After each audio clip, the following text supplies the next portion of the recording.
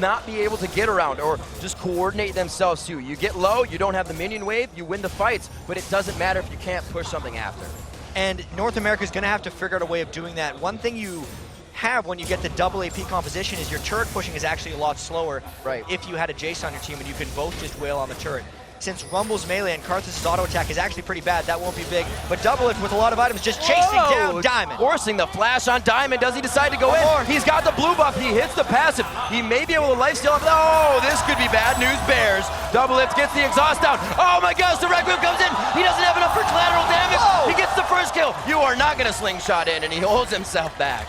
Doublelift actually came very close to getting his team a double kill there, and this is now North America's time to take the objectives because people are down, their 80 carry is wailing on a turret, and the rest of the team is pushing mid. This is perfect push by North America. It just got bolstered in the top lane. They had a kill for Jace, Diamond, and Alex. Then they went ahead and shut that down after their reactionary in every one of their moves. And since they know the Twisted Fate ultimate is down, plus he's dead, it's going to be a very long time until Alex can actually aid an extra fight, which means this push for North America can continue. Oh, there's the poke though. We got Soaz getting a bit of that Muramana damage in now with the Brutalizer. They're going to have to be careful on these engagements because they've gone for a lot of damage, but you see Saint so far ahead, Bulwark already. I just got distracted by Doublelift's 250 minion kills because he has those at 22 minutes right now after getting a whole bunch of kills in that top lane. That is an absurd number on Graves at this stage in the game. 9,000 gold. He is 2.3k above Yellow Pete at this point. He has just picked up a Phantom Dancer and a pickaxe, very well on his way to Last Whisper. So North America's one weakness of this team comp was the fact that Doublelift was their only AD damage, but he is farming so much and they're giving so much farm to him, they're trying to bypass that. And you see that Yellow Pete is actually still the way Misfortune is played, but really building utility, not going for the attack speed, going straight Last Whisper after that Bloodthirster. And that's actually not that uncommon of a build for Misfortune, so he's doing the best with the gold that he has. The Black Cleaver might actually be the next item he wants, unless he decided to go for a Phantom Dancer if he's really worried about individuals diving him, but that's not the case with this double AP team. And we got a 23-minute Baron going on here. It is going to be Diamond just waiting in the wing. And North America messed up their last game by going for this and getting it stolen, but there it is while the split push happens. They had enough wards. They've been controlling the game. Alex, like you said, the Lich Bane trying to push down the turret still. They are focusing on pressing advantages while losing a few as well. And if they get that turret, it's still going to be 3 turrets to 3 for Europe, but they seem to have lost all hope of winning team fights. And as soon as Doublelift starts chasing down and beating up Soaz plus Alex Siege, it will be trouble for the rest of Europe. They need to wait as long as possible as actually Alex TPs to safety. North America has to reset a little bit. See a Diamond trying to give an advantage to the team, seeing if there's a blue buff there, anything they can get to edge themselves forward here. They are doing it and keeping it in mind. We heard these guys, a lot of the players, you keep a good mindset, it's going to be all right. 24 minutes in, 12-3, it is looking grim, but we know Europe can pull through in these fights in the late game. And North America hasn't actually shopped since the Baron buff. They're sitting on about 7,500 gold right now, so that big gold lead hasn't been shopped on yet. Their advantages are purely in experience and with the Baron buff right now, unless North America decides to shop, but they're very confident in their position right now, and they look to be pushing with this Baron straight after taking the buff. The wards going down for both sides. Oracles are there as well, so European LCS All-Stars trying to give themselves a bit of a defensive wall here with the pressure that North America's bringing. They're not even split pushing these lanes. It's brute force tactic. And it seems like the right call to not have went back immediately. They're going to have to go back now because of that huge creep wave accumulating in the top lane. I actually feel like if Doublelift gets that, he's going to hit close to 300 minion kills by 25 minutes, and that's probably exactly where he's running off to right now, as fast as possible, taking race on the way. He's going for some kind of Graves record here. He is going to stick in the jungle, not going back for his buys. Skara had 2 grand on him, and he is still out on the Rift as well. So you've heard, oh, Service Embrace coming in. He gets himself an Elixir as well on the backside. These guys are just saying, we're going to fight again when we get out of the Rift. And they realize they have a really big power play right now. They have 2 minutes left on the Baron buff. They have 1 turret left in the mid lane before they can get to the inhibitor, and a couple exposed turrets on the outside. This whole game, North America has had a little bit lacking turret pressure, but now with this huge accumulated advantage, they might be able to sweep through and take a whole bunch in one push. Look down here, 25 minutes in. Dyrus building up the Rylas right away. The Leandries might finish next, but he also has the chance to go into the Zanyas. It's really just a chunk of change flowing into their pocket. Could decide a buy at the end of the fight. And at this point, I think the Rylas is the right choice for Dyrus just because of the way they're chasing it after team fights. no one is focusing Dyrus in these fights, so he doesn't need to be able to have that clutch save that is on his Hourglass to be able to offer. And it's just going to allow more people to get stuck in that equalizer and more people to follow up. It's scary. You put Dyrus in a fight, and it's almost like, where's the J-skate? Look out, Alex. It's like Scar just on the backside. He misses that, doesn't have the crowd control to stop him from Destiny, but Destiny is up, and he gets himself out of that one. Woo. Will the Requiem get him? Oh my gosh! That was over 400 to 500 damage. Well, you have a global, so do I. Welcome back. I have the Requiem. That was a huge burst of damage that North America pulled down, and Alex thought he had escaped while burning some ultimates, but now he has just cost them a 30-second death timer and a very powerful push in the bottom lane. Skara knew that was going to happen, didn't even pop the blue for it. These guys are playing so mentally and physically well in this game. It's like they're playing inside the minds of what is the EU LCS team going to do, not what are we going to do. And keep in mind here, the last place team in this tournament, which will be the loser of this game, will not get a bye in the World Finals here. So these games really matter for these two teams since they want a better chance for the top-seeded team to make it through. See what they can do, pressuring the first inhibitor turret of the game. North America chooses to go in. There's Diamond going in with the Zac attack. That is a huge shred from Bullet Time, but it's Saint wanting to go back in. The HPs are low for both teams. Saint takes a turret shot and goes down first. It's going to be all onto Dyrus, and then they're still going into the fight. Expresso gets hit up with a shock blast right through the gate, and a double kill coming in for Soaz. And I gotta say, North America just was not cohesive in that push. Skara got caught out a little bit at the start, and then instead of either all going in or all going out, they got caught in that murky midway and just got punished by the persistent poke from Soaz and Alex. Plus, they took a lot of damage from Yellow Pete's Bullet Time before any of that started. That was not a good fight for them. And at 27 minutes, you usually do not see the 1v1 for an AD carry at Dragon, but they have the capacity to do so. The map control, it's going to be 5-3 in turrets, 45,000 to 37,000, and 13 to 6. Now, this is very reminiscent of what they did versus the Chinese LPL squad. We'll see if they can carry this through. Yeah, they hopefully aren't having flashbacks for their sake, and it's got to be a matter of mental fortitude for these guys because they can't collapse again. They played this game ridiculously solid, and the pressure is on here because even with that Baron buff, they were unable to crack the inhibitor wall that Europe LCS has been able to put up here. So maybe they're going to wait for the next Baron. Maybe they're just going to hope until they get a big team fight, but they got to be a little bit wary after what happened yesterday. And these walls are becoming individual players right now. You already have Doublelift building up into a Giant's belt, factoring out that his damage is far surpassing already, and he can do that kind of plateau in safety to still fight. Doublelift did this yesterday in his first game. He actually went Phantom Dancer, I believe. It was either Phantom Dancer Bloodthirst or Phantom Dancer Infinity, straight into like a Frozen Mallet. Yeah, the Frozen Mallet. So he actually needs to be careful he doesn't transition to defense too soon because we know that North America is lacking in attack damage, and since he's went for the defense early here, there will be a point where North America will be lacking in attack damage since they have essentially a triple AP team across the rest of their lineup. 2-0-7 Doublelift. You see how much damage these guys do to the turrets, and it's really not able to be answered just yet by the European LCS All-Stars. They have the items to engage that fight. We saw how much damage North America took at that turret engagement. The Black Cleaver, the Last Whisper, is there to shred everything North America's bringing to the table. So the Europeans are putting everything in their pocket they need for these engagements. And North America is putting all the pennies in Doublelift too, because 336 minion kills. You have to keep in mind, it's not because Skara and Dyrus haven't been farming well, it's because they're giving the farm to Doublelift. Anytime they're pushed up in a lane and a wave comes through, they give all 6 to Doublelift. That's why he's got 12.8 thousand gold right now and 2,200 in the bank. He's gonna have to really perform in these team fights since they've given him so many resources throughout the game. He is basically 3,000 gold ahead of everybody in the game right now. Finishing the Frozen Mallet like it was on sale. 30 minutes into this one, it is looking like a game one for North America, but it is not yet over. We know Europe can hold this one out, and we know they know how to guard that base. And Alex has taken down a couple chip shots to that bottom lane.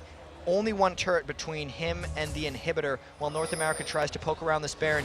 North America's going to want to initiate fast. Diamond gets hit there. The ward control is going to allow them to engage this. Let's Bounce is out of the fight. There's actually a misfortune with Alex Each, so unless North America gets this Baron down super fast, that inhibitor's going down. This is going to be very big. That attack speed isn't there. They got to worry about the steal, too. They are going for it. The steal is not, could be there from Elastic Slingshot. It does not come in. The turret goes down. They're still just waiting on the outside. Will he decide to go in? Oh, they get the transformation of the Polymorph onto him. It's going to be Doublelift picking up the Baron. They're still on the inhibitor. It looks like they're going for Nexus turrets in the base right now. The pip showing you the damage, and it looks like they're going to be able to take out Diamond. But it's losing their base. They got to get back. They could lose the base here. Oh my God. They are going to go for the next Nexus turret. It may go down. They take down one. It's going to be Scar coming back. Here comes Requiem. Keeps him in. The Nexus is down to half health. Do they have enough damage to take it down? Oh my gosh, they get back just in time to save it. The Lich Bane is such a huge factor in this game right now. Wow, Riv, is all I can say after that one. They barely made it back in time, but that is a huge detriment to North America. What a power play by Europe, forcing them into that decision. And North America almost with another throw at Baron like we saw against the Chinese team. They may not be able to come back from that because that back door is consistently open. They cannot rebuild that in any way. Even if the inhibitor respawns, that's not for another 5 minutes.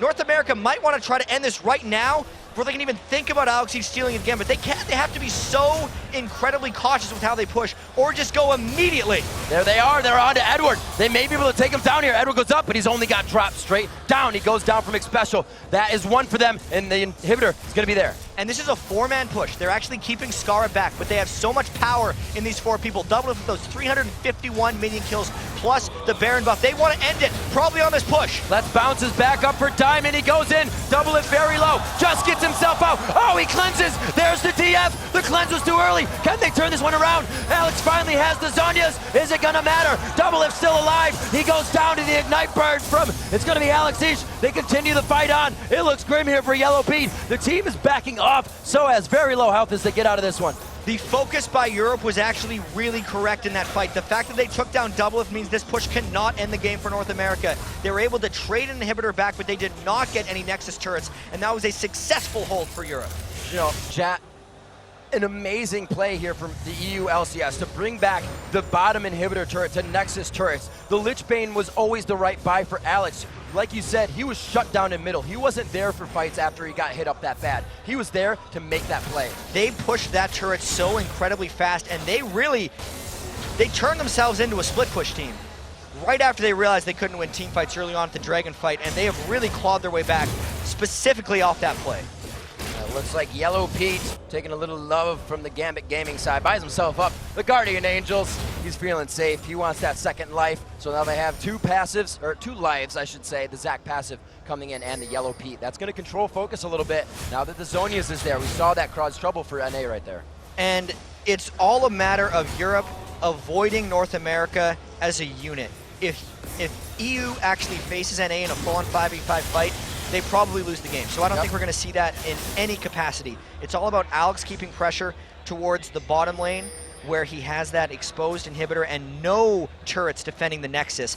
And it's so tricky for North America to keep their own side of the map warded and make sure that TF can't pull anything tricky, because with that Lich Bane, that Nexus will go down so fast. A little bit of a lull. We're going to take this for granted here. Yeah. 34 minutes in.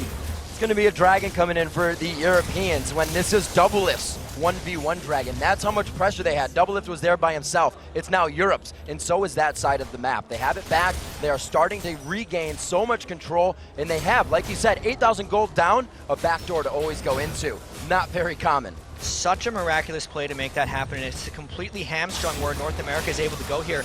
Now we see Doublelift, who's nearing 400 minion kills already at 34 minutes, off in a side lane. So if Europe actually got a fight here, North America wouldn't have all their damage in. EU might go in. They're trying to hit it up a few times. Dyer's trying to get some tags down. They are just going tit for tat here. You see Alex Each going to the top side. Will he decide to go for this? Chat, it could be. There were so many wards in that side of the jungle for North America that as soon as they saw Alex creeping forward, they went in. And the fact that there was Graves in the bottom lane, while Europe could have had a 5v4 fight and they didn't take it, tells me their focus is about backdooring. But Saint might catch Alex. Alex. He locks him down. Oh my gosh, they are going to use absolutely everything. He gets hit up the depth charge. The bullet time goes right across, but is it enough? EU LCS trying to get the damage down here. Edwards on the backside. Yellow Pete is in the front right now, getting all the damage down to him. Guardian Angels goes down. Scar is still actually alive on this one. The Seraph's Embrace keeping him healthy, and it looks like they're going to be able to push through on that one. But look at Soaz. Soaz is going for the Nexus. He did not die to the Carthusol. Can NA get back in time? Does he have the damage? And Ramon is there. There's the W. He's trying to get the shots out. Oh, they're going to come back. He's going to go down to minions. There's Dyrus picking up the kill as well. It's so close to these football teams. And now Doublelift, while he was split pushing, did not come to the team fight. His rally flag in the bottom lane was correct this time, and maybe he can get the Nexus turrets. Deja vu Doublelift. We've seen it before. He's not against the Rise this time, but it looks like he's going to keep safe for this moment. Edward just in his face. He knows he can orb walk this one. Oh my gosh, missing the repel burst on collateral damage. A little of it ticking on, but it looks like they're going to be able to finalize that kill, and he's going to have himself a turret and maybe a death here. Alex Siege spawns right now. There's 10 seconds left on Diamond and 7 on Yellow Pea, but all of North America is here. Sans Scara, they might go for the win here. Locking up Alex there. It's going to be Doublelift only focusing on the Nexus turret, and the Nexus, North America getting backdoored, but they go right through the front door, and they bring it back to the European LCS All-Stars to go to a game 2. That was such an incredible game. You can see the stress actually on the North American faces after that one, because boy, did they ever have that game in hand. And you can just hear the chatter in this arena as everyone has to talk after that game. You know what, chat? The community said 53-47. That was about it. So it's looking like that's a damn good prediction. That game was just really back and forth just because of the amazing plays that Europe pulled out near the end. Alex really tried. Soaz underestimated the power of the minions near the end there, and Scara actually did a whole bunch of work in that team fight, considering he'd given so much of his farm the whole game towards Doublelift, and then they actually won the last fight close to 4v5, maybe in part because the focus of Europe was on getting the Nexus rather than just winning the fight that was in front of them. Absolutely, and we saw a completely changed team of North America that faced the LPL squad. Like, they probably went on Reddit, read all the comments. Guys, why'd you start to lose mid-game? And really, it was interesting that they were able to do it this time, too, because Doublelift was out of the fights. He was farming and still was able to come back and help the team when they needed it. And I got to see what his final minion kill was, 408. That was a 36-minute game, 519 on Graves. Really amazing performance. Aside from that Frozen Mallet, just full offensive builds. That was That's a lane woozy. He lane paycheck. Doozy? No lane Doozy. taxing. Absolutely a doozy, indeed. It's only going to make for a more amazing game 2. I mean, both teams fought perfectly. They just have to figure out why it affected them so much in the early game. Just the Wraiths getting pressured on Diamond. Diamond is usually everywhere, and they really did focus it. Well, even at the first Dragon fight, we really saw how much control North America had, and it wasn't until that mid-game fall through that they did start to fall behind. If we think back to actually the last 2 games for both of these teams, Europe has lost most of the game consistently twice in a row, whereas North America has won most of the game twice in a row now. So if we're thinking about momentum carrying over across these days, North America would have a huge edge. And momentum is huge. We've heard every player say it. But now let's send it over to D-Man and Freak to take us through the Game 1's biggest plays. Thank you very much, Raven. What an amazing game to start with in that series. Wasn't really expecting it. I thought they'll have the lane phase. I thought this is all over. This is all over so easily. But what a crazy ending. The crowd in here absolutely went wild. I gotta say, I love the crowd. It's one of my favorite things about live events. On cue. On cue. I'm actually... Yeah, I gotta say, I'm jealous of you guys at LCS. You get live crowds at your... I thought they were going to go again, sorry. And events like this are absolutely amazing. You guys, if you're hearing this and you could have come and you didn't, you're missing out. Because this is one of my favorite events. The crowd is absolutely amazing. Absolutely fantastic game, and you know, everybody loved that game, and it was interesting to see, because as soon as the picks and bans came out, I was like, oh my god, they've just given Soaz Jace, and they've given Alex Twisted Fate, and they've given Europe this, and I was thinking, how is this ever going to go with their favor? But St. Vicious had other plans. He was the guy who stepped up so much. I mean, he was the really undisputed jungler pick. A couple of the lanes were, well, it might have gone to Voy or Dyrus, it might have gone one way or the other, but it was like, we're definitely going with Saint. And he was actually making the calls during that game. He was the one really calling the shots, making everything happen, finding the ganks, and I mean, he caused so much of that game to go well for North America. I can only imagine what you guys at home are probably thinking after watching that game. I'm sure the Europeans, well, it's It's 8:53 in London right now, so you guys having an early morning, you'll be sat there thinking, oh my God, we're 1-0 down. Wow. That's how wild this place is. It's pretty loud in here. 8:53 in the morning in London. The Europeans waking up to this one and thinking, what are they going to do? What are they going to do for it to get back into this one? Let's take us through this match. Yeah, so let's actually start out with a replay of one of the big team fights, because that seemed to be the downfall of the Europeans here. So it's a dragon fight, and you kind of look at the sort of uncoordination, I would say, of the European team. Let's roll the clip out. It's just 2-0 right now, but it gets really, really bad really fast. So as pokes out, they have vision, they spot the Americans coming in, but just watch the engage. It's so incredibly strong. Just watch St. Vicious on Nautilus, right? He needed to try to save. That was just the advantage from NA because they knew they had the Requiem and they baited that Varus ultimate in for a fake engage. We'll see how the lanes are still faring. We see the bottom one going very well for Doublelift. Again, a 2-0-1 game for him to start off. Looks like they're going to try to get him going as well. Scar. 0 mana Scar. He's got the blue, but he's not going to have enough to maybe get away from this one. Alex hits him away, dodges the Shock Blast. Really having to wait for that flash until Alex burned his Q, because if he would have flashed early, he would have just been sniped. He was overextended, getting hungry for some of those minions. Scar tends to do that sometimes. Alex punishes him for it by burning both of his summoner spells. Alex also played that one smart. He did not flash, so he may have the second engagement when Scar comes back. Scar used everything to get out of that. Still Rod of Ages finally completed by Scar, though. He is slowly but surely farming up. This is not the clip you'd expect from a mid lane Karthus. I still think some of that happened because of the flash he had to burn early, and also because this is the first time Alex Each is really free to do what he wants. He's on an AD champion. He's really excelled on those since the start of Season 3, and if Europe wants to win, coming into the tournament, we thought they were going to have to play like Gambit, which meant Alex Each is going to have to just farm up a storm and then flank it in team fights, and they're actually on their way to doing that. And you have to give a thumbs up and a hats off to Alex so far. How many times has Saint bed mid to give him trouble, and he's still up about 30 CS on Scar? Yeah, we've been talking so much about Diamond sitting bottom lane. Saint's done that equally as much to Alex, but the ganks haven't even been close. That's why we haven't been showing it on camera necessarily, because every time Saint's in the wings, Alex is ungankable. He just pulls it out, makes himself safe, and he looks like he's going to head back to lane. Now going up against the Rod of Ages tier, he himself trying to fill up that Muramana. He is almost there. We do have the Blade of the Rune King coming out into Yellow Pete. Looks like he's going Last Whisper once again for his second buy. So that is a pretty good build actually on Varus. The Blade of the Rune King gives you enough attack speed that the Last Whisper is actually pretty critical to be able to get later. Plus he's going to want to kill Nautilus very early as well with percent health damage.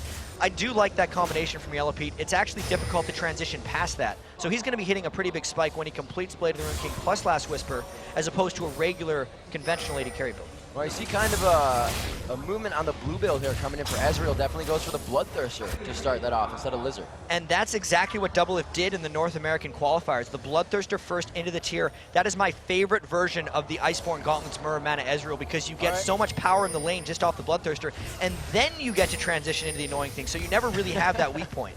We'll see how he utilizes it throughout the game. Right now he's got himself a good 10 CS up onto Yellow Pete. We do have Soaz here. Going to give some Dyrus some trouble in the top lane, but they back off. A little bit of a lull in the game for everyone as they just get their farm on until the next fight. And the last we checked of that top lane, it was really Soaz sneaking up there at 20 minion kills to 40 with an item advantage and then just kind of farming it out.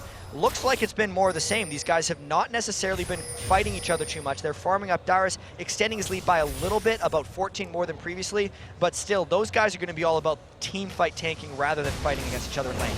Scar getting hit up once again. Nice dodge there. The phase change by Jace. Alex keeping himself safe. A lot of aggression in that bottom lane, though, as they may try to go in for this fight. Europe really wants to dive in, but the fight is bottom, and he is gone. Yellow Pete gets obliterated on that one. Chain of Corruption is going to help Edward walk out of that, but that was big for them. 3 assists coming out. And it's even bigger because the Dragon just spawned, so if North America can repel this push mid, they're going to be able to trade Dragon for Dragon with Europe, who got it earlier. Dyrus coming down to focus his bottom lane. Like you said, that focus now being put down towards the bottom side of the map.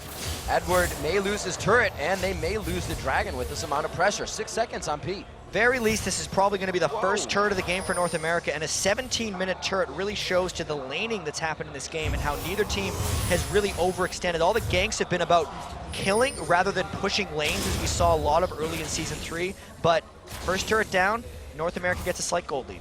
There was a ping on Dragon just now. Saint's making his way out there, but it looks like bottom is backing. So they say we at least need focus, we at least need vision. They're going to attempt. And Yellow Pete's made it all the way back since dying, so North America didn't really use that window to try to get the Dragon. Both the top laners meandered their way back to the top lane to just start fighting up there, and it looks like the Dragon is completely deprioritized in this game. Let's see. Looking at Diamond and Saint now in these inventories. Diamond still building up. Looks like it's to be team-oriented in that bulwark fashion. Saint going for fight. Not selfish, but the cooldowns, the armor, the regen, and really getting himself to help engagements for the team. And the boots mobility was the rush. He's only been able to get 2 kills off of it since, but he could rush forward quickly. Europe, though, good ping forward timing, good back timing. Specialist not there. I think Europe's got this one. They are going to be able to take it down. It may still be an engagement, though. No, the gate is going to get them out safely, and nothing comes back to bite them. With the way Europe is playing this one, kind of in and out, getting the Dragon, not wanting to fight, not even forcing a Dragon fight, I feel like they think they're going to have a window in this game where they can win team fights, and they're just working towards that point. Well, from last game, it was like their positioning and not team fights won it. So it almost looks like they have 2 avenues. But this team, like you said, bringing to the table, it's going to be pretty good fight teams. I think they're really looking for Alex to farm up and become an unstoppable beast. They're going to get that Muramana transformed, I think, in a couple minutes. His Muramana is actually sitting at 720. So in about a minute, he's going to have that, and that's where they might start forcing their team fight. Maybe at the next Dragon. They're waiting on the Aegis from Diamond Procs. Soaz is waiting on probably a Sunfire Cape, as he just completes it right now. The Aegis goes in, and as soon as that last Whisper comes in on Yellow Pete, I think it's go time. There we do, you see the Iceborne Gauntlet coming out. We have the Glacial Shroud onto Ezreal, almost charged up there and built up. Looking around, the last Whisper not finished on Pete. It's like these guys haven't gone back to buy too much, but wards always in the inventory. EU knows they have a bit of an advantage. Keep those wards out and keep the advantages pressed. They will be able to pick up this blue. This means Alex is going to start that poke game with Jace. And it is a devastating poke game as he finally transforms his Muramana, because at this point in the game, Jace doesn't necessarily have a weakness. A lot of times, if you're going the full AD Jace, you're very squishy. If they close in on you, you can't necessarily kill someone off. All you have is the hypercharge gate shot. But now, with the Muramana, if they come in, he can use his W, 3-hit people for the full Muramana damage on every hit. That's not reduced, by the way, with his triple shot. So it is devastating when they go in. Alex looking to do some powerful damage here. If they brawl, Dyrus trying to push the top lane, and it almost looks like they are avoiding the fights, as they know there's been a huge surge of power coming in to EU right now. They kind of got to take it slow. And Scar is waiting to stack up his tier as his double lift. Even though I said there wasn't much weakness in double lift's Bloodthirster first build, when you get that Glacial Shroud in, that item by itself isn't protecting him that much aside from a bit of armor. Right. Glacial Shroud in itself is a very inefficient item. It's efficient once you put it into its upgrade. So if he gets his Iceborne Gauntlets, he's there. But since he's not there yet, it's really not giving him a huge amount of benefit. It's all about playing that mid-section of the purchase. Weird to think about, but it makes a difference. So they're kind of playing it slow. Like you said, the tier getting charged up. Double lift, looking for that core item out of the Glacial Shroud. Dyrus, a little bit of harassment here, trying to figure out if Soaz is playing different. And it looks like Dyrus' Sixth Sense paying off here. He's not engaging whatsoever. And even though Diamond hasn't had the most successful ganks this game, it seems like for how much we've seen him waiting in rushes, he has an amazing amount of farm. Maybe that Spirit of Lizard Elder plus just him sweeping through the jungle very fast is making up for it. I don't quite know how he's done it like that. 30 CS ahead of Saint. It looks like there is some movement up in that top lane. Soaz goes in, and he's trying to bait Dyrus into using that slice and dice. There's the slice, there's the dice, but he uses it to get away. Sixth Sense. Dyrus is a patient man. Wow. He knows how to top lane, and he definitely senses something is a little bit up right here. I wonder if North America is going to try to counter this one, because they've been up there for a while, and finally they dive in! Oh, Dyrus, you got too antsy in the pantsy! I don't know if you're going to make it out. He does! Still has the ultimate to throw down, and he did! A few more caster shots coming in. The auto attack there from Diamond. Oh, the flag toss! Lawn darts, that's why they're illegal. Style points there with the kill from Diamond. Support is rolling in from him, but actually Nautilus is on the chase. North America might try to turn something around here yet. There, the wall goes down, so they have vision on the other side of the wall. It looks like Saint is going to dive into this. Scar flashes. They get a good depth charge onto Diamond. He goes back to the fight, dodges it, tries to get some damage onto Double Lift, but he puts himself in for the safety of his team. And surprisingly, the red buff actually fell off Diamond right before he died to Double Lift, so there is no red buff that Double Lift gets to have. Makes the dive actually successful for them, since they not only got a 1-for-1 without transferring a red buff, they were also able to pressure the mid turret when North America roamed up to support. I was going to say Alex hadn't been back to buy in a while. Looks like he picked himself up a nice last Whisper after the Muramana finished. looking for a lot more items, an Infinity Edge to come out of Yellow beat this game. Huh, so the pickaxe is actually going for Infinity Edge. Makes my whole speech earlier a little foolish, but I still think that's more of a late game transition build. It means that his last Whisper is actually going to be very slow, so if he's ever dueling Doublelift while Doublelift has the Iceborne Gauntlets, he's going to have a hard time actually breaking through that damage. Oh my gosh, just going back. Alex E says, I'm getting out of here, but he meets a St. Vicious. Oh, the 2v1 in favor of Alex right now. He's actually fighting 3 people with Requiem coming in. Now into 1v1. A 4th person fighting Alex in this fight now with True Shot Barrage coming across. He may not make it out. 4 is 3 too many. As impressive of a fight that was for Alex, it doesn't actually give his team an edge. He gave up assist pool gold essentially in that fight. He is such a powerhouse at this point in the game with his channeled farm, his last Whisper, and his Mirror Mana transform that he can take on 2 people at once and come out ahead. But if he dies, it's not necessarily worth it unless Soas can get the turret. So we're gonna go ahead and say this game is a bit closer than last game. 6-4, the gold still within 1,000 now at 24 minutes. The turrets within 1. Pressure to the top lane still coming from Skara. We'll see if he can do anything to hold this off or get the team to bolster up with him. It looks like he's just gonna be there, farm it up. And we have to keep track as well of Doublelift's power this game. 4-0-2, and for as much as Alex Each has been farming on Jace, Doublelift is right behind him here. 9,100 gold on Double, 8,500 gold on Alex Each. So of the battle of the biggest carry right now is to Doublelift, and with that Iceborne Gauntlet build, he's actually going to hit his max item build a little bit sooner than a regular AD carry. So NA will be able to have really a max item Ezreal quite quickly. True Shot Barrage going top lane. They look to save this turret. That will be fine for now, and it looks like they are going to try and focus down Dragon 2 seconds from now. Skara still going to the top side. He's going to be at blue while they do this. Skara's got to hurry up getting this blue buff because they just keep giving up Dragons to Europe, and Europe has been on top of it. North America has not been in position, and this looks like Dragon number 3 for Europe. And they're actually on both sides. They are trifecta around the Dragon happening, but didn't want to go in for it. So with that Dragon, Europe has the gold lead. They actually haven't been winning that many fights. 6 kills to 4. Really the only one who's been powerful on his own has been Alex Each. And since they're getting the Dragons, we actually haven't seen the team fights getting generated by these guys. They know the consideration for power of both of these teams is coming in. Last game we saw North America dictating a lot of what was going on. The Flay absolutely bouncing out. There's the box. The initiation comes in after this. Dyrus is still there to help Xpecial. It was going to be Doublelift coming in on the side too. That could have been scary for them, but each team backing off now. Really interesting disengage, I'd have to say, because Soaz was the one caught out. He used his Let's Bounce just as a way to get tenacity and escape out of this fight. Good play by North America, burning the Let's Bounce, but we'll see who capitalizes.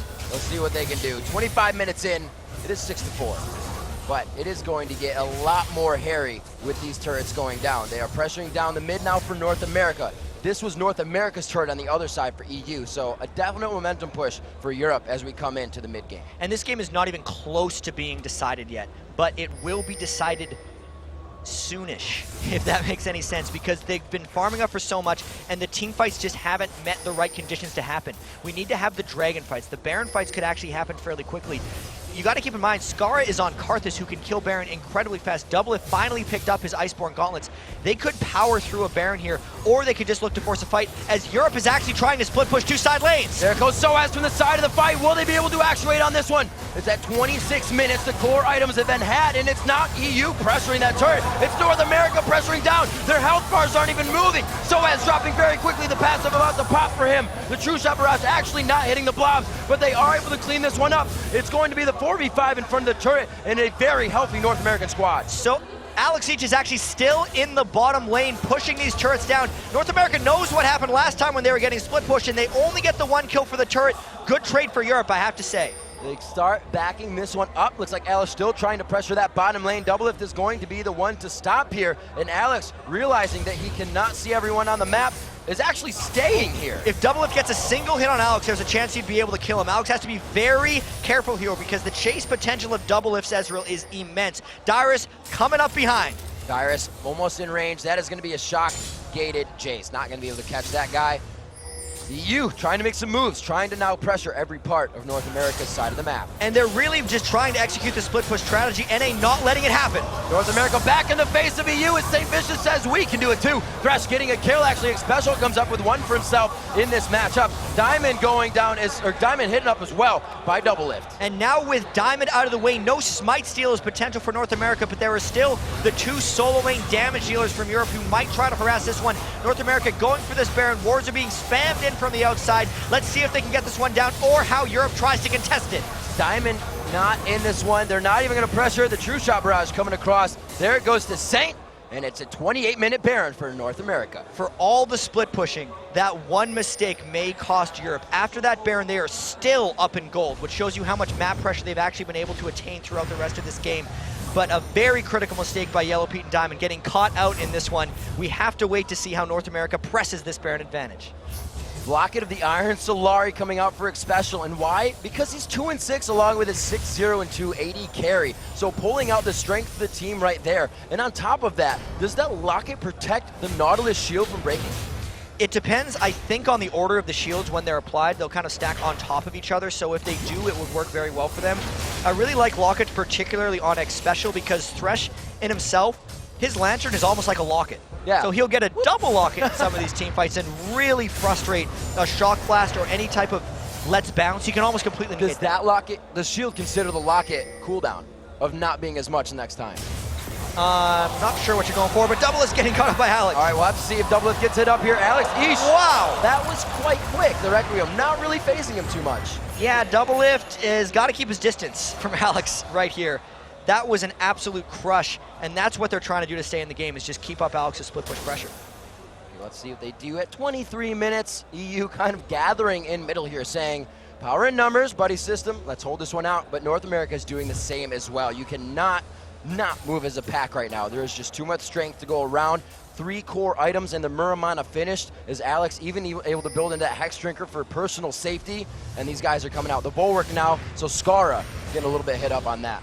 Yeah, and Scar got the transform even though he had the really late tier, so he's managed to kind of reach that late game Tarthas potential. No kills, he's definitely not the same threat as Alex, and we did talk about potential split push threat in the pregame and how Europe really needed to have someone who could solo any potential split push that NA throws at them. And the battle between Alex Each and Double Lift could actually happen a couple times throughout this game. That last fight was a great sign for Europe if they want to continue the split. Looks like Double Lift somewhat close to finishing that item build for himself as well. The Boots of Lucidity coming out now. We do see the Bulwark on both sides. Cyrus picking up a Warmogs for himself, and everything just says fight, fight, fight. The Dragon coming up pretty soon, but those have all went to Europe. North America hasn't really done much with this Baron. Their lanes from the sides are still pushing up. This is a fantastic hold from Europe so far. See what they can decide to push. It's really up to the next move. North America trying to pressure a little bit of the jungle, still take away these buffs. Looks like they don't want it.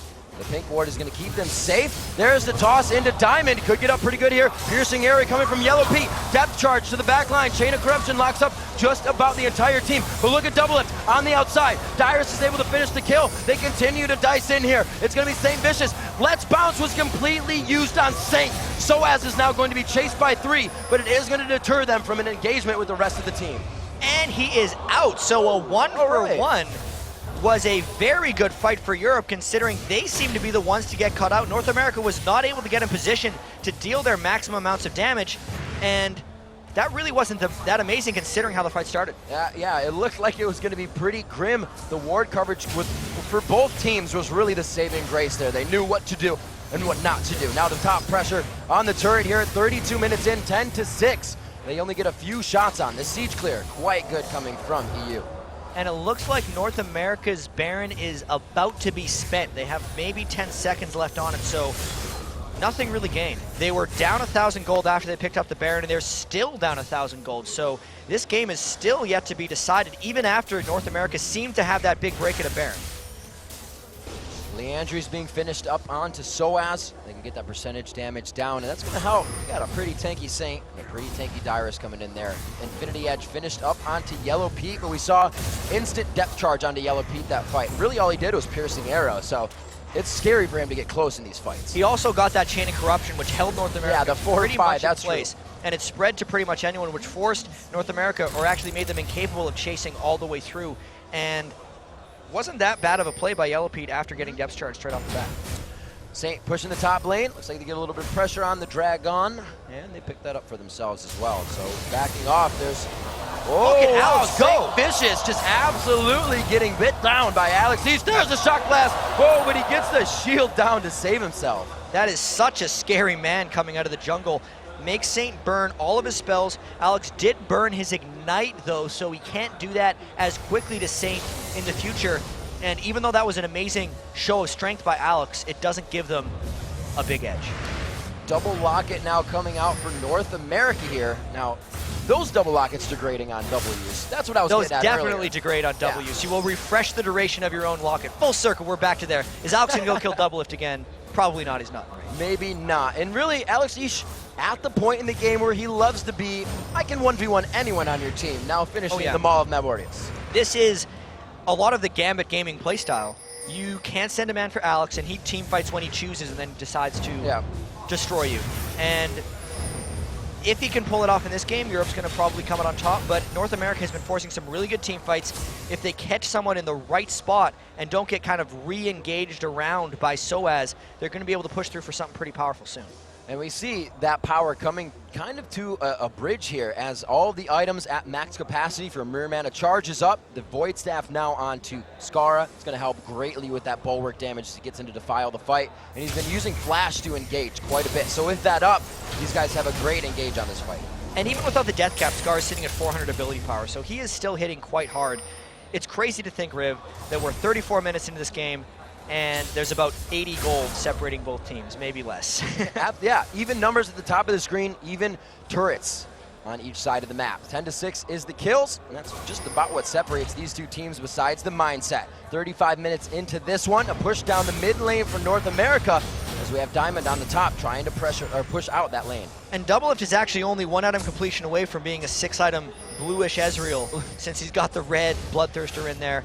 It's North America's time to actually press a little bit. They haven't been able to press in the last 6 or 7 minutes since they were able to pick up that last Baron, but they might force something big here since they got Void Staffs, Last Whispers, and a very strong Double Lift now, 341 minion kills. Special with the Oracles, they're trying to gain control of the map and really put Europe into an uncomfortable position here. Alex Yee's actually taking quite a bit of damage from that shot on Double Lift, so they're trading Shock Blast damage for Mystic damage at just about the same amount.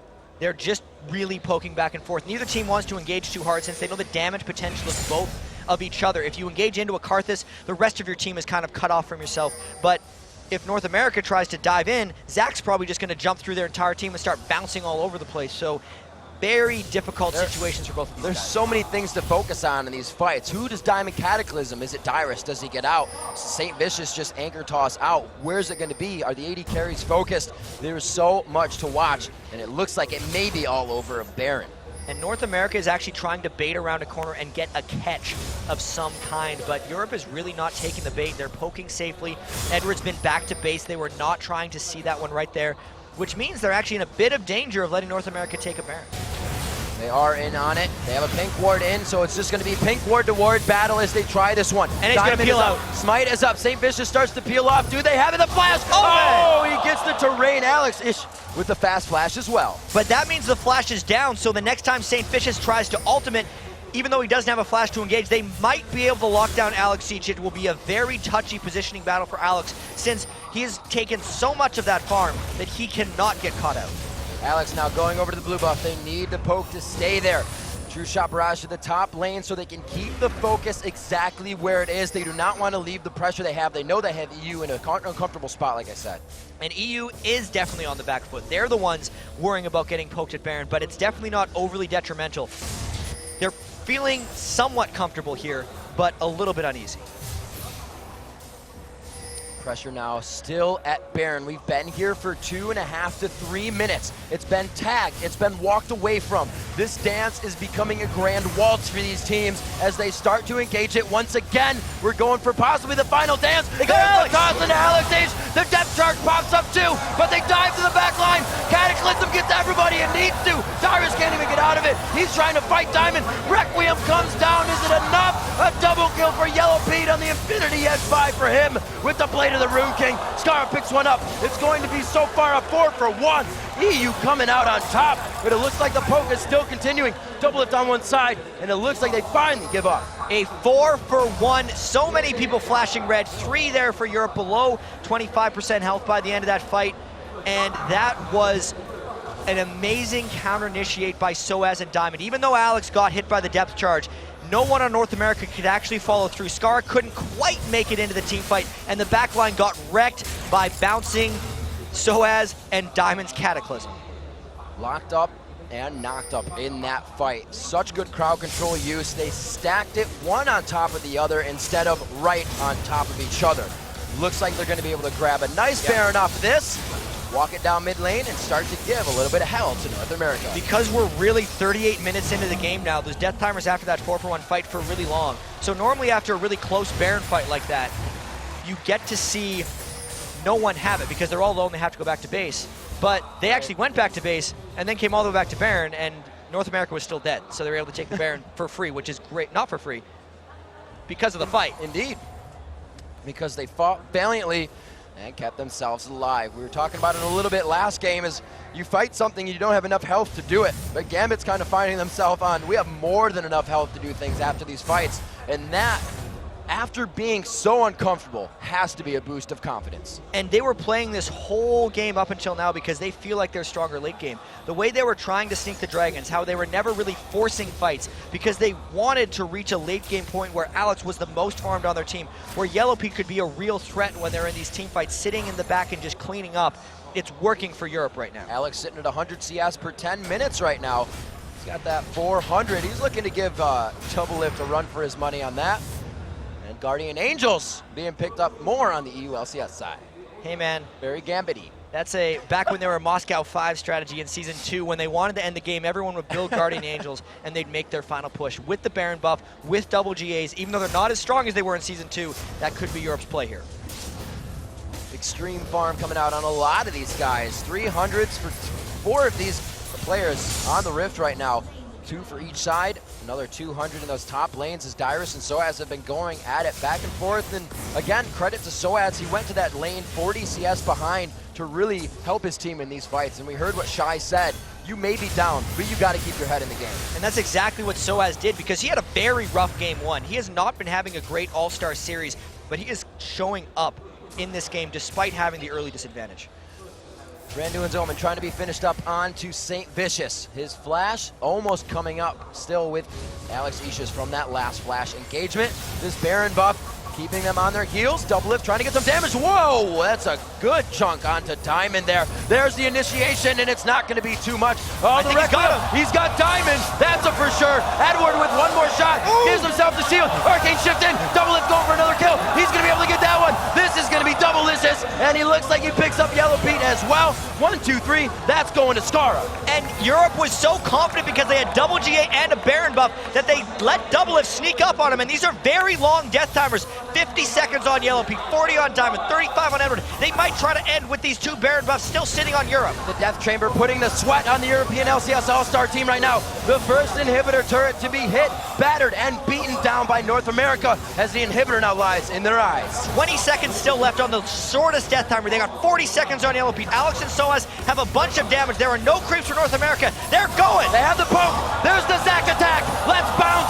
Saracen brace for Scarra. They're going to fight this one out right at the Nexus. The front door is being beaten down, but Europe is doing everything they can to clean up the doormat. Dyrus left alone in the turrets. He may be able to walk out, but that was a big, big stop for Europe. And now Europe is on the offensive. Alex still chasing, and we know how much damage he does. Oh, home guard onto it special. Guarding it beautifully. The shock blast hits. The changes in the gate to come out. He will continue to chase. The jump on to the skies. Dunks him down. And now we're throwing the gauntlet back around the other way. That is 4 death timers for North America and everyone alive on Gambit. I mean Europe, they're going now for the Nexus. The supercharged Gambit, as a lot of Europe calls them, but they are the European All-Stars, hailing from many regions, coming together here for this spectacular play in the Shanghai Grand Stage. 15 seconds on Scarra, a 17 on Doublelift. I feel like they're going to res to get to the final edge, but this inhibitor is definitely going down, Riv. Inhibitor for inhibitor. I don't know if they're going to be left fighting at the Nexus turrets. EU says it was a little risky. We'll back out for this one. Let's take a breather. Yeah. I feel like we should take a break right now because that was unreal.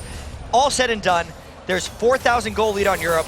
They are a little bit stronger than they were before that fight, but they have lost their Baron fight, and now they have the appropriate fear of Doublelift, I feel like. They focused him super hard when they were trying to take down those Nexus turrets, and they were within an inch of losing that game if they did not play that fight at their Nexus turrets exactly right. 4,000 gold, 2 turrets, and 0 kills separate these teams now, as they have been pretty much neck and neck. And with this gold lead, 4,000 this late in the game, it's distributed so so little between these players. It's not an item for them. It means nothing. Yeah, the later you get into the game, the less a gold lead really matters. Yeah. It's kind of about the percentage, and especially when you start hitting 6 items, sometimes the gold lead doesn't mean anything because Doublelift is sometimes using his ultimate to clear a creep wave off the side or just push it back from the base because he's been maxed items for a while. It's not like his farm is actually netting him anything right now. It's just all about the team fights. Doublelift, put up Captain Boots.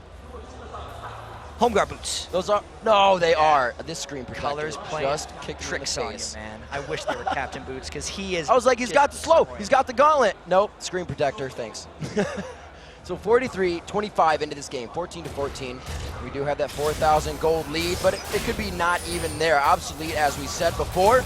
Locket of the Iron Solari coming out. 2 members for each team as they mirror that up. Guardian Angel's not up for Europe right now, so I don't expect them to be too crazy with anything. No, and this is exactly where they almost lost the game the last time when Doublelift poked down Diamond and Edward pretty much by himself before the Rec Room came in. So they got the 1 turret and they're skedaddling out of there. The Baron is coming up very soon, and that may be where we see the next thing. But since teams have exposed inhibitors, they got to be extremely careful with where the back doors can be coming in because both of these teams have experience in that from the last game. I cannot believe the CS in this game for the amount of fighting as well. 2 people over 400 now and still more cresting there. We're only 44 minutes in. You see this at 60 minutes. You kind of do. That is a little bit absurd. We could very well see 500 minion kills out of these guys, but if they're smart, they're going to be channeling farm, at least Europe, into Yellow Pete. And North America is going to be channeling into Skara because Alex and Doublelift are maxed. They have to get more people to maximum power. All right, we'll have to see how they coordinate this one, where the next fight goes. Bases are open. Inhibitor in the mid lane for EU, Inhibitor in the bottom lane for Europe, as they were able to grab the Baron and get the map objective free. They're going to have to work on other inhibitors, though, if Baron is up. This is potentially it. I thought the game was maybe over a couple of times so far, and there is a gargantuan creep wave actually creeping up the bottom lane for North America. And NA can't bait around Baron because Europe could very well just run into the base if they did, but we might see a team fight in this mid lane. If anyone gets a catch, there's a flash! It's on to Edward. The flash did come up. That means Alex has his as well. Soaz right to the back line. Diamond, the Cataclysm, but he jumps out of it with a flash. Leases everybody in the back line. Soaz very hurt. Just gets himself out with beautiful play. It's a kill from Alex on to Skara. Diamond now falls in the matchup. The Requiem comes down, but I believe it's Bloblets. He could be alive in this one. He will be, and it looks like they may not be able to save him. Doublelift pressuring on. Chat, we said these are long timers, and those are very low health bars. And even though they're long timers, that was a 2 for 2. And everyone is actually going back to base now. Such a aggressive initiate there by St. Vicious, and it looked like that fight was actually going to go to Europe's way until Scar threw out that Requiem at the end. Here's the risk play, though. Doublelift next special, we're thinking about Baron. That would have been a bad idea. Yeah, it's almost like both teams knew they had to have that. We have to blow some of the summoners on each team. Then the next fight will be the pushing. Oh, no! No, you gotta watch out. Catching on to that. Poke to him, but whoa, they are still going on to this. Alex East through the wall. He is gonna keep going. The flash comes out. He gets the shift. Oh, he tries to turn it around, but whoa, throws that true stopper out to the side. And because North America went to check the Baron after the fight and let Europe just run back up with home guard boots on a bunch of them, and the gate from Jace, they made it there in a flash. That was almost a disaster, and what a crazy chase there by Alex and Doublelift. What a crazy everything right now, chat. This is absolutely ridiculous. Still, even in kills, it just goes back and forth. The Guardian Angels are now up. Again, what EU was waiting for this to happen, and Guardian Angels aren't even being considered on the side of the North American LCS. They did go for a Thornmail on St. Vicious, but it's all about power, fighting, and staying in that fight for the one time. And Sage is really just trying to run at Yellow P. He knows he's going to sacrifice himself for these team fights. That's why he's flashing in for the initiations. It's about really Double Lift and Skara for North America. Darius and Saint are kind of just distractions. And for Europe, it's really about Alex Each and Yellow Pete's damage, but Soaz is a much bigger distraction than Renekton just because of how much he's bouncing around. I feel like, I can't even be sure. You can't. These fights are ridiculous. Like we said, you watch Diamond, but he Diamond Cataclysm. Here they go, though. Jump out of it. They are going for the Baron again. It does not look like they have a way to walk out of this one without taking damage on the backside. The wall goes down. They pressure him in. There's the first lock hit to stop some Baron damage. They begin to fight. Expesto, the Cataclysm to the backside is right on to Skara. He is shredding Soaz and Diamond right now. The first kill coming out. Full health. To Soaz. They are still going. Double Lift with full health in this fight. As Requiem comes down, he flashes into safety. And a kill onto Yellow P. Here comes that Guardian Angel. The 1-2-3. No, he misses it. But he shifts back in. Another 400 gold for Double Lift is getting a Penta. Full kill for this. The one kill. Penta for double. Penta kill. Double Lift. Wow, what a way to get an ace at the end of a 48-minute game. Looks like North America is just cruising down for this Nexus. There is no way they're going to take 60 seconds to take down the inhibitors. You can see the cams. Double Lift with a pentakill in the All-Star game. He may be the only one to go, though. Everybody has to back. Oh, no. Will they actually have enough? Maybe not. I called it too early. There's 20 seconds left on Soaz's death timer. There's still Nexus turrets up. The game isn't over yet, Riv. Oh my Are you gosh. kidding? The pentakill coming in. He was 9-2-6, now 14-2-6. And we said, man, they might want to channel some different stuff onto people.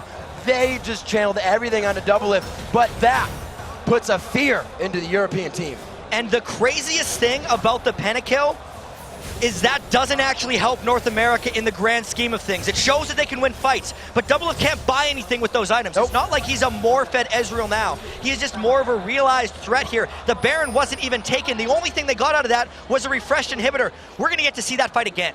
Absolutely. Like we said, they wanted to blow the Summoners. They wanted to get back in, and it has to be considered that 2 Guardian Angels went down over the entire fight for EU. And it looks like Baron, at 50 minutes here, will be challenged once again. Diamond might try to run in for a steal, but they're way scattered and way behind. I feel like North America can get at this. Maybe the steal. Alex is running at full speed. Here we go. They are going to lock it in. Alex just on the outside. The Baron goes down. Saint locks it up for the team. This is a very big NA. This is a very big EU on the thread of a victory. The thing is, the last time it looked like Europe had the power hand was when they had the Baron buff, and it was overconfidence that cost them the momentum in the game. They got killed and chased back to their base. North America is going to be so confident off of this. They have to make sure they don't over push, because these fights are on a hair trigger with how they could turn in either direction. You said, Jad, that goal difference not meaning much anymore. The kill difference not meaning much anymore. It comes down to the late game fight, the positioning, what can be done by these teams. It almost says the past 50 minutes have only tried and tested you to see how good you are now.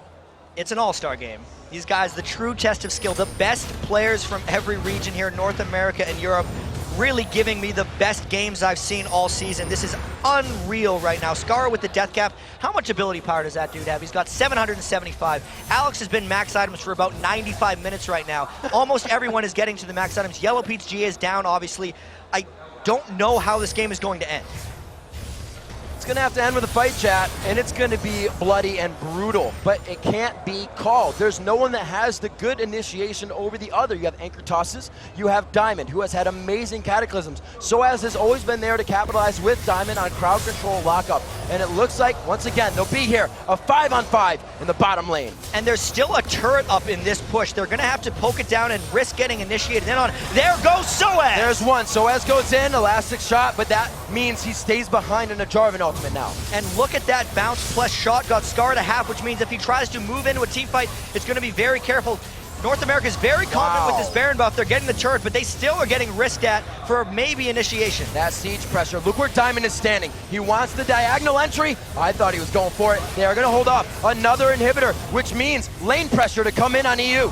2 inhibitors down is a huge breaking point in a lot of these games. but this is not your regular 2 inhibitor advantage because it's not like they're even up in gold at 51 minutes into the game with 2 inhibitors down. They're going to try to sweep around for the third one. They have about 2 minutes left on the Baron buff, so they can still get this next push in with the Baron. And if Europe was scared to fight at number 2, they're going to be scared to fight at number 3, but they can't give up number 3. They're going to have to fight. These guys are reading the same book right now. It said top lane, both are representing right now for this turret. And it looks like with the push we just saw, NA should have this one as well. Will EU let it happen? They have to go in, I feel like, unless they're giving up. That turret's falling fast.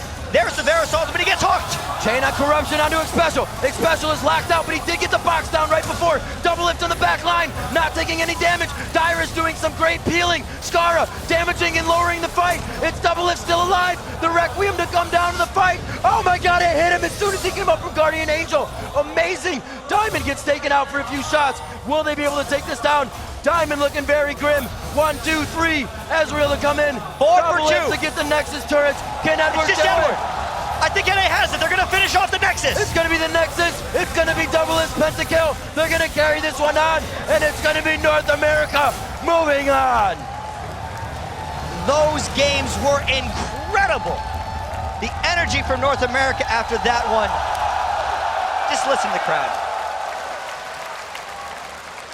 Amazing. Come on, guys! Let's go! Woo! Baby! America! We're not last! The community themselves is at a 53-47, and it couldn't have been any closer from you guys to our thoughts. And you can hear the Chinese crowd now giving a mostly standing ovation to a North America versus Europe game. That was just out of this world. I gotta let my heart settle down here. Gotta catch my breath a little bit. That was a superbly played game. Did we see a flaw from either team? The engagements were there. They couldn't get to Double Lift. That's not a flaw. That's great play by both teams and just hard luck. I'm gonna be honest with you. A lot of that game I don't remember, so it's kind of hard to analyze right now. Blur. But I remember the pentakill. I remember Europe having Baron buff and trying to push down mid lane. It seemed like they have it, but then Double Lift killed a couple of them they chased down. They couldn't finish the Nexus, they get turned around. But the thing is, there was like 35 minutes of awesome game before that started happening. It just cleared away from my brain. There was 35 and another game of awesome game before that. Yeah, it's not like the first game was bad. It was amazing. We almost saw Nexus steal. Yeah. To see I love it. The innovation from each team to come out. For EU to go from ground up in that game with no momentum from game one and almost destroy North America after having such a good lead. Anybody's game through the entire time. I can't wait for the rest of the tournament because now we get to see North America take on Korea, who Europe actually got beaten fairly badly by. I still feel like all 4 of these teams have a legitimate shot of taking it, and we only have 3 games to figure it out. And these guys brought out different stuff, somewhat different stuff for each game. They were able to switch it up. They figured out what bans mattered, and they really caused each other to play in an uncomfort zone and have to bring out their best all-star play. I feel like all these guys, even though Europe lost this game, they got to walk away with that with their heads through the roof. That was just such an entertaining game. Just the showmanship between these guys. They played so damn well the entire time and just always went for the play. That's the thing that I like most about that game. Never stopped. The adrenaline drip still going right now. But to take us through the big plays from that amazing game, let's head over to freaking D-Man. Thank you very much, Riv, and wow, what a game. I'll tell you what, all the other casters, we were all sat here, it was like, get Double Lift, get Double Lift, get Double Lift. You were like, no, get away from Double Lift, don't touch Double Lift. And well, I wanted a game 3. It seems they didn't touch Double Lift. They really didn't, and I gotta say, that game was ludicrously hectic.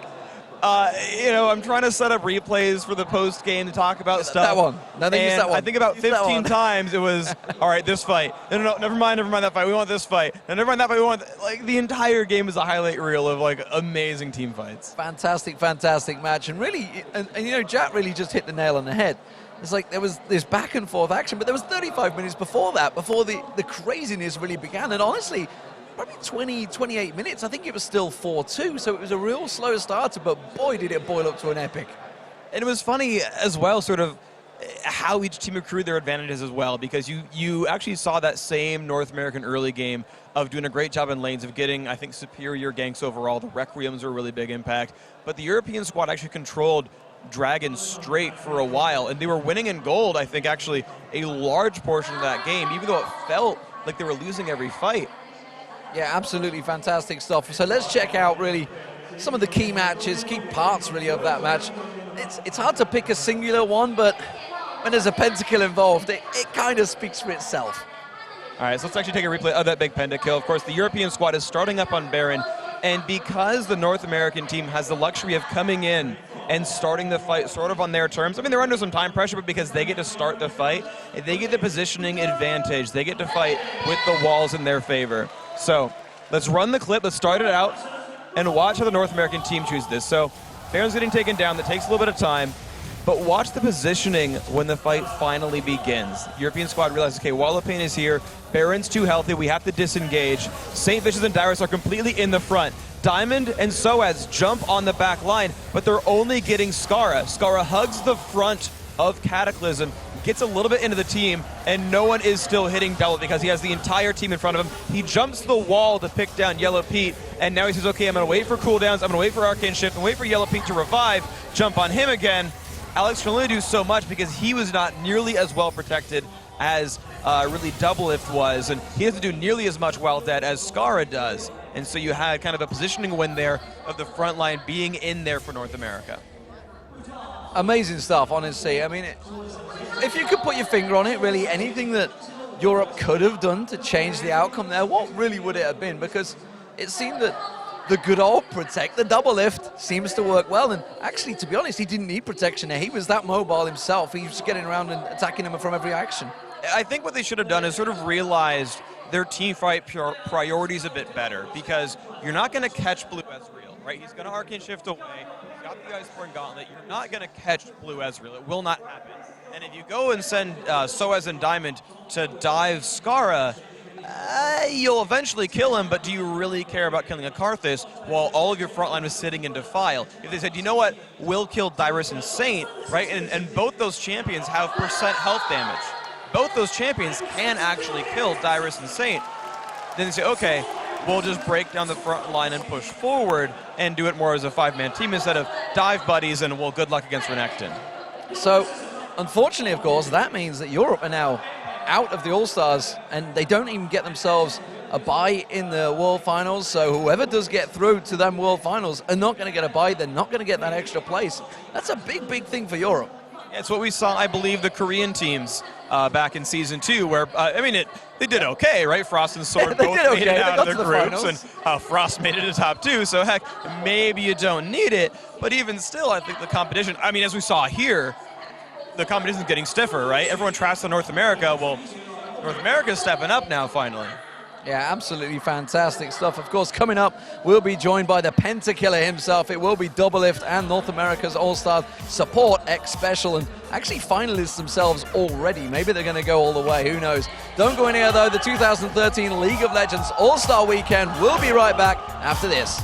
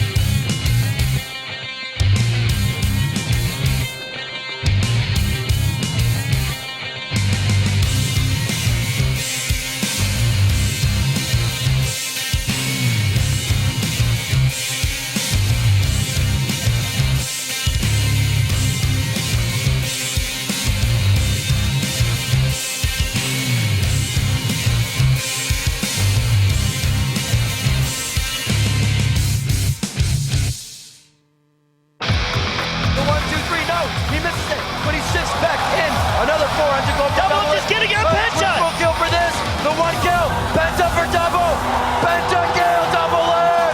Wow, what a way to get an ace at the end of a 48-minute game! Looks like North America is just cruising down for this Nexus.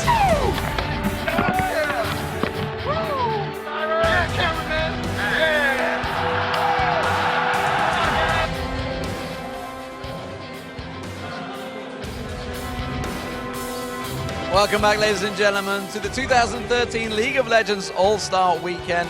And right now, I am very excited. As a European, I'm not sure I should say I'm very excited, but I am joined by the dual lane pairing of Doublelift and Xpecial, who have just knocked out the European All-Stars. Welcome, guys, firstly. How did you guys approach this matchup? Because, you know, after yesterday's pretty heavy defeat, it's something that you guys have practiced so heavily for the Chinese game. How did you approach this European match? We saw that they played a bunch of unconventional stuff, and we singled out the stuff that we were scared of and the stuff that we wouldn't be able to deal with. And so we just banned that stuff and let them run whatever the hell they wanted. Yeah, so, I mean, obviously the game one, it was pretty hectic, let's be fair, let's be frank. There was moments you guys had full control. You had 10 3-up in kills for a long period of that game. And then suddenly, you went for Baron, they went for backdoor. What was going through your guys' mind? One thing we're not really good at is just coordination in like team coordination and where we should go late game. Because a lot of teams that we've been scrimming against, they never let us hit late game. We always beat them early, mid, and in the All-Stars, we've been like always winning late game. So it's something that we haven't gotten down to T, and it's really showing. But every game we're playing, we're getting better and better, and hopefully we can carry this into tomorrow's game and just do way better. And then obviously, let's go through the second game. Sorry, when it came to picks and bans, they kind of let you have pretty much what you had before. I saw you hovering over Urgot and going, oh, we could do this again. Was that actually a legitimate thought that was going through your minds, or was it just a case of troll the guys? Yeah, it was kind of trolling. Like, Urgot's not a pick you can always do. It's more something that like you just pull out once and you just cheese the hell out of someone. But like, Ezreal's generally just like an all-around good pick, and I've practiced him a lot. Yeah, and the mobility that you had, obviously, if you looked at the team comp you had, it was essentially a CLG, protect the double lift, but you didn't seem to need a lot of protection. You were so mobile, you were getting around the sides of the team. Was that something that you guys as a team have worked on? It's like, okay, we need to just be highly mobile as a team this time around? We try to get as much done in the quickest way possible, and honestly, like, everyone that game was just like, it was like a gun, like just ready to shoot. Like, people were just flash hooking all day. Like, Xpecial carried me in lane, like with 2 flash hooks, and Saint's not afraid. He just like flash hooks anytime he wants to. And I heard during the game, obviously from our production guys, that it was actually Saint Vicious that was calling a lot of the matches there. Yeah, Saint's our dedicated shot caller. So, I mean, is there anything particularly different? Was he doing China as well? Was it simply a call nip? Because obviously he was at 7-0-3 against China at one point. Honestly, a lot of the fault goes to me. I usually feed him a lot of information, but yesterday I kind of choked, I shut down, and I didn't give him the information that I should have. And today, I stepped up my game, and I gave him all the information he needed, and everyone else stepped up too. And it showed we played much better, and we're only playing better as this tournament goes on. Well, I mean, that's big of you to say that, because honestly, a lot of the people yesterday were saying you would have been MVP of North American team yesterday. Well, it's a lot easier to play mechanics when you don't worry about team calls, and it's something I've learned from just playing professionally, and it's a team game. It's not 1v1, so I didn't do my best. Okay, so Europe, they had the Baron. They were pushing against you. How the hell did you guys just suddenly turn it around and get them on the run so quickly? Me and Skara saw a catch on the right side, and I ended up chunking like Lulu and Jarvan both down to like 20% HP. And then that's just like, we're like, go, go, go, go. Like, let's kill these guys.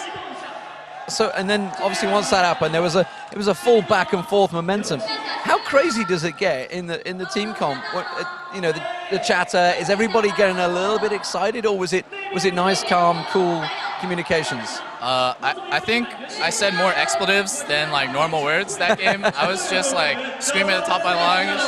Like, I'm sweaty and disgusting right now, and there's like so much adrenaline. This game was just like insane. And finally, how good is it to get a pentakill at the LCS All-Stars? LCS All-Stars, it technically was, 'cause it was Europe versus North America. Everyone else is trash. right here on the shirt. Everyone else is trash.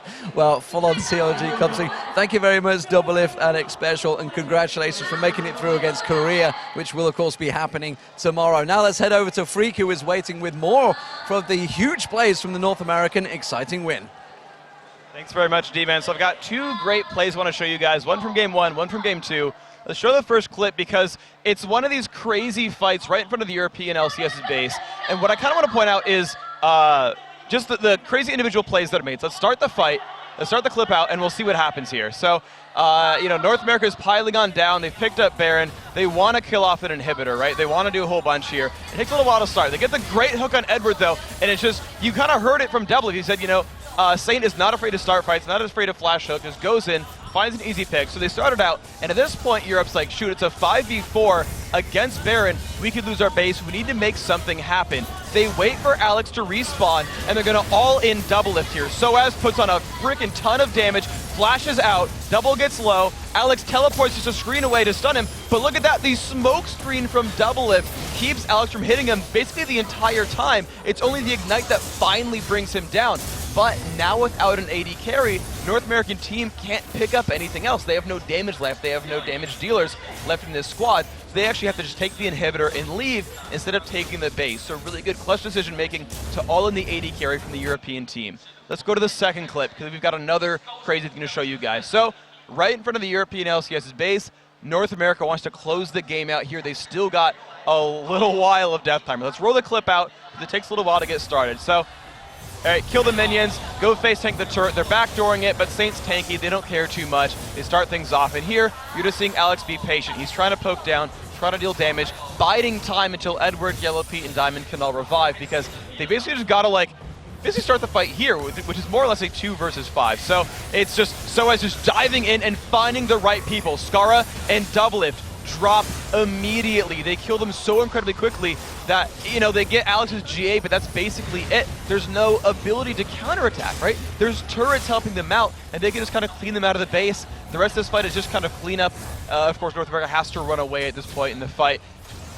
Dunking squishies with bruisers is so incredibly important. Chasing people down with acceleration gate is so incredibly important. But that's sort of what happens when you're actually allowed to initiate on the back line. That's what dive buddies are for, killing squishies off in a fight. That's the end of that clip. Of course, an amazing showing by both these teams in this best of 3. North America did 2-0 it, but it certainly wasn't without trying their hardest to make it happen.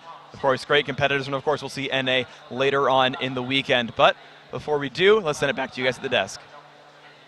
Thank you very much, Freak. And, I'm still trying as well, like Double Lift said, there's a little bit of sweaty, obviously. Definitely got a little heated in here for everybody. I mean, you heard the crowd in that replay after the pentakill in some amazing games. The adrenaline finally calming down. Yeah, the adrenaline drip is working through the rest of the body and a little bit out. We're calming down. The games, we don't even need to recap them again at this point. I'm going to watch them again because I need to, because it's awesome. And I think that's it. We're going to get to see it again tomorrow. Absolutely. So let's go ahead and check out the updated All-Star team bracket so you guys get an idea of what's happening. Yeah, with their win, the North American LCS team moves into the semifinal round where they'll face the Korean LCL squad with a trip to the tournament finals on the line. Absolutely. All right, now it's time for some more awesome, a little bit of sit back, grab some popcorn. Last year there was one video that took the world by storm. Then there was a sequel. Those are pretty cool. I like sequels. And now it's time for the third installment in an epic series. And I like thirds. So it's the moment you've all been waiting for, presenting the world premiere of the Stick Figure Spotlight Part 3.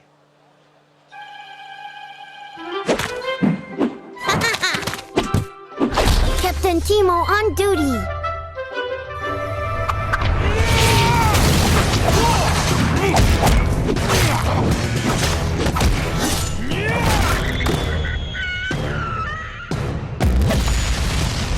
I always wanted to be a baker.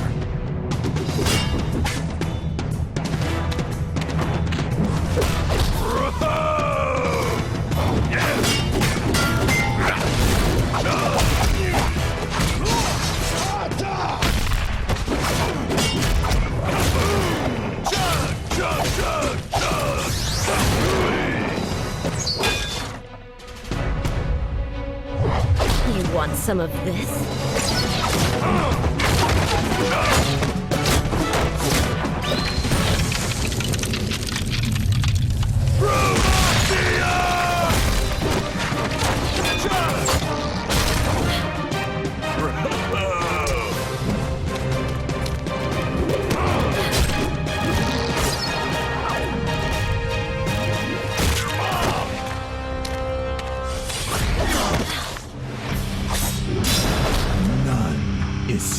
the shadow.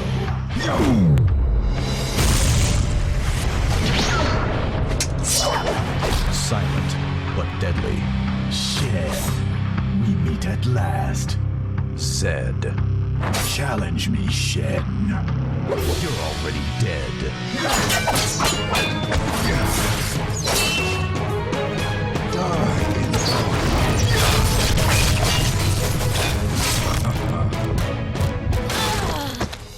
You cannot protect everyone, Shen. You couldn't even protect your father. Zed.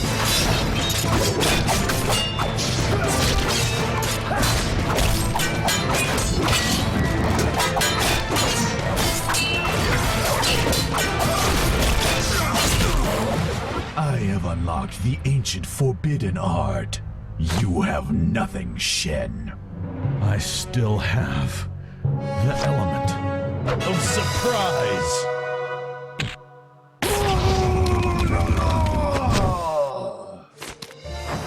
After all these years, balance is finally restored.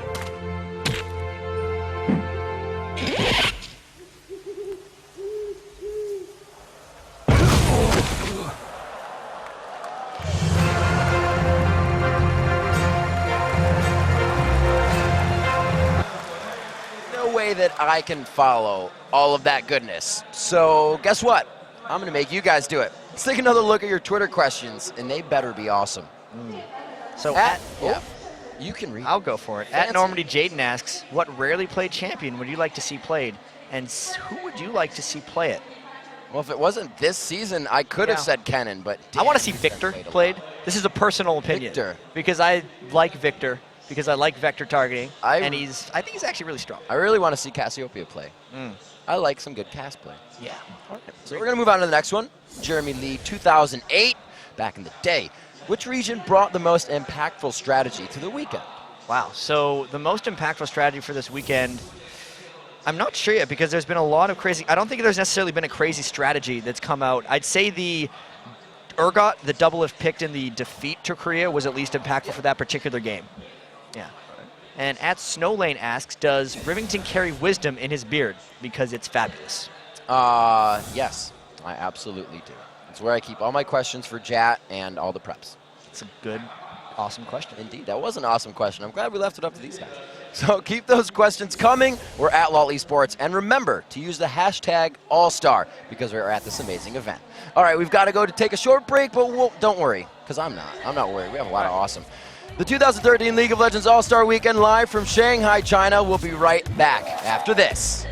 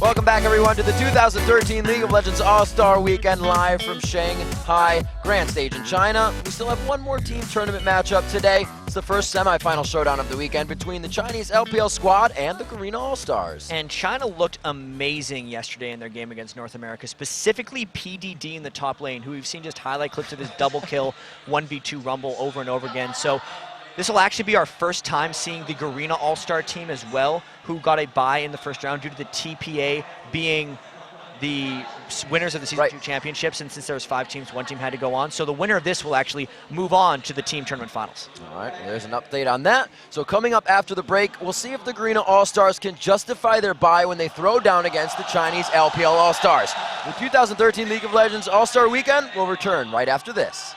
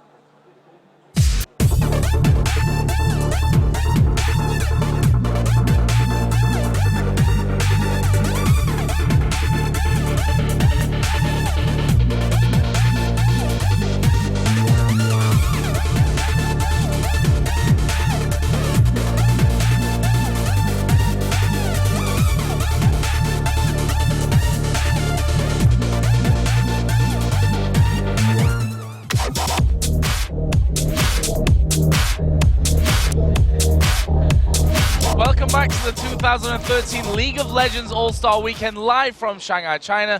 It's just about time that we start our first semi-final team tournament match featuring the Garena All-Stars taking on the China LPL All-Stars. So let's meet the teams. Well, starting in the blue corner, it's the 2013 Garena All-Star team.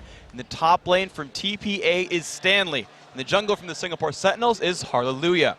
In the mid lane, also from TPA, is Toys. At AD carry from the Singapore Sentinels is Chawi. And at support, former TPA, now from the Snipers, is Mistake. So let's have a look at their opponents for this one. They are the Chinese LPL All-Stars, including the top lane from Invictus Gaming, a man who shaved his head today, apparently. Yeah. That came up on the screen here is, of course, PDD. The jungle from World Elite is Tro. Mid lane, also from Team WE, is Messiah. The AD carry, also from WE. Three of them, of course, in this lineup. And the support from Invictus Gaming is Xiao Xiao. I suppose it wouldn't really be, if there's only one, you couldn't say we, it would be Team I. So I'm glad that there's more than one. G. Never mind, they've got two. All right, we've seen enough and we've probably heard enough as well from us. But the members of the Garena All-Stars in our skills competition have been doing really, really well. But we haven't seen them perform as a full team yet here. And what can we really expect from them? Because they have 3 world champions, technically, on their roster. We saw them earlier on getting their rings. Of course, Mistake no longer with the Assassins. He's now with the Snipers. But that fact still stands. He's a world champion. He absolutely is. The individual skill here is incredibly, incredibly high. And this is interesting because really both of these teams have, you know, a core of 3, right, that have played together for a long time, right? It's Team WE, former TPA. And then you've got 2 other guys thrown in there that hopefully can keep up and do very, very well. Now, the interesting thing is, of course, that, well, Toys has been brutal, right, in the mid-lane competition. He's been doing absolutely great individually. Stanley nearly took out his opposition as well. In PDD, I think it was, or am I? Shy. Yeah, it was Shy, sorry. So we've actually seen them individually do incredibly well, as I think they have the teamwork too. Not sure that if we do see Oriana from Toys that it will be AD this time, though. Not likely. Probably sticking with the more traditional AP. And their opponents for this one, China, looked fantastic yesterday, but do they really have what it takes to beat the Garena All-Stars? Well, PDD, I think, is going to be the big factor here. So if you kind of go back and say, look, the core of 3 are going to do well, how about the ringers? Well, PDD has been freaking phenomenal. The guy has been on point, absolutely. He had a 5-1-9 Rumble game. 3 of his 5 kills were in 1v2s. He succeeded in 2 different 1v2 scenarios and won both of them. And their teamwork seems to be actually pretty good. They've had a couple of falters, sure. You know, they had a couple of rough games against NA. But really speaking, they've been on the same page. They've been making good calls. And coming off their dominating victory over North America in the first round, China's hopes to use their teamwork and a top secret strategy, apparently, to earn another win against the Garena All-Stars here today. The China team is really scary. It consists of 4 really strong players. 下一场我们将面对来自于东南亚的 GPL， 怎么样打他们？用尽全力的打他们。China has been coming up with a lot of interesting strategies. 其实说实话，战术，可能也不方便说吧。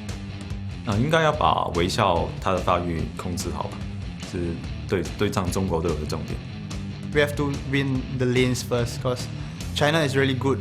Every roles, every lanes, they are very strong at it. 他们是非常强的对手，我们会合理的利用我们的个人能力和战术的调整，去赢下这场比赛。我相信我们可以获胜。All right then, guys, before we get into our first game, let's check out who you think is going to take this best-of-3 series and earn that spot in the team tournament finals. According to lolesports.com, which, by the way, the voting is still open, so you should definitely get yourself over there and check that out. 55% of you think that the Garena All-Stars will win this match. And I think the difference is, you know, that 15%, the 55 to 45 right now, are the 8,000 people in this stadium. But what's great about this as well is, like, the audience has been pretty good at calling close matches, right? We had an incredibly, incredibly close between NA and EU, and even though it was a 2-0, the games themselves were incredibly, incredibly close. Even North America versus China was stupidly close as well. That game 2 was a ludicrous comeback here. And at this point, it's people saying, well, you know, last time we had a big international tournament, TPA slaughtered people. So I think it's a good place to start, honestly. Yeah, I do as well. But the problem is, right, China are on home soil. Yeah. And the stadium today, I can, not with statistics to back that one up, but my feeling is that today it's fuller than it was yesterday. It certainly seems that way. It's definitely louder than it was yesterday, or has been at times. And I think they've all been waiting around for this special game that we've got coming up here, of course. China versus Southeast Asia. Now, the thing is, earlier on, Stanley, obviously from TPA, came out just at the side of the stage, and a huge crowd of people actually rushed over to him. So that just shows you that, you know, the fans, whilst obviously rooting for China here, they do have a bit of love for the Southeast Asians as well. And that's kind of what I'm holding out for, is they've been so supportive of every player here. Yeah. Right? I've heard yells for Dyrus and Scar. We've seen the mobs for the TPA players and whatnot. And they've been deafening. Like, the double lift pentakill was pretty well deafening. I don't even want to know what a PDD pentakill sounds like, but we might not have ears afterwards. No, I think this place had just turned into chaos. I think they'd be mobbing us here on stage and, you know, having a celebration with us here, because that's really how passionate these guys here are, and I can't really say that enough. I mean, you guys at home, obviously, you've seen the pictures on the stream. You've seen, or heard, I should probably say, through the microphones that are placed around the crowd. You can see there just a small portion of this incredible crowd here in Shanghai there on your screens. Not sure what they're all hankering for a look at this time, but there's been numerous occasions where we've heard commotion that spread through the stadium, and we've been kind of like, okay, what's going on now? Who's walked out from backstage at this point? And they are so into their League of Legends here. It's just, honestly, as a League of Legends commentator on the side, but a League of Legends fan, this is so great to see. It's amazing to be here. It's fun when, you know, we know the camera's going to turn on, and I just have this grin that just sits in my face, and I can't get rid of it. I'm like, I'm here at the All-Star game. I'm here at the All-Star weekend. These are really good games. I get to cast them. They all have been as well. That's, oh my God, that's yes. a great thing. Even the 1v1s, the 2v2s, you know, we weren't really knowing what to expect from them ourselves, you know, as a caster team, I guess we can call it. We talked a lot about how that's going to go down, what we can expect and things like that. And I think we can safely say that all our expectations have been met. We've seen some incredible stuff from there. The team tournament as well, even though 2-0, 2-0, 2-0 is what we've seen so far. True. Those games have been so good. Yeah, almost. I think every series has had at least a comeback. Every series I can remember has at least had one of those games have a comeback there, if not both of them. And I'm waiting to see which the third game is going to be, because it's funny too. At the end of the first day, we're like, man, that was a fairly long day. Like it you know, took a good long time. We got a lot of games, and we're like, that was the least number of games possible. Like, that could have gone 50% longer, and we're like, man, that's just 2 BO3. Like, these guys are so good at putting on a good show, of, you know, dragging it out as long as they can if they're on the losing team, of saying, no, hold on, look, we can do this, really. And that's fun to see the fighting spirit that, you know, and Jat said it in the very beginning of the weekend, where, unlike most All-Star games, these actually matter. And you're seeing it in the players, in their attitudes, and how they're approaching the games, and what they're accomplishing here, because, you know, they're putting on those great individual performances you expect from an All-Star game, but they're fighting so hard to turn it around and keep themselves in the running that, you know, everyone is trying super hard here. So there are basically, we should talk about this a little bit as well. 2 major things for the teams, at least, on the line here. The first of which, of course, is for the winner, an extra spot for their region when it comes around to the World Championships. The other thing, which has already actually been decided, was, you know, the one team that doesn't reach the semi-finals, in this case, of course, we've just seen that is Europe, will have to play, their first seed team will have to play. Got kind of thrown off there. There was a crowd cheering for PDD's freshly shaven head. I'm not sure why that is. Maybe we can find some information. I feel like he would have lost a bet saying I'd beat SOAS 1v1. Yeah, I think so too. I think that's how it went down. I mean, I know all about, you know, losing bets and losing bets. So I heard you were going to do that anyway. And that scumbag Joe was like, I'm doing this as a ploy to get Twitter followers. Confirm or deny? I'm not confirming or denying such rumors on air, Freak. I think we all know that my integrity is there, and you're just spreading terrible rumors. I'm sorry. I didn't mean it. I am following you. I'm one of your legion of followers. I am also one of your legion of followers. Thank you. That's good stuff. And what Freak said yesterday was something about 100,000 followers and losing the chin strap. Sure. Sure. Sure. There we heard it, everyone. Once Riot Freak on Twitter hits 100,000 followers, we are going to shave off that chin strap. In fact, no, we're going to wax it off because that sounds like more fun Didn't sign for up for everyone that. involved. Didn't sign up for that. But let's talk about the game a little bit more in depth right. here. We will be getting things started in just a second. The admins, the team's just working together there down on stage to make sure that everything's running smoothly for this one.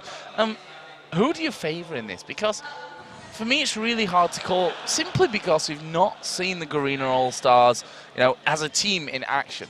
That's really the thing. It really, really is that it's not that they're unknown. Clearly, these are very, very well-known players. The GPL season has actually played more than the other seasons. So we're into the playoffs, the semifinals in Korea. Right, we just had the spring splits end in North America and Europe.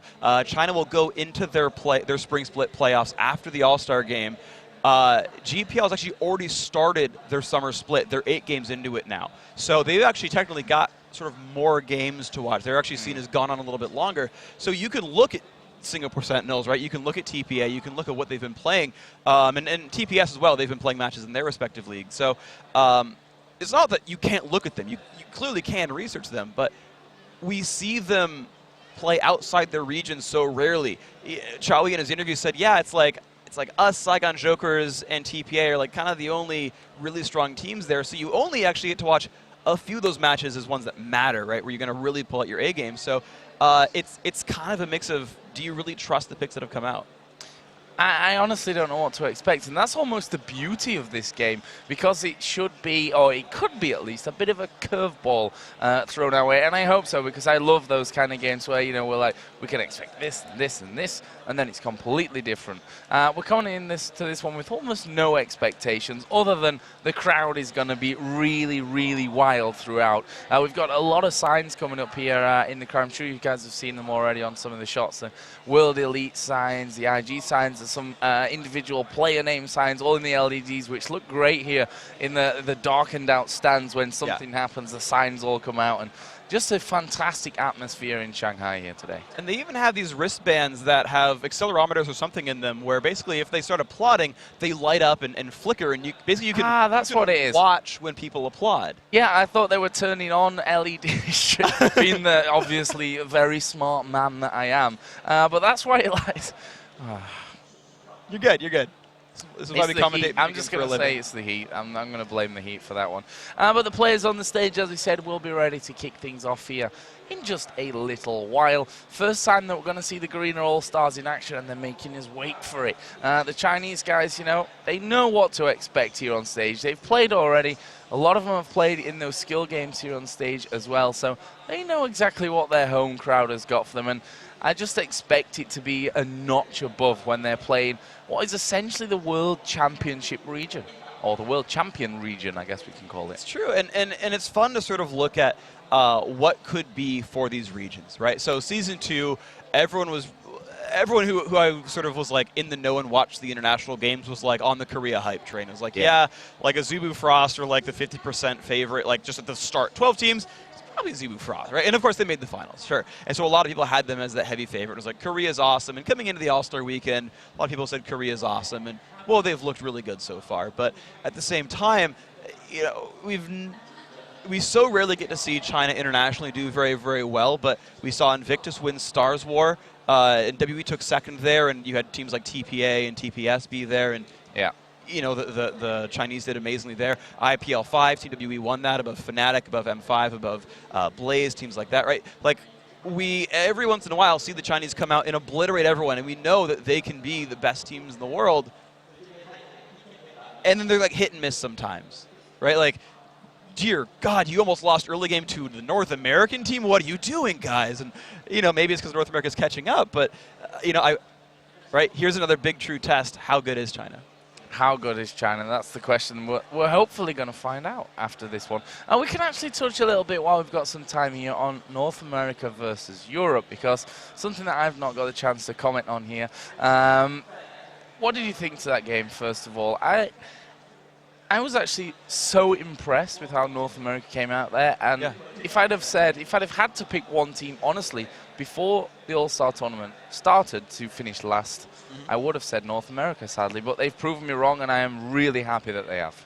I'm really glad as well, because North America's gotten such a heaping huge portion of hate from the scene in general, because they did really poorly in the Season 2 regionals, right? Like, you had M5 and CLGEU take top 4, and then you had North America win cumulatively 1 map. And it was like, okay, well, that wasn't very good. Shoot, maybe we do suck.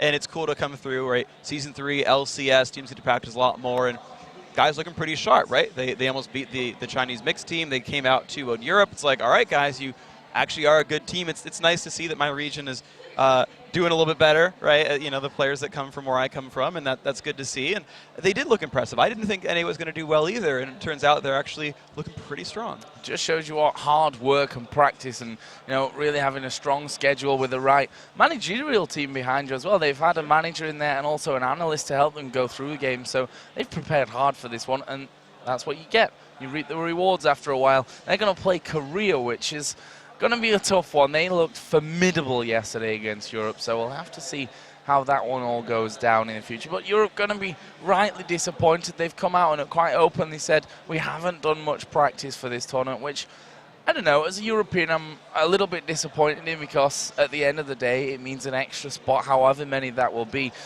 when it comes to the winner of this tournament for their region. So it is an important factor in things. And also, the point which I made a joke halfway through it in the last time I tried to explain it, is the team that finishes last, they don't get their first seeded team into the playoffs directly. They will have to play through the groups. Yeah, exactly. And again, when you looked at what happened with the Season 2 regionals, right, or the Season 2 finals, I should say, the playoffs, right, when North America cumulatively wins 1 map, their top-placing team, TSM, they only got there because they won NA and got a bye. And Europe, certainly they looked really good in Season 2, but, I mean, this could be everyone bottom 12 placing, and that's a rough thing to kind of consider for yourselves. So this needs to be motivation for really all the teams here, right?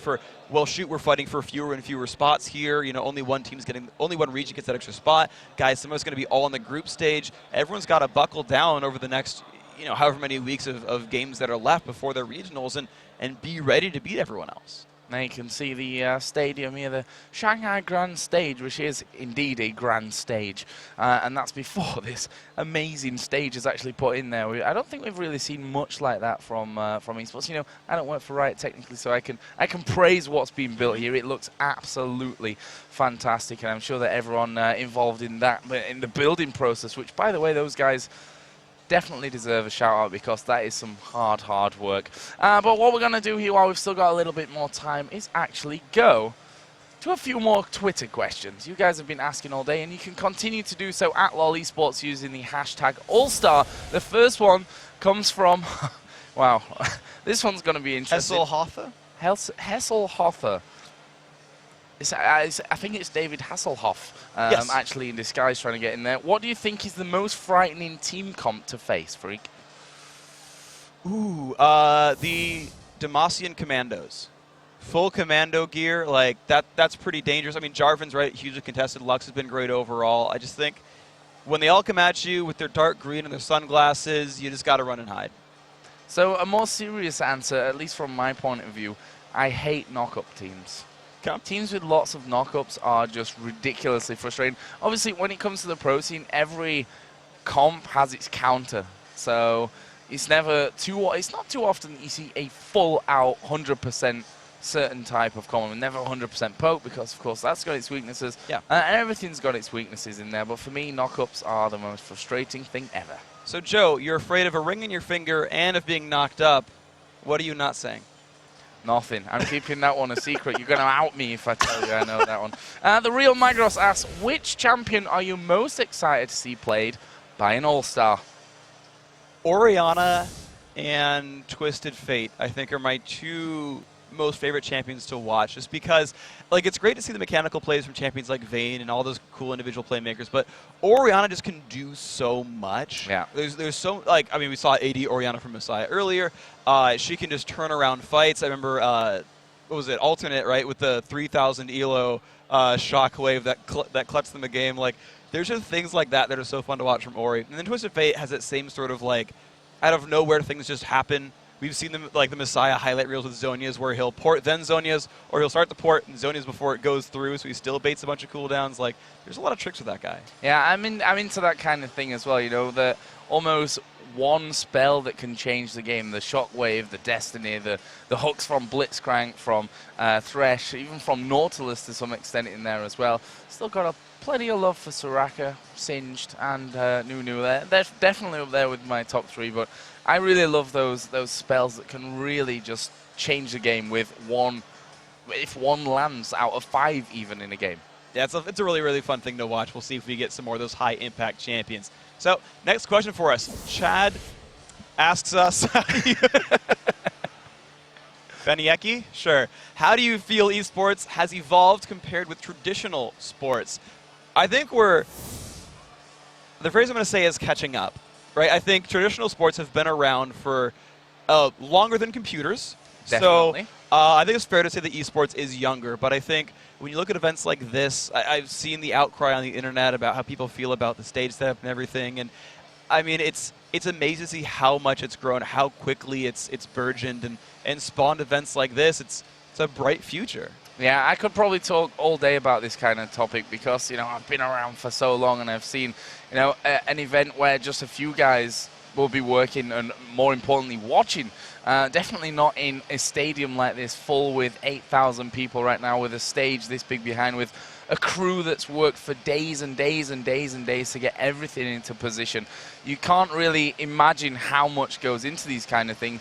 And then there's you guys at home. There's about 1 billion% more of you now than there was 5 years ago. And that's just it's really interesting because you have to wonder if we've come this far in this short space of time, what are we going to be like in 10 years? What position are we going to be in? And I think we can safely say for fans and, you know, for everyone that's working and involved in esports, this is the most exciting time that we're having right now.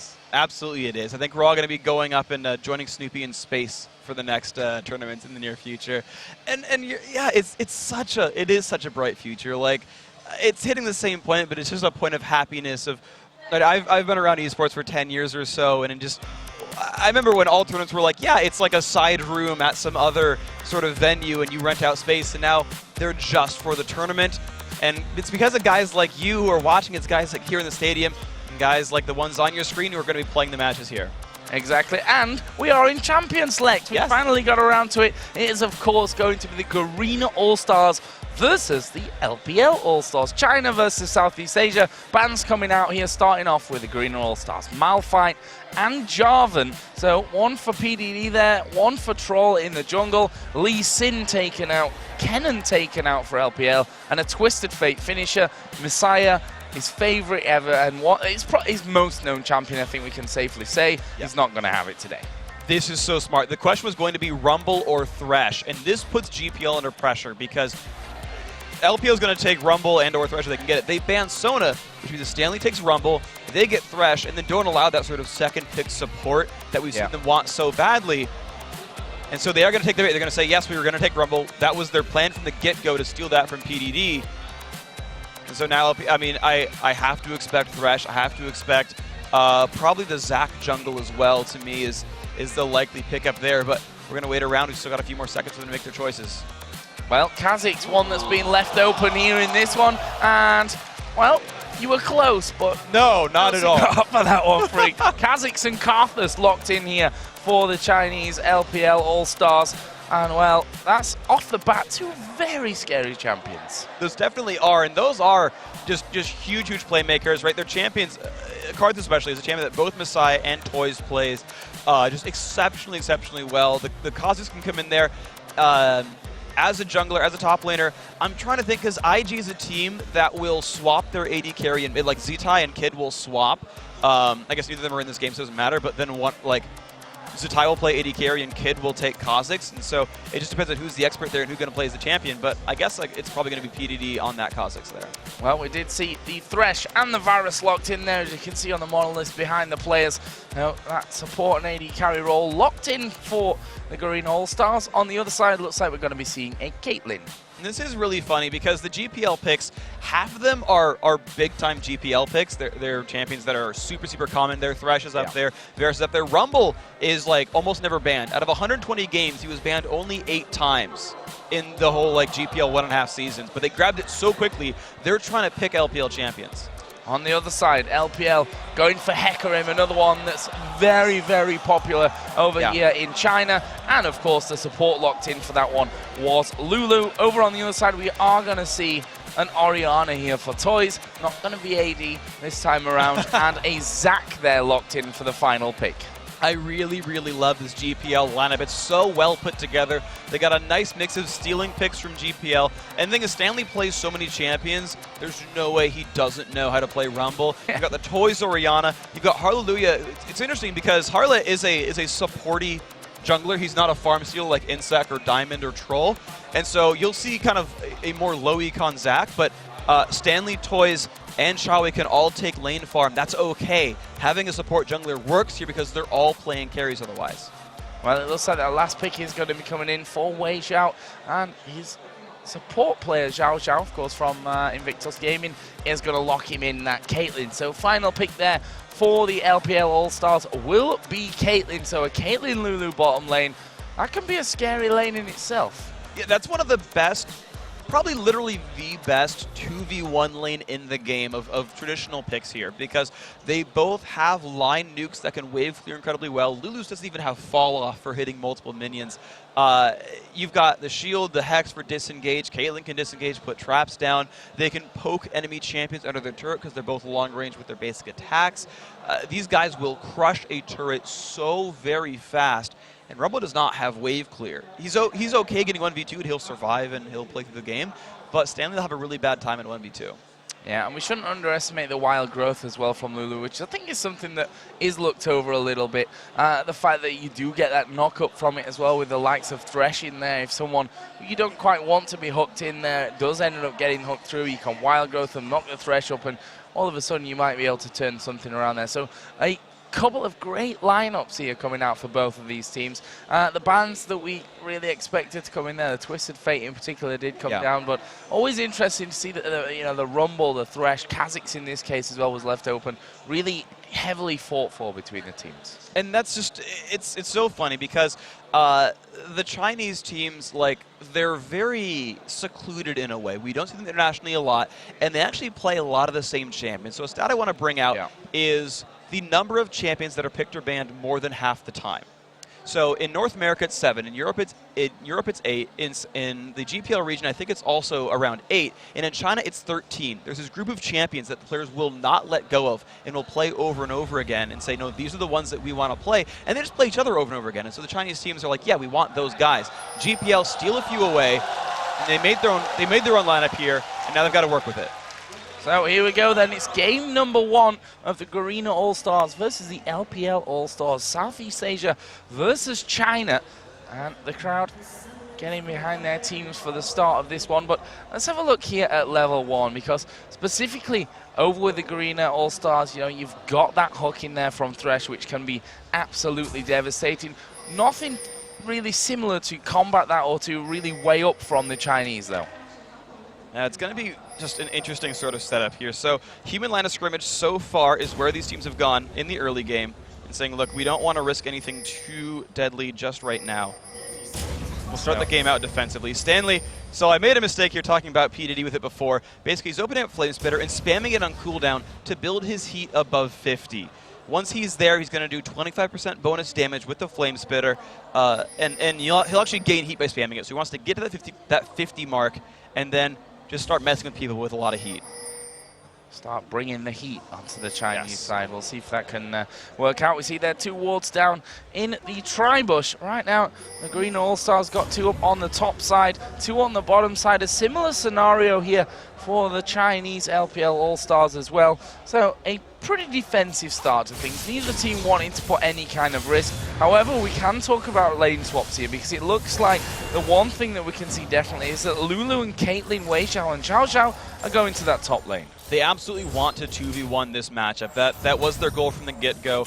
Go mess with Stanley. He's the best equipped champion you know, unless GPL won on 2v2, which they don't. I mean, it's way better. It's way better it's way better that it's Stanley than that it's Toys taking that for their lineup. However, the LPL squad have already set themselves up something nice. PDD's already got blue buff and level 2 going into this 1v2 lane.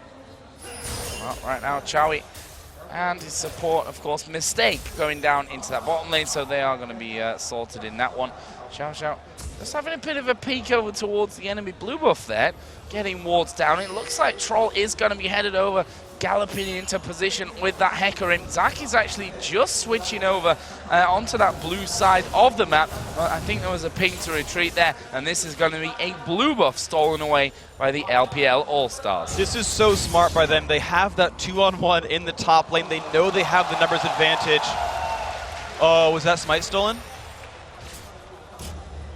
Sorry, I lost. No, it was Troll. It was Troll. All right. No problems just yet. That's why. Sorry about that. The Chinese crowd here can throw you off. They get loud about some small things for this one. But he was obviously able to pick that one up, and of course the blue buff went over on the other side, I believe, to Kazakhstan in that bottom lane there as well. So a little bit of an interesting start coming out. GPL All-Stars already starting off on the back foot there. You can see that blue buff for PDD, and that is an ideal start when you're going to run a 2v1 lane like this. Absolutely. He's got a decent amount of experience. He can spam his ranged ability, that Void Spike, to try to last hit, try to wave for a little bit, keep his turret alive. He's in way better shape than Stanley in this 1v2 situation. So now it's on what can Hallelujah do to turn that around and make this not as bad as it is for them. Well, Troll is actually coming down here, and this may just be in the nick of time. He's going to try and force his 2v1 lane away, and may end up getting hooked in. The hook is going to land here. Troll will be able to get back to safety, though, and not too dangerous. One thing that we always talk about is the ganks through this tribush. Zach almost removes the need to do that because of his elastic slingshot. He can jump so far to underneath that turret that you almost don't need to take the tribush angle, and he is going to jump in right here, and PDD gets the safety. Great reflexes by PDD. You can see, or I can see because I can see the wristbands lighting up. You can hear the crowd cheering every time this Chinese squad makes a good move. It's going to get loud when they do something even crazier than that, but I'll see what ends up happening with this one. Right now, though, Toy's not in a good spot. Troll's coming in from behind here. They did get the wall of pain down. Toy's going very low. Will be forced to flash away, and that is flash burnt in middle. You can't really afford to be playing aggressive now when that horse is on the map and you've got no flash. Very, very good job there by Troll overall, and that's going to make things risky for him. He's now looking for that top lane, maybe for a dive. Thing is, he has clearance to do it. They've got so much work for him in this top lane. He's going to choose to counter jungle instead. He's actually got a level over Hallelujah here, and he's going to spot his position. Hallelujah just actually going in there, smites the big wolf down. He's like, no, Troll, you're not going to steal that one. Meanwhile, in his bottom lane, Mistake has taken a lot of damage here. They need to be careful, the Garena All-Stars, that things don't get a little bit too hairy for them on that front. Troll has just taken the Wraith camp. And Chowie is starting to push in there right now. The hook not quite landing on towards PDD, but that tower has taken a battering. And the GPL team their AD carry is winning in minion kills as well. So Chowie, right, he's that ringer, right? I mean, Wei Zhao, everyone knows him. He's an amazing AD carry. Chowie's coming in here from SGS. We didn't even see that team in the Season 2 World Playoffs. And Chowie's doing very, very well, has the highest minion score, and he's very, very close to killing off that turret if it weren't for Troll. Yep, Troll is in there. Are they going to start to push forward? Mistake is actually almost up to full HP after we said he was low a little bit earlier on. He is Stanley in that top lane, and there you see the danger of that Caitlyn Lulu. They can hammer you up from range, and especially with that headshot from the passive of Caitlyn as well, it can become dangerous. It absolutely is. And, you know, this is, again, 3.6. Caitlyn still triggers headshot by hitting turrets. This is going to be the turret right now for GPL. Yeah, this will be turret number 1 of the game. They're going to leave the minions to finish that one off. And that may just be instantly countered here. Wei Zhao and Zhao Zhao are still pushing that top lane. Stanley trying best he can with that Flame Spitter to stop it happening, but he will be finished off here. And that leaves us bang even on gold, bang even on turrets, and I suppose we could say on kills as well. Still no first blood. So what I want to point out right now is make those comparisons to the top lanes and the AD carries. A small lead here first, but here comes a fight on Toys. The counter kick for Hallelujah. Wow, a shockwave coming down here. They're going to go in towards Messiah as Hallelujah comes around the side. Troll is chasing down Toys. Don't forget he's got no flash. Here comes a Requiem, and there is First Blood coming out. The shield from Mystique, not quite enough to keep him alive. First Blood for China. Absolutely great play by them. Troll is making his presence felt and finding those places to gank. Of course, it is not hard to gank a mid laner who does not have flash anymore. Toys thought the counter gank would have worked with the shockwave, but Messiah did disengage and then say, guys, I have a global. Thanks for First Blood. Yeah, backing straight away to safety from that. But look at this, the Garena All-Stars. They are going to be grouping up here in that middle lane. They lost their man in the middle, but with the fact that they've got the AD carry support and the jungler there, they may try and put some damage down onto this tower, or Troll may just go for them. He's got his ultimate up. Mystique going to go low. Troll goes low himself. Will he die? Yes, sniped off in the end by Chowie. Mystique actually still alive there. The ignite was not enough to finish him off. 1-1. And I just gotta wonder, is there a Caitlyn trap and a random brush to steal that one away? Looks like not. Chowie did pick up the kill credit there, so right off the bat, it makes me think, look, who's gonna be the big carry? AD carry Chowie or mid laner Messiah? Because those are the guys with the kills so far. They're the ones with the quick early lead. Wei Xiao. This is where Wei Xiao gets really dangerous. He's got time to farm, free farm on his own. We've seen it time and time again. He almost disappears from the map for a while. He's not on the radar anymore. And then when you do notice him again, he's built up masses and masses of CS. He's obviously only a little bit ahead right now, but that's pretty commendable considering that Chowie and Mystique could force them to force that bottom lane out earlier than the LPL All-Stars in the top lane. They've switched that and come to this 2v2 at bottom. So now I want to watch these matchups here because this is a 2v2 and a 1v1 where both teams are pretty much equal. The items are identical for the AD carries. The farm heading into that top lane was identical for the top laners as well. So now it's kind of a rehash of the skills competition. It's, look, okay, Chowie and Mystique, you didn't do so well, you know, against Double Phoenix Special, but here's your chance to sort of redeem yourselves in this matchup. Can you do it here? There is blue buff for Messiah. Toys already got that one a little bit earlier on, and Toys is ahead there when we look at the creep score. Wei Xiao was just off to the side, and this is one of the beauties of Zaken. You know, similar jungle sim, the Jarvan, for example, that can slide through the wall. They're able to get a start on an early dragon. And that's such great play by them, and part of that was due to that bottom turret being dead. They got to start the shove, push the minions all the way up. The pink ward has been down there for about 2 minutes. They had the pink ward and realized, look, the Chinese team just apparently doesn't care about this. All right, we can run for it. Yeah, that's the early push. They are going to land the hook in onto Xiao Xiao. He's going to go down. That was just destruction there. They actually used quite a lot to secure the kill. We saw the ultimate out of Rumble, out of Varus as well in there. So used a couple of ultis, but better to use them than to let that kill go. It's actually really good for them because Dragon's already gone. There's no big team fight objective on the map in any amount of time soon before those ultimates come back. Hallelujah, just diving over the side there, doing a lot of damage. Carter's forced to flash away. They didn't want that shockwave to have the ability to knocking him down. And there is Wei Xiao again. Talked about it earlier on, constantly pushing. Is almost going to get himself back to a 10 CS lead here. This is that Team WE play style, right? Caitlyn is self-sufficient. She can disengage very, very well. As long as Xiao Xiao wards enough for her that she doesn't get jumped on by Zac out of nowhere. PDD on Kha'Zix to do the same. He wave clears incredibly well. He scales so great off of items, and he can escape with leap and with his slows and with his invisibility. Messiah can just hold the mid lane and farm and just share globals, and then Troll can just make his presence known wherever he wants. This is WE playstyle right now. Yeah, and PDD had managed, you know, in those 2v1 situations to get the better of things. Let's not forget he had a blue buff as well at the start, which definitely helps you out to spam those void spikes and what have you. He's currently 20 CS almost in the lead. This is going to be turret number 2 here for the LPL All-Stars. There's no one around currently for the Garena All-Stars. They're actually headed top to try and counter it. This is actually a very, very good move by GPL. The funny thing is, the Chinese could have kept pushing bottom, but they don't have enough vision to know kind of where everyone was going. Turns out it's like a 5-man group top. That secondary bottom turret could have been killed by Wei Xiao if they wanted to. Wow, Hallelujah diving in there, and PDD says, not today.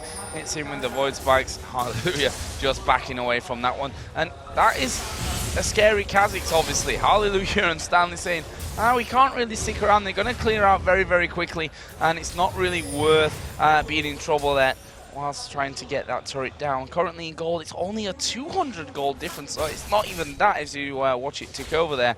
And it is, of course, the Garena All-Stars who have that very slim lead. And the funny thing is, that's a 100 gold lead with a dragon to their favor. So the actual minion farm is going the way of LPL. If the game just sits like this and they're allowed to just farm for a while, they'll probably keep growing this lead as well, which spells bad for GPL's late game.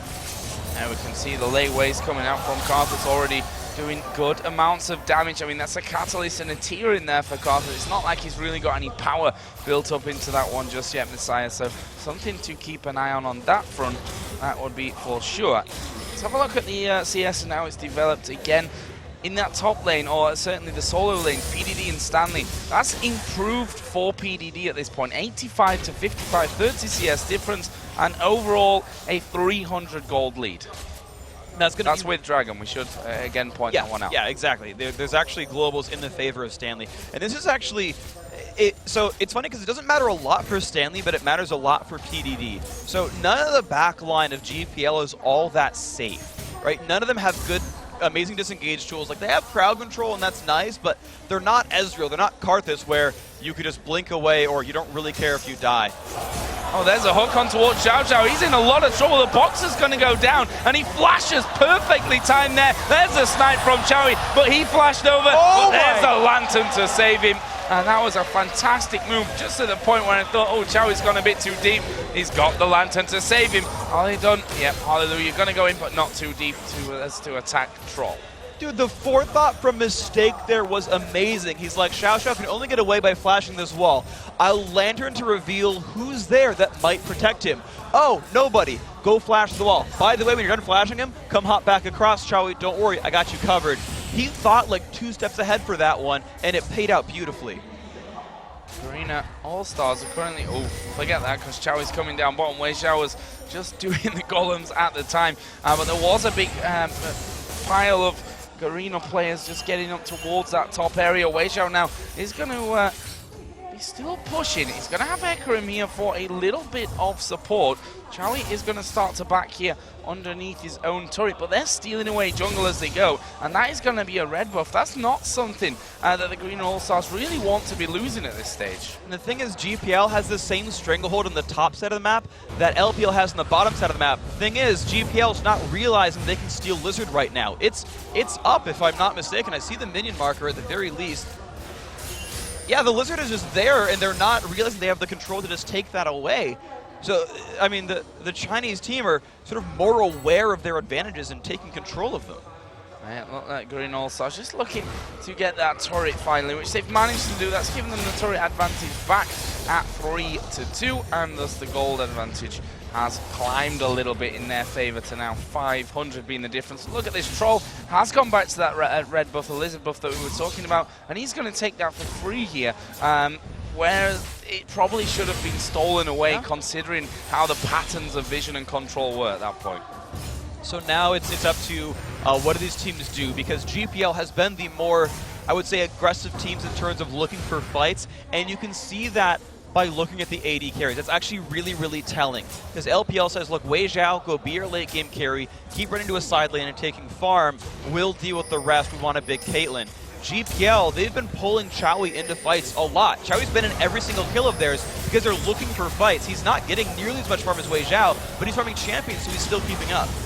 No, but we are going to be seeing Garena All-Stars going for Dragon, and they're going to take Dragon as the hook is landing here on towards Stroll, and they get everything down. The boxes in there as well. Mistake gets the kill. The shockwave landed onto Wei Xiao as well. Messiah is going to be taken down in this one. He's going to get his ulti off here, which will take out at least Mistake, and that is one back. But right now, the kills are going to start raining down. Chowie is low. Stanley is super low. They're not going to keep chasing this one. Oh, what a snipe from Chowie. Comes across the side there. They had a ward down in position to give them the vision. Great ending to a crazy fight. Oh, Chowie, in his interview he said, I like playing caster AD carries. I used to be a mid laner. There's those mid laner caster carry mechanics right there. I mean, That's basically the AD carry version of a needly spear. Just like, and you're dead. Thanks very much. That was so impressive by Chowie. And you know, to go back a step as well, I can't believe LPL turned that fight around so well. They got their Hecarim killed for free and said, "It's fine. We'll run through it. We'll take him out." What? Who do you give that fight advantage over to? I mean, Dragon was taken by GPL. It was an equal fight for all intents and purposes. And the kills, look at Chowie now. He's 4-0 to Bloodthirster, Zeal, got the Avarice Blade in there as well.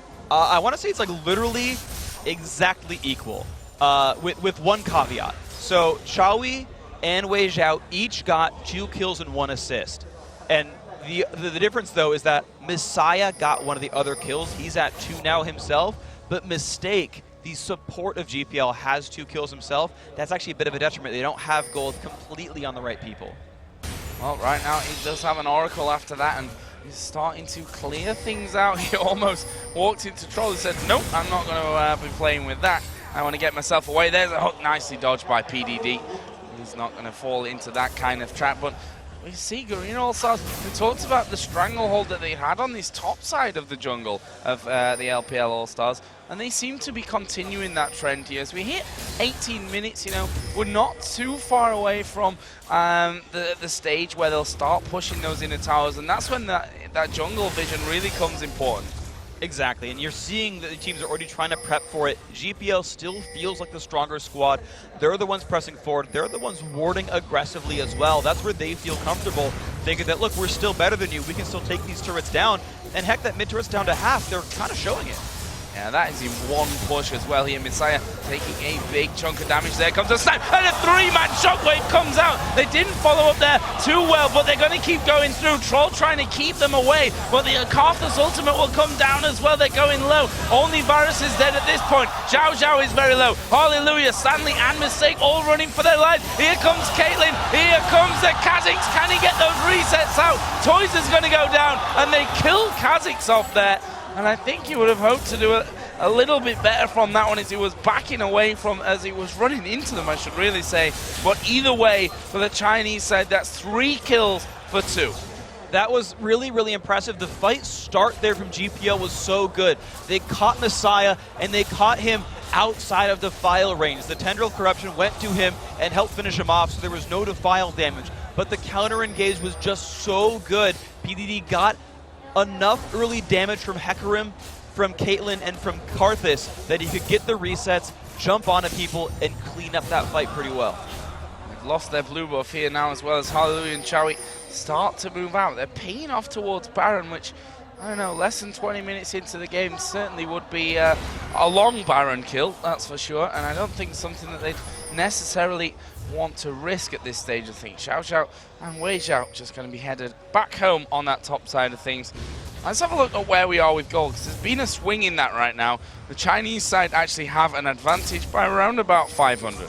They've equalized the turret kills to 3. They've been kind of, I guess I would say, winning team fights just a little bit by a little bit over time, so they're scaling quite nicely. Chowie gets the blue buff there, and this is the scary thing, because Wei Zhao has been in rough spots a number of times during these fights, but refuses to die. He got nearly caught out at that Dragon fight where GPL took Dragon and fought them, and Wei Zhao managed to escape anyway. He's got barrier up now, and it's a 5-kill Caitlyn with IH Phantom Dancer. Wei Zhao is huge right now. He's actually, now that he's past Chowie in kills, is going to have more gold individually by about 380. And if you can't remove a fed Caitlyn, she's going to kill your team. And we see Chowie, who gone a bit of a different path this time around, going in for that Static Shiv along with the Bloodthirster. What do you think about that item, the Static Shiv, at this stage of the game, being so close? So I actually like his build a lot. So he's basically playing as a caster. Bloodthirster Varus is not uncommon at all. It's stacking up attack damage to make your abilities deal more. Static Shiv I like on caster carries a lot as well, because you get that initial extra 100 damage burst on your first auto attack that even spreads in case you didn't quite hit the right guy. When you look at what this GPL lineup is trying to do, it's group a bunch of people together, hit him with a shockwave, hit him with the equalizer, hit him with the Varus ultimate, and heck, for good measure, Static Shiv all of them on top of that. He's really playing into his team comp. He might have built the same thing anyway, but for what it's worth, it does build on the team comp here. So right now, Dragon is coming up in just 20 seconds time.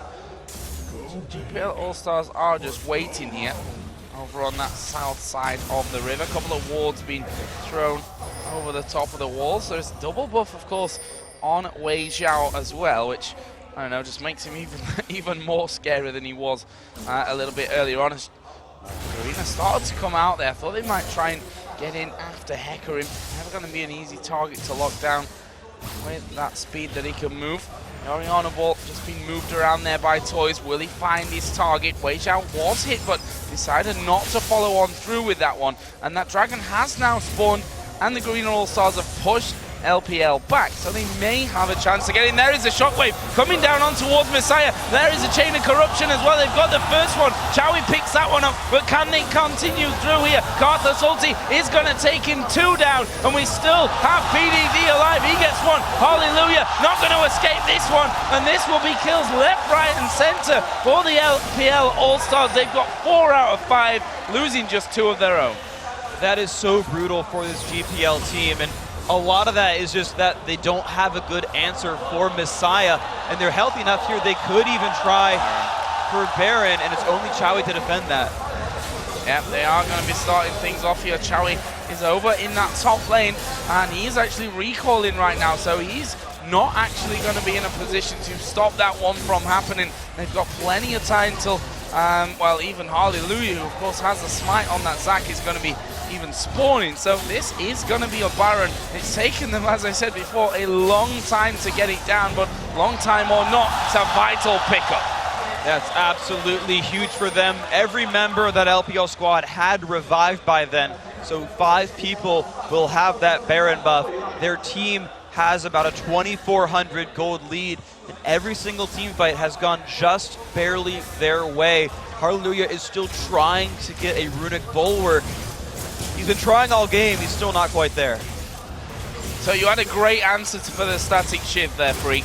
Yeah. What do you think to the Locket of the Iron Solari on Varus? It actually kind of works is the thing, because their backline is getting bombarded by Requiems, right? They aren't surviving the AoE team. They just are trying to basically prevent resets from PDD. Like, Chowie doesn't get to kill anything if he's dead. So, yeah, he's losing damage output for it, but I understand the logic. No one had money. They needed a locket for Requiem. It's like, screw it, Chowie, it's on you. Sorry, dude. Good luck with that. I'll give you that one. I mean, it's the only thing I can think of. They need that item. They really do. Makes a lot of sense, and that Requiem has been the thing that's been tipping the balance, I think we can safely say. They've been trying to back away into safety once they see that go down after killing Messiah. Right now, though, the LPL All-Stars are pushing down this middle lane, and they've got Baron on, let's not forget, so they're going to be literally stripping as much as they can away from them, Wolves included. They try to starve the Garena All-Stars from any kind of farm. They're going to be on the defensive until this Baron buff is finished. It's absolutely going to be the case. They can look for a hook right there, and we've seen them start fights off a Thresh Hook or a Verisalt. Equalizer comes by and they kill one person, but almost every single time, the Chinese team have found a way to answer for it and either equalize in kills or go +1. So I'm not even sure what opening is even available for GPL here.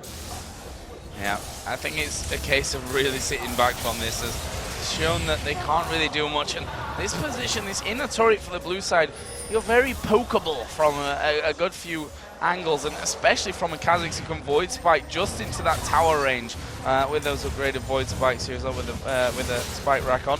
Yeah, and now a couple of pot shots coming out from Wei Xiao, and that's simply the plan here, and that's all they have to do at this point. When the wave comes, few hits from the AD carry, and at some point it's going down. Well, they have so much sustain with the Baron buff, and they have poke with Carthus Wall of Pain and everything else. They're going to go in. Shockwave actually landed onto Wei Xiao, but he's not going to be focused on. He's right at the back as PDD does decide to jump in there. It's 2 kills coming down. Are they going to be able to clean things up? Here comes Carthus. Here comes Chowie from the PDD from the back, and he is going to be able to pick himself up too. Triple kill coming out for Wei Xiao as well, and that was an ace for 2 once again here for the Chinese side. And this LPL squad is just so aggressive that their backline is free to do whatever they want. Messiah dives in with PDD, dives in with Troll. Xiao Xiao takes part as well. And Wei Xiao can sit there like, no one's even touching me, and cleaning up the fights every single time. Wei Xiao's getting the cleanup. He's 9-1-4, but I gotta say the entirety of this LPL squad is making this team work.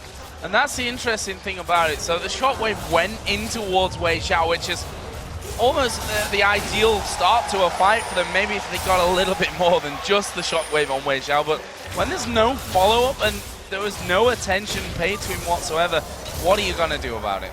I mean, it's going to be hard to do much about it. Let's actually check a replay of that last fight because you can see just how strong this LPL squad is. So Messiah runs in. Shockwave did not stop Messiah.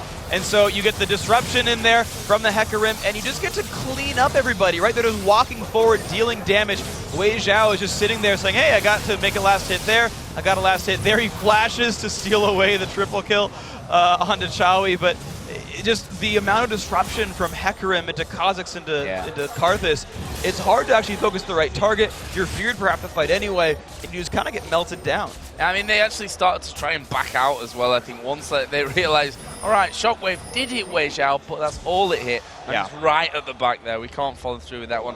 And the LPL All-Stars doing a great job of following right up on top of that one. They're currently 4,200 gold in the lead, 4 kills and 5-3 in turrets. Everything going to plan for them so far here on home soil, and if you can't already hear the crowd definitely behind them for this one. Yeah, this is a hometown crew. We've asked if this was going to be too much pressure for them or if they were going to thrive in this environment. Right now, it looks like they are thriving. They're still undefeated on the weekend. They're going to go in on Troll, though. They're going all out on Troll here, who's already had a couple of ultimates thrown his way, and he'll say, not likely. I'm just going to get myself out of there. Not really a problem. He's going to recall in the bush just underneath, and that will be. You see there that the Green All-Stars even using what Equalizer went in there. We saw a lot used to try and take him down, and they didn't really do much to him. He's just under half HP for that many players on him. It's a very, very tanky Hecarim here. A lot of defensive items on him, and you can see just how difficult it was for this squad to break him down. So now the turret goes down. That's 6 for LPL. What the GPL squad really needs to do right now is actually deal with the proper threats. They can't kill Wei Xiao because the team can't dive. It's not even a dive team.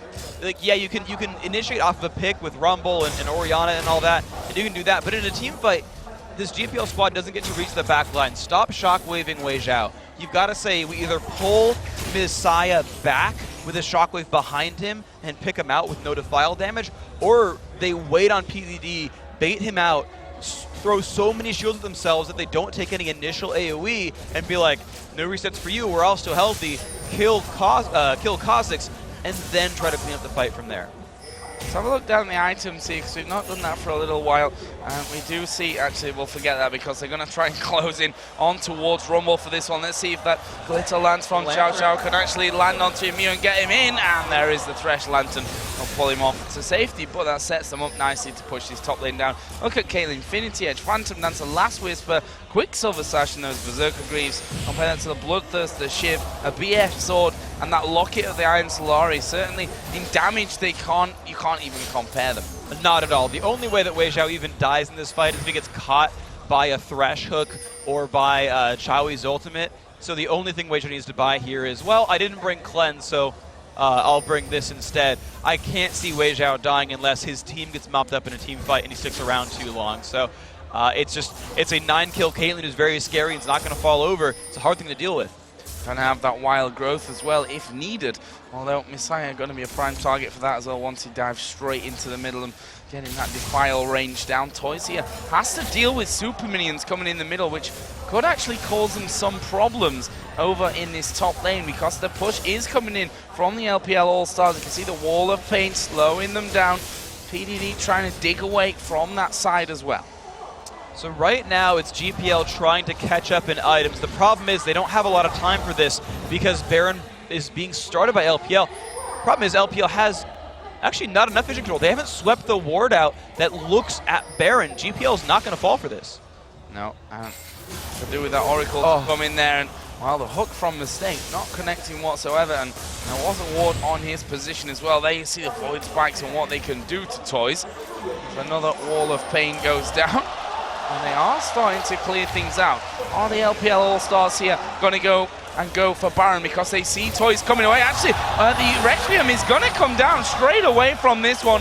Is that going to be enough to force them back? That was captain obvious play in my book when you want to go for Baron, put that Requiem down and hope that they're going to be too low to even dare challenging for it. But right now, they're stood on top of a ward, and the Southeast Asian side know exactly where they are. Yeah, well, the thing is, they had a minion advantage for a while. Just now, the mid inhibitor respawned. LPL wanted to say, look, lose your base or lose Baron, choose one. Turns out they actually didn't have to lose either one. Toys backed, pretty much at the right time. Not enough pressure was made by LPL. Again, because that ward was there, GPL didn't get baited into anything. However, here comes PDD from the side. Coming in from around the side. And Green All-Stars. What was that? Where did those Void Spikes come from? They will back away. We finally have Troll clearing out that ward, which is a welcome thing for the LPL All-Stars.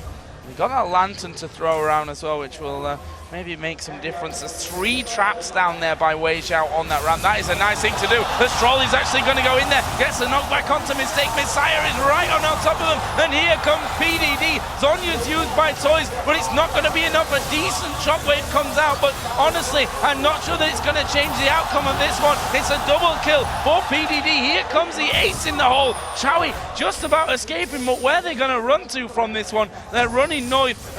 Toys is actually inside of the brush here. Going to be spotted. Wei Xiao going to go head to head with Hallelujah, who will flash over the wall. There it's a one-shot. Wei Xiao is legendary. Hallelujah on top of a trap right now. Wei Xiao definitely doesn't want to give him that gold. Will go to middle and auto-attack himself back to hell. This is very, very good for the LPL squad. Only Hallelujah is alive. Wei Xiao managed to win that duel in very impressive fashion, so this gives them control of the base. This is inhibitor for free, and I'm not sure if they can Baron off this. They're still a little bit hurt. Still a little bit hurt. Troll does still, of course, have the Oracle, so we'll see if he decides to do anything with that one. The bottom side of the jungle of the Green All-Stars is up and available for the taking, but of course that's not really the focus. Yeah, red buff would be nice, but they are going to go for Baron. Let's not forget that Caitlyn there, with that Bloodthirster in there, is going to be healing up very, very quickly on that one. And are they going to try and bait them in? It'd be a very risky play just because of how low Wei Xiao is. And the fact he's 10-1-6 right now. It's a lot of gold to be giving over to someone if he does die. LPL almost bit off a little bit more than they could chew there. I was actually trying to watch the movements. Wei Xiao went toward red buff, and they're like, no, we can do Baron, we can do Baron. So he turns around.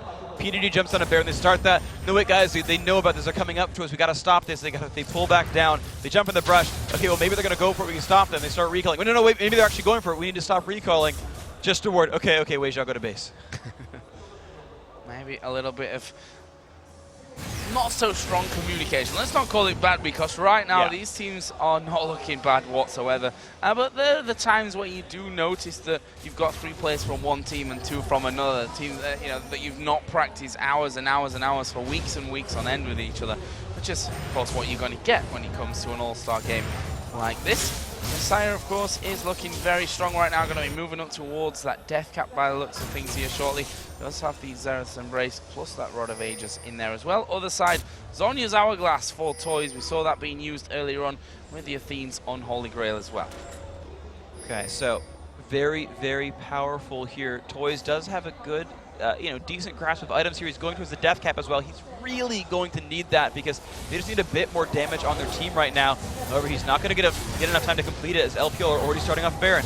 Baron has been started. We are going to see the Garena All-Stars coming in. Hallelujah just started to charge up there with the elastic slingshot, but it's not going to be able to be stolen. He was smited by Troll. There goes the shockwave. They managed to take down Messiah, but he's going to really bring out that Requiem. Is it going to bring the pain? Yes, but not quite as much as before. But look at PDD. He's on top of them. They're going to clean up here. That is an ace. A quadra kill in the end coming out. It was Wei Xiao who got number 5 there to stop the penta for PDD. What a fight from LPL All-Stars. Scumbag Wei Xiao letting Doubleth be the only pentakill so far. Or Doubleth have the only pentakill so far in the All-Star tournament, but this could easily be the Nexus here for LPL. They're diving in for the Nexus. Yeah, they're going to go for this one here. They got those shields coming out, Lulu. And forget that, they've got super minions coming in. They're going to rip through this one. And the hometown favorites here, the LPL All-Stars, are going to take game number 1 against the Garena All-Stars, and will be just 1 round away from the grand final of the All-Star Tournament weekend. Absolutely great play by those guys. It was close for a while. but the end game, they really, really turned it on. And I gotta say, the number one thing there was actually their team fighting. Maybe the number one thing was PDD. It looks scarier without his little bit of hair that he had earlier on this morning. I actually saw him outside and was like, I'm not sure if that is PDD anymore. Oh, it is him, yeah. And then people came up to him and were laughing at him, you know, because of his bald head. But yeah, that doesn't seem to have really changed much. His Kha'Zix from this one was strong. It absolutely was. He got into that 1v1 against Stanley, and I don't know where the minion lead came from, but when it went back to 1v1 and 2v2, they were equal at around, I think, 48 or so. And then suddenly it was like 96 to 54. And I was like, well, PDD's winning that lane. He's doing pretty well for himself. And I mean, you saw the cleanup at the end there, finished 11-2-9, had an incredible performance overall. And that's right. That's that triple threat dynamic. They've got Kha'Zix, Karthus, and Caitlyn all putting out a bunch of damage. PDD was the cleanup crew, and he did it. Well, we'll obviously be back here for game number 2 in a little while, but to take us through the major moments from China's game 1 win, we're going to go over to Jack and Demon here in just a moment. But as I said, game number 2 will be coming up in a little while. We should mention Wei Xiao just before that as well, because I mentioned him early on, once his tower had actually gone down, that he always creeps back into the farm. He's even a little bit behind. His tower goes down. He falls off the radar. And when he comes back, you know, he's pumped up like he's had 6 months at the gym. And he's a beast. And, well, you saw it in his kills by the end that it just really snowballed out of control for him. And it was well played by his team to make that happen. Certainly he was mechanically sound, positioned himself in team fights very well. Right? 11-1-8, only 1 death. That's hard to do. But his team set him up for that whole thing, set him up for the farm, set him up for the positioning in team fights, and he played his role perfectly. Well, strong first game, the LPL All-Stars 1-0 up in this best-of-3 series. Let's head over to Jack and Demon to break down game number 1. Thank you very much, Joe, and what a game. My God, this place is bonkers right now. They are absolutely loving the fact that China came back into that one, because the game started off and Garena were looking good. There were 4 or 5 1-up in kills. We saw that amazing skill. Chowie jumping over, flashing in, used the hail of arrows, spiked him down, jumped on the dark passage, back he went safety. That was superb play in this game. And then from there, the game really just progressed to almost a standstill until we actually had a fight in mid lane that we're going to get into a replay of right now, where we had Garena and LPL just even, and it was really a decision of Garena to go in, because I believe they initiated with a shockwave. Let's actually roll the clip right now.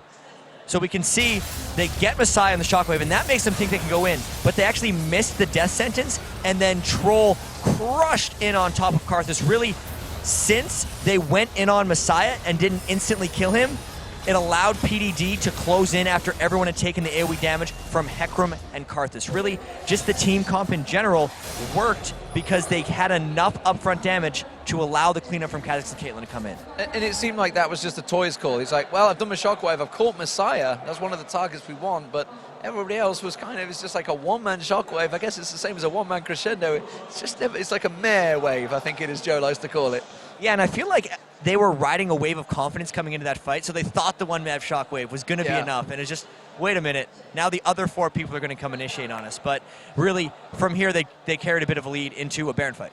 Into the Baron fight, and what a Baron fight, by the way, because Wei Xiao stepped up his game a little bit. And I say stepped up his game because every time Garena were being aggressive, they were picking up kills, but he was getting double kills off the back of them every single time. And Doublelift had a pretty good game himself. Wei Xiao wanted to outdo him by farming up. Let's actually roll this Baron clip right off the bat, because LPL gets the Baron, and then it looked a little grim for them right at the start of the fight. Keep in mind that it actually turns into a bit of a 3v5, but you can see Karthus goes down, Troll goes down, they're low enough. PDD's actually backing up, and at this point, when he sees the Requiem going off, he changes his mind. It's go time. Amazing. Hop, hop, hop, hop. Goomba stomps. Garena, Pro League, gets the quadra kill. That was awesome. And the amazing thing there is that obviously PDD picked up the quadra, but 2 of them used Zhonya's Hourglass on their Requiem. They didn't get hit by it. They were both there, but they just happened to all be clumped together, and you're just like, going in. And at that point of the game, they had so much damage and so much confidence in their damage. One of the big things we noticed about PDD yesterday was his ability to assess the situation before it happened and just know when he can go all out aggressive, and that was a perfect example. And the fact that he played Kha'Zix, and honestly, I don't remember him once going in and you're thinking, oh, he went too early, or oh, you're too late to get in the fight. He went perfectly every time. You even saw it on the tower earlier on. There was multiple fights there where he either died as he got the last hit on Xiaohui or just finished him off with the sliver. So just amazing judgment throughout the game. Amazing judgment. So what are we thinking? What are they got to do? Garena mainly, because they started off so well, and China's teamwork just seems unstoppable right now. I feel like Garena just kind of needs to do more of the same, but not get themselves into too many bad fights. It seemed like China really dictated the pace to them, because once we had that mid lane fight that changed the game, they were a little bit afraid to use Shockwave to initiate, and they just got initiated on by Hecarim and Karthus walking into them. Yeah, and like you say, that Shockwave, it came very late in the last fight as well. So coming up, the Chinese LPL All-Stars, they only need one more win to earn their spot into the team tournament final. Who will they be facing if they get there? Who knows? But when they climb back into the ring against the Garena All-Stars, don't go anywhere, because it's going to be coming up in a moment. It's the 2013 League of Legends All-Star Weekend. We'll be right back after this.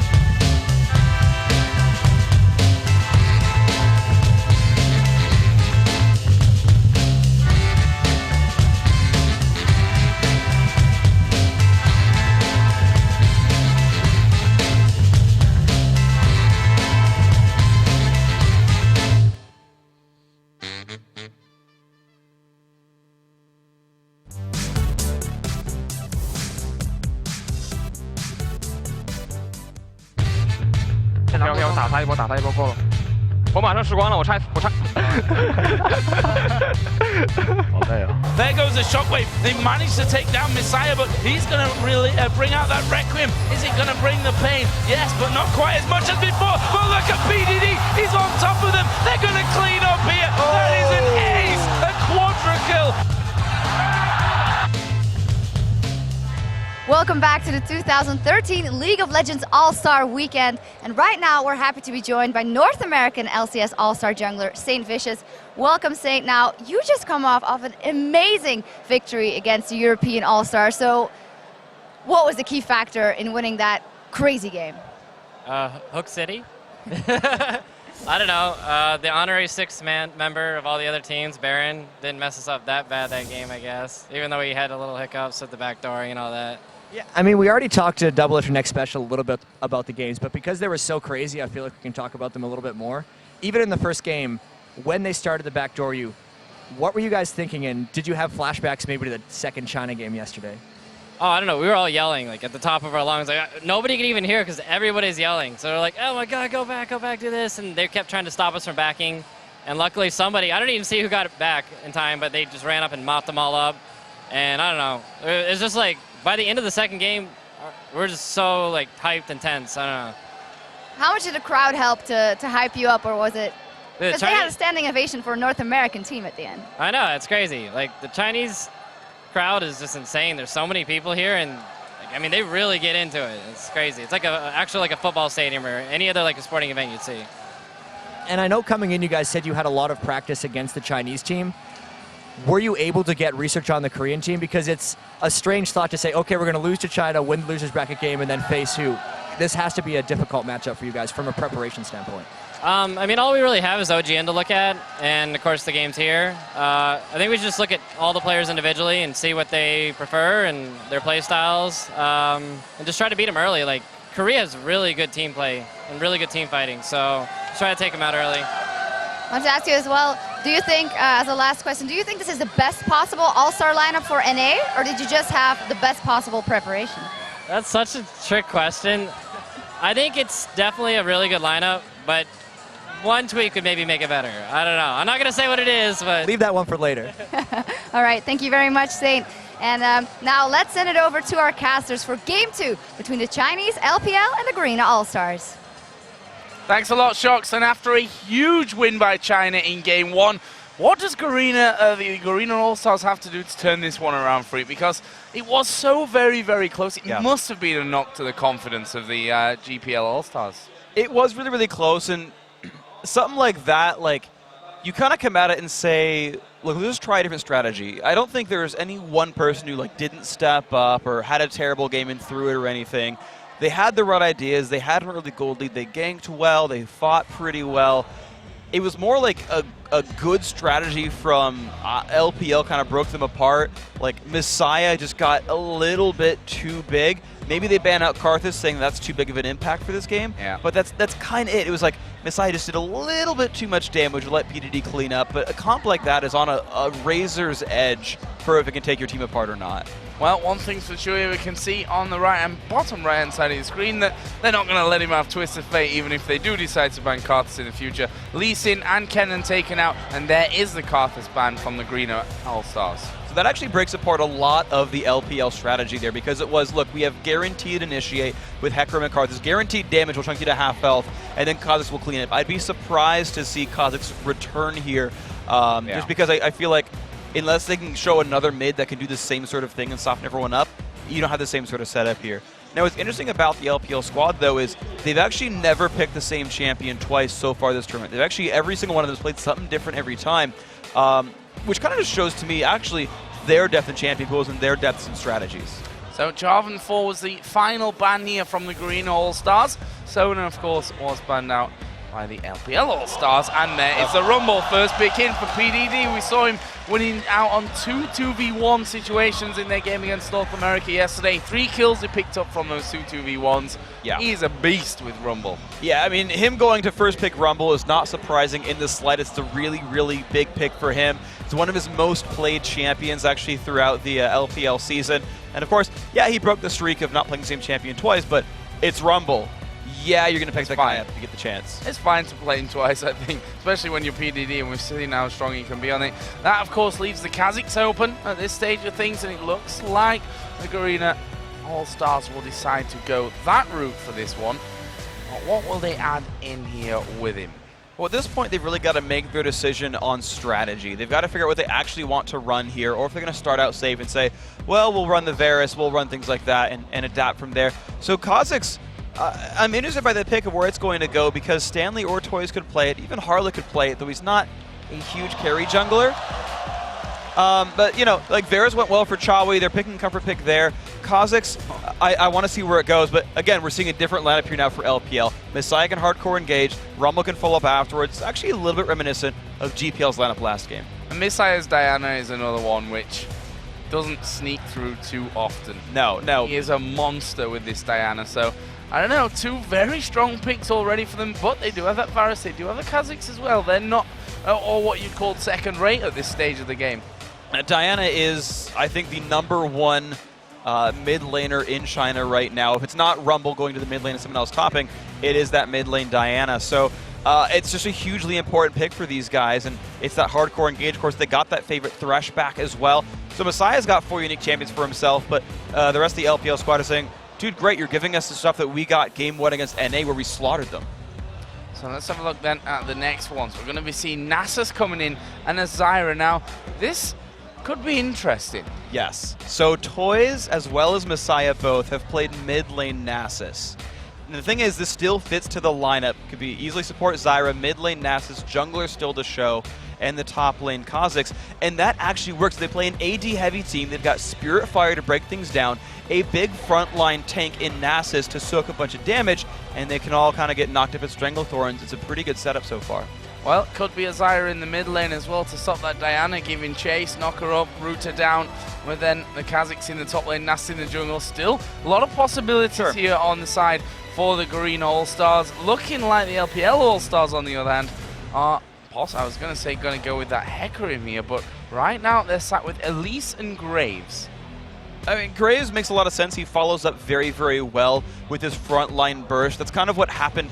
It's sort of the other side of the LPL squad last time, right? So the first time around in game 1, it was, we'll soften everything up, and then it's time for cleanup crew. This time, it's find the dude, make him die, we'll go from there in a 5v4. Graves is the burstiest AD carry. Diana's hyper bursty in mid lane, Rumble equalizer, Hecarim. We saw how crazy Hecarim was before.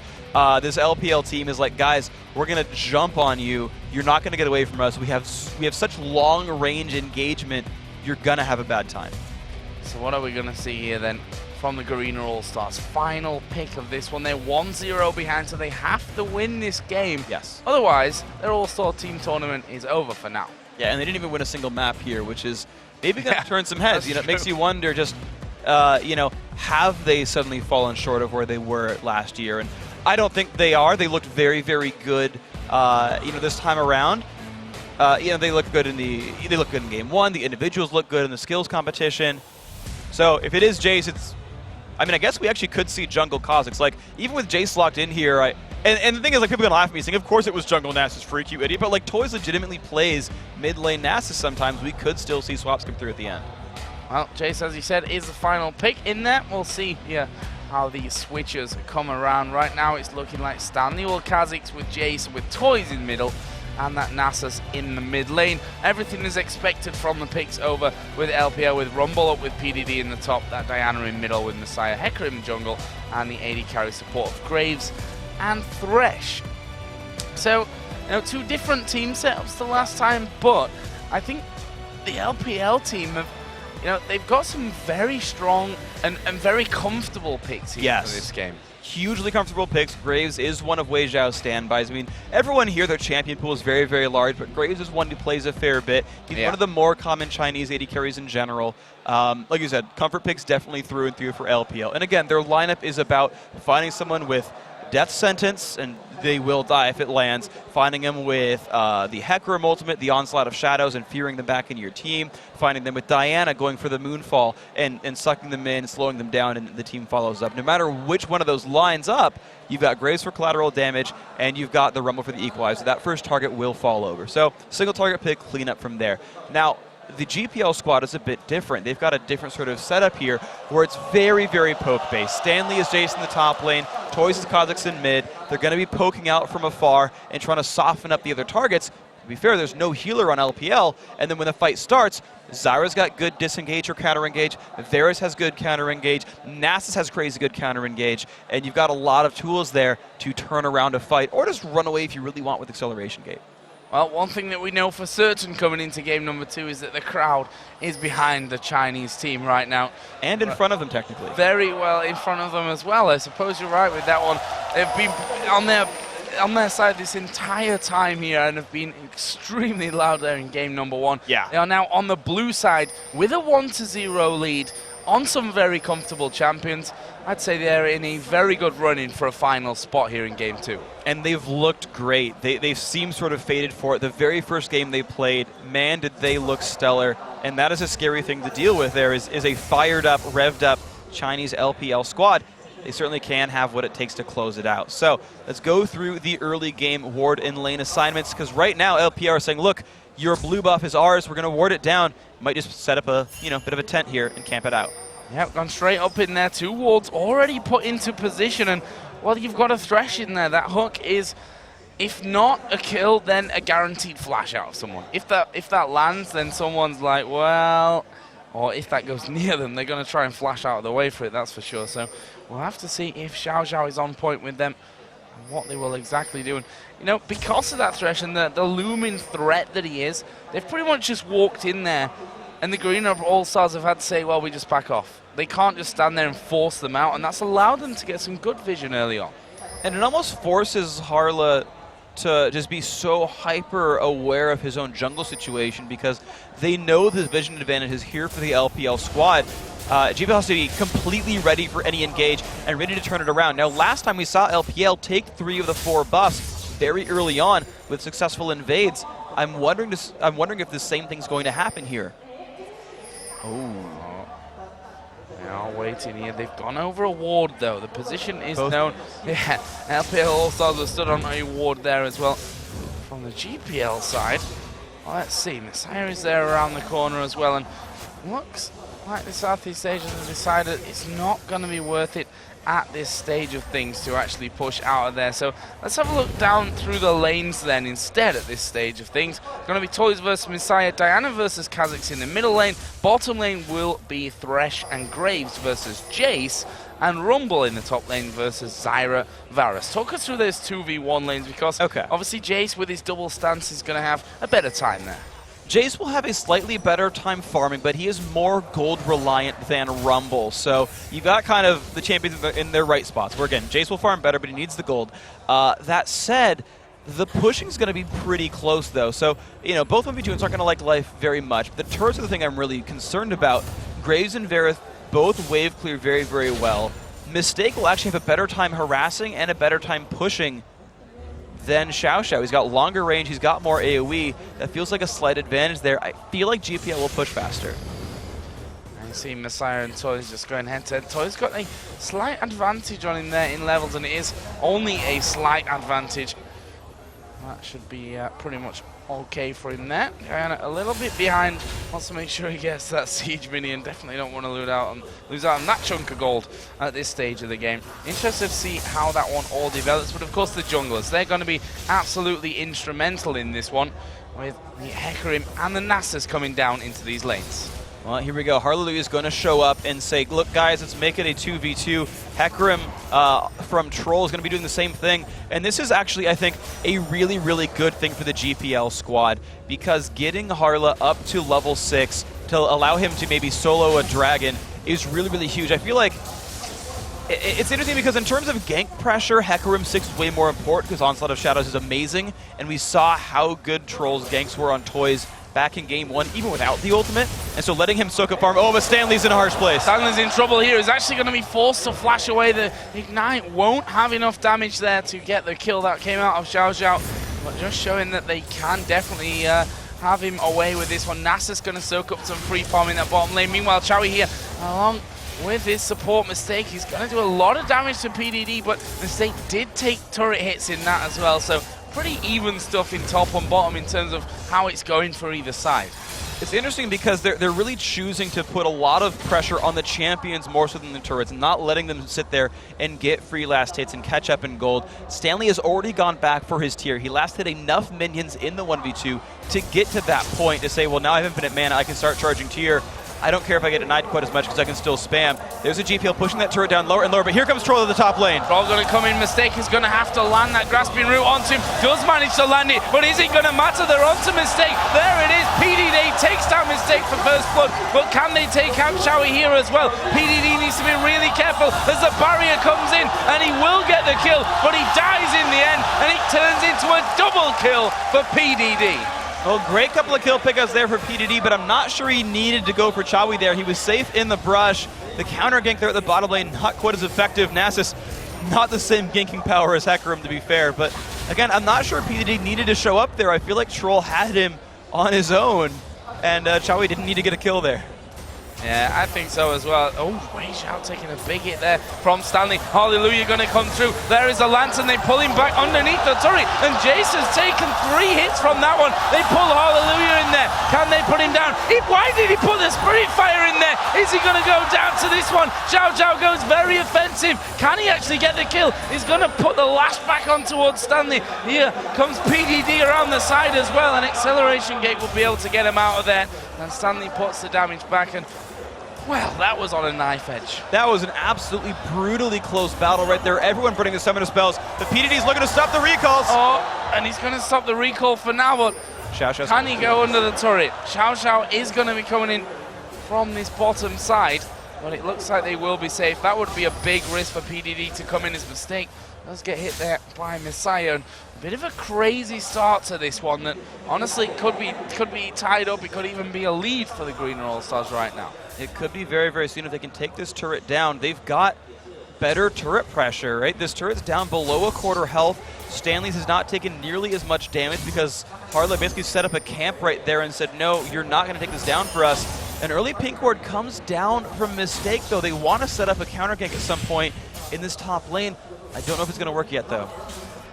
Right now, Toys low on mana as the pink ward does come down into that one, and we see the flash in there. Oh, Messiah goes straight in on top of him. He's going to get the kill. Lots of turret damage, and Nasus is just around the corner. He's seen Hallelujah come in. Spirit Fire goes down. Wither is there. You're not escaping from this one, Messiah, and it will be the turret that finishes him off. Hallelujah gets the kill. All right, so no assist does go to Toys, though. So this means that basically, as far as the lane is concerned, Messiah got a 300 gold lead, as well as a champion kill lead from that encounter. Which, honestly, you know, with the lane going a little bit rough for him in the beginning, but now with Seeker's Arm Guard completed, this might start tipping it in Messiah's favor in a lane Toys was winning before. Bottom lane is starting to push on towards Chase very heavily. PDD's Rumble having similar troubles here at top, but look at this. Level 6 Nasus, ulti on. Time for an early dragon. That's so good for Harla, you know, getting that side lane leech farm by camping in Stanley's lane, and then, I mean, getting the very fortunate sort of counter gank, I guess, on Messiah. It's just completely clean. That's so big for GPL. They really needed that. Yeah, massive pickup for them. And there you see the love from the Chinese crowd. A big round of applause for them for that one. A move which, hinders the local team, but you just see the appreciation for exactly how well the Green All-Stars are playing this one. Let's have a look down the CS from this one. Rumble, compared to Jace, is an interesting one. 23 to 46. You'd expect that, though, from, Rumble and Jace being in that 1v2 scenario. Yeah, those lanes are exactly playing as we expected them to. The one thing that's not as expected, though, is how well Wei Xiao is doing in last hits compared to Chawi. Certainly, yeah, Chawi got ganked and killed off, but you had the similar crazy gank on Wei Xiao at the bottom lane a little while ago, but Graves is still kind of better for that whole encounter. And, I mean, I'm getting kind of flashbacks to Game 1, Hyperfed AD carry. His team kind of makes everything happen for him. Yeah, very scary. And now both mid laners have got the blue buffs under control as well. As you mentioned, Seeker's Arm Guard plus the Amp Tome and Boots for Diana. On the other side, Spirit Stone and double long swords coming out for Kha'Zix. So not headed up yet towards that tier. Now, Lizard Elder is going to be the first item for him instead, which again is poke-based. It's cooldown reduction, it's mana regeneration, and his W will apply that true damage dot. So as long as he can land some poke damage, he'll start wearing down the competition. I am curious when the tier will show up, though. Look at this, Hallelujah and Mistake have been waiting for a long time inside of this brush to try and catch out PDD. There we see the equalizer come down to try and stop that from happening. He's got no flash, gets knocked up by Stranglethorn, finished off by Chowie. 3-3, solid kill. Lot used for it, but a kill's a kill. It is going to be worth it. They're going to get the turret off of that one as well. Again, worth it is the name of the game for that one. So they finally equalize themselves in kills, equalize themselves on turrets, but Wei Zhao is still an unstoppable farming machine that has to be dealt with. And this is exactly what we talked about in that last game, that he can do this kind of thing, and well, does do this kind of thing on a regular basis. And we'll see how they try and keep him in check with that one. Varus now getting a BF sword in with that Vamp Scepter and the Berserker Greaves and the Doran's Blade. Right now, just see Vamp Scepter, Doran's Blade, and boots for Graves. But of course, Wei Zhao will be headed home to farm shortly. And that again speaks to the play style of GPL, right? They actually got the advantage in globals, but it's the fact that they are actually ganking for Chowie's lanes. He has 2 kills. He's been participating in champion combat, whereas Wei Zhao has just been split pushing minions. Just like last game, Chowie has the early game gold lead because of this whole setup that's really, really big for him. Let's see if they can contribute, though. Oh, Toys is going to have to jump over the top there. Does manage to get there slow. Oh, but the flash out coming in. Messiah going to explode him. And that was risky play from Toys in the first place. I'm not sure why he was up there by the race. I guess he just thought he had enough vision control that no one was going to show up for him, but definitely wrong about that one. Leap didn't save him. Great play by Wei Zhao, and actually for their efforts, LPL are rewarded with a turret. That is huge for them. Yeah, and that's all because of that kill there. That middle outer turret going down, Toys going down. They've picked up the bottom outer turret in response, but you definitely can't put a comparison to losing that middle outer turret and everything else that offers you. And this game is so strange right now as well because Hallelujah is actually down, split pushing the bottom lane with Stanley. He's getting more levels, which is good. Nasus really scales off of levels well. Maxing out Spirit Fire, maxing out Wither, and getting a second point in his ultimate are so important. But here comes another fight into Toys. Oh, Toys, he's going to be the unlucky man here. Surely as the equalizer comes down, Messiah's on top of him. Exhaust is down. That won't matter. They decide not to be greedy and leave Mistake to back off. They've covered the bottom tower with the AD carrying support as well. Chowie's going to be the man that tries to stop this top turret being taken down. Messiah actually got really, really low with that one. PDD's probably going to have to back off for safety reasons. This is just a just crazy game right now. It's super interesting. Different things are happening really this time than last one, and it's just explosive. People are looking for fights all the time, diving constantly, and it's because both teams get to do that. Oh my gosh, PDD's solo mistake in the top lane, but Chowie's going for the counterattack. Yeah, Chowie is going to be pushing in for this one, gets the slow, pops the blight. There's a flash in as well. PDD is going to land 1-2 harpoons, but Chowie showing that he can snipe. And, well, we've seen harder snipes from him in game number 1, that's for sure. But nonetheless, good pickup. But again, PDD racks up a kill. That's allowed him haunting guys this shopping trip home. And even still, that kill right there really speaks to Chowie's familiarity with his champion, right? He put the ult down, did all the damage, got the blight stacks, then said, okay, I'm going to charge my Q. I'm slowed when charging it. If this doesn't kill you, I cannot chase you down anymore. But this will do enough damage to kill. Charged it up long enough, said, okay, this will do enough damage, sniped it out. Really great sort of familiarity with his champion by Chowie. And I tell you what, Toys, not really having the best of times of things here. They got that Kha'Zix early on since it was left open. Currently 0-3-0 is ahead in the CS, but that's not really to be compared to Diana's 3-1-0. Right now, it's actually only 100 gold difference, if that, in there. But now we do see the Dragon up in 30 seconds. Hallelujah, of course, did start it off just as he hit level 6 before. Let's see if they can lock that one down again. They got some damage into Xiao Toys with a bunch of pain. He's got to leap away, though. Yeah, put the box down there, and Toys decided not to follow through. I don't think they quite had vision of what was maybe waiting for them over the other side of that tri-bush, and decided not to go in. Toys is going to try and push that bottom wave out. Yeah. There is a ward there down for the LPL All-Stars, so they're going to be spotting the Garena All-Stars when they start to move in. Stanley actually trying to put some pressure on that middle turret, but we'll see what happens here to Dragon. The Toy split push is the right idea here. He's 0-3 with no assist, which means he's not worth much gold. He's got boots of mobility, so he just can get away from lanes whenever he wants. They're going to be able to take away the Dragon, and look at that! Beautiful play right there, right? Lantern across the wall, you charge across, no smite still, all right, back out I go. Yeah, that's the beauty of that lantern, you know? Yeah. We saw it in game number 1 as well, that you can put yourself in almost impossible positions and still manage to live from them. We did see a turret going down with that one. Not sure exactly which one it was. I think top lane PDD, top lane, I think. yeah. That top lane finally dealt with. Let's have a look down the CS again, because that's kind of changed a little bit since the last time. Actually, Jason Rumble almost even now, and that was a fairly big disadvantage that PDD was in after those 2v1s. And it's interesting to watch sort of how LPL splits up their farm, because 4 of the members on the LPL squad like to farm. Troll likes to farm, as well as the 3 sort of standard carry roles. And you see that. You see 68 on Troll, significantly higher than what Hallelujah has, who typically defers farm to his teammates. And so we'll kind of see them equalize out a little bit, but PDD has been split pushing the top lane for a very, very long time. That's how he got a little bit closer to Jace's score. Wei Zhao, of course, we know what he does. He takes the solo lane the entire time and gets the highest score in the game.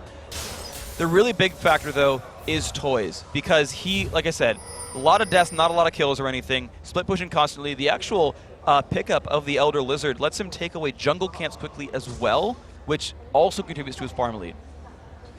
Also picked up the Hex Drinker and boots of mobility here as Toys, and he is going to be pushing this bottom lane out. Did take a little bit of damage earlier on. That was Jason Nasus that had started to push down that side.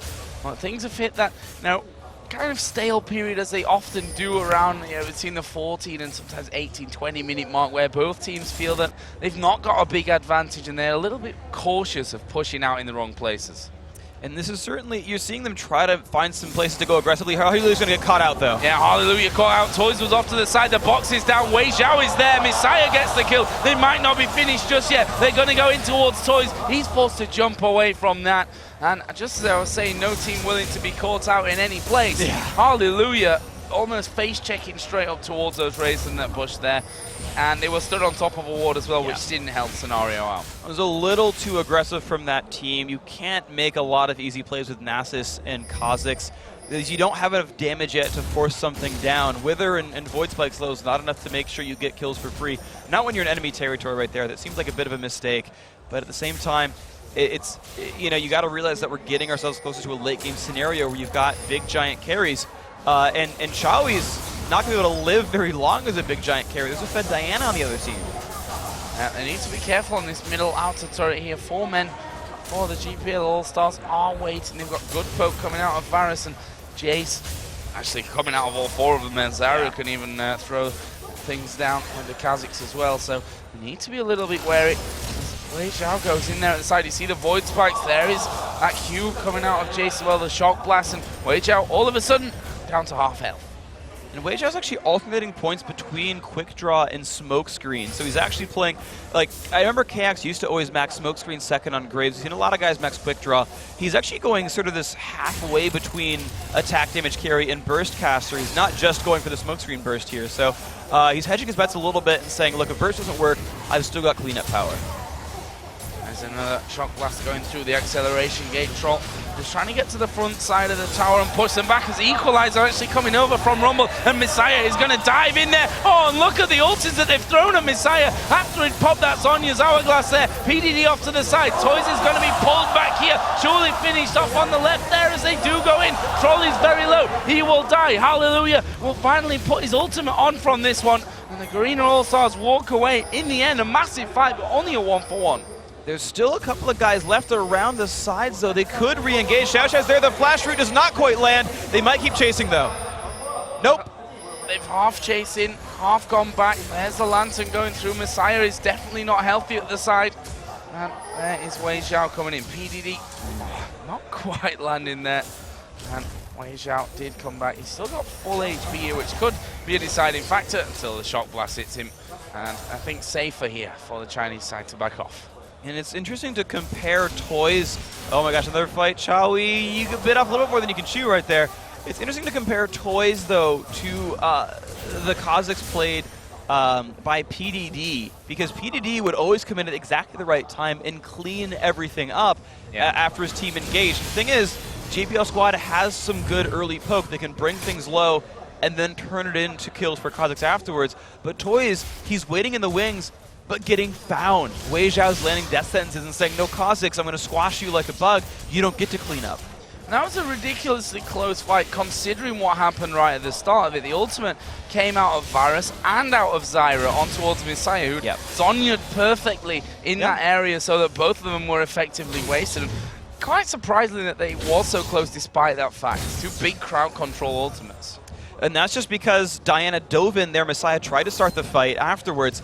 And, you know, they were positioned well. Chawi went for the Infinity Edge build, so he's got huge damage output on just an auto-attack basis. And if you don't bring that guy down, if your fed Diana isn't assassinating an AD carry, then the AD carry is going to clean up your whole team. Right now, the Dragon about to come into play at 10 seconds. Let's see how that's going now. Ping's in there. Wards all put in position. Rage out, just going to be getting the red buff as Troll walks straight into Ward's toys there on top of a ward and then turns back around. A charging horse. Always a scary sight. More wards put down from the LPL All-Stars. Mistake has an Oracle on right now. This could actually turn into a really big deal in this game. Yes, vision control means a heck of a lot here because of how easily these teams can one-shot somebody. You saw the ult chain a little while ago, I should say about 10 minutes ago, when you had Varus into Nasus into Zyra at the top against PDD, and they just killed them off with nothing to do. And of course you've got a fed Messiah Diana who did the same thing on the other side. Getting someone blindly is huge for these guys. Here we go, and he's going to be taken by the Garena All-Stars. Another nice pickup for them, and they're 2,000 gold almost in the lead in this one. So despite being 8-5 behind in kills, they're tied on turrets, and they've got that Dragon control nicely down in this game. Yeah, that's the one thing that's keeping them in such great shape, because you can see that they are actually, I don't want to say categorically because it's not for everyone, but they're kind of down in minion farm. They are down in champion kills as well, but it's like the EU versus NA game, where the NA team was a little bit better at team fighting, but the Europeans always were able to pick up dragons, and that kept them into the game and let them pull it to late. That could happen here as well. What a hook from Xiao Xiao. Sadly for him, the rest of his team weren't quite on the same page there. Took them a while to actually get involved, and by that time, Mistake had already walked himself away from the immediate danger that was coming in. But let's have a look at that farm, because it's a 20 CS lead for Wei Zhao in the middle. Kha'Zix's 40 CS in the lead. Jungle is a 20 CS lead for the Hecarim. His top lane 146 to 140. Very, very even stuff. And you can see there the difference that it really separates to across the board is still fairly slim, apart from when you look towards those AD carries, which is almost 1,000, and the supports 3.7 to 5,000 gold here. Yeah, there is an undeniable gold lead for the GPL squad, and a lot of it's on the right people. Even Kha'Zix's toys is more farmed than Messiah. The only one where there's really a saving grace is the fact that PDD is gigantic. He is on Rumble. He had an amazing performance in the first game of the tournament, and I think it's really on him to make team fights happen unless Messiah can one-shot Chawi. That's really where the LPL team fight looks, you know, like, yeah, like they're up in kills, but they're not the team that's winning. They need things to go their way. They need to get the picks or get amazing equalizers to win this game. Now, once Chawi would be out there, that would be a severe knock for the Garena All-Stars. We'll see what they can actually do with that one. Right now, they are just pushing constantly this middle wave out. The Xiao Xiao's pink ward is going to help them clear out Baron. So Troll is carrying an Oracle Elixir right now, as is Mistake. They've both already taken that and will be clearing things out as they go around. Ironically, there's that one there in the death bush, which no one has decided to walk over up till now. Mistake actually going to get hooked here. Is he going to go down? He flashes away, but it's not going to be enough. Troll comes over the wall. PDD's right in there. Chawi's been focused. Chawi is dead. PDD is going to get jumped on, but there is the Zhonya's going to be used. Can they follow in for any more here? Wei Zhao leading on the front line does get slowed. Troll takes a shock blast and they back off. That was a 2-for-1. And Mistake had the opportunity to use his ultimate. He flashed out of the engage, but never cast it. Oh my gosh, Stanley takes a bunch of pain. The flash from Wei Zhao, not enough. Nice try right there. Again, Mistake could have ulted in that fight, and that might have been enough damage to turn it. They've done a lot there. Wei Zhao and crew have a minion wave pushing up. This looks like it will be the first inner turret of the game, and that will be the case as Wei Zhao finishes it off.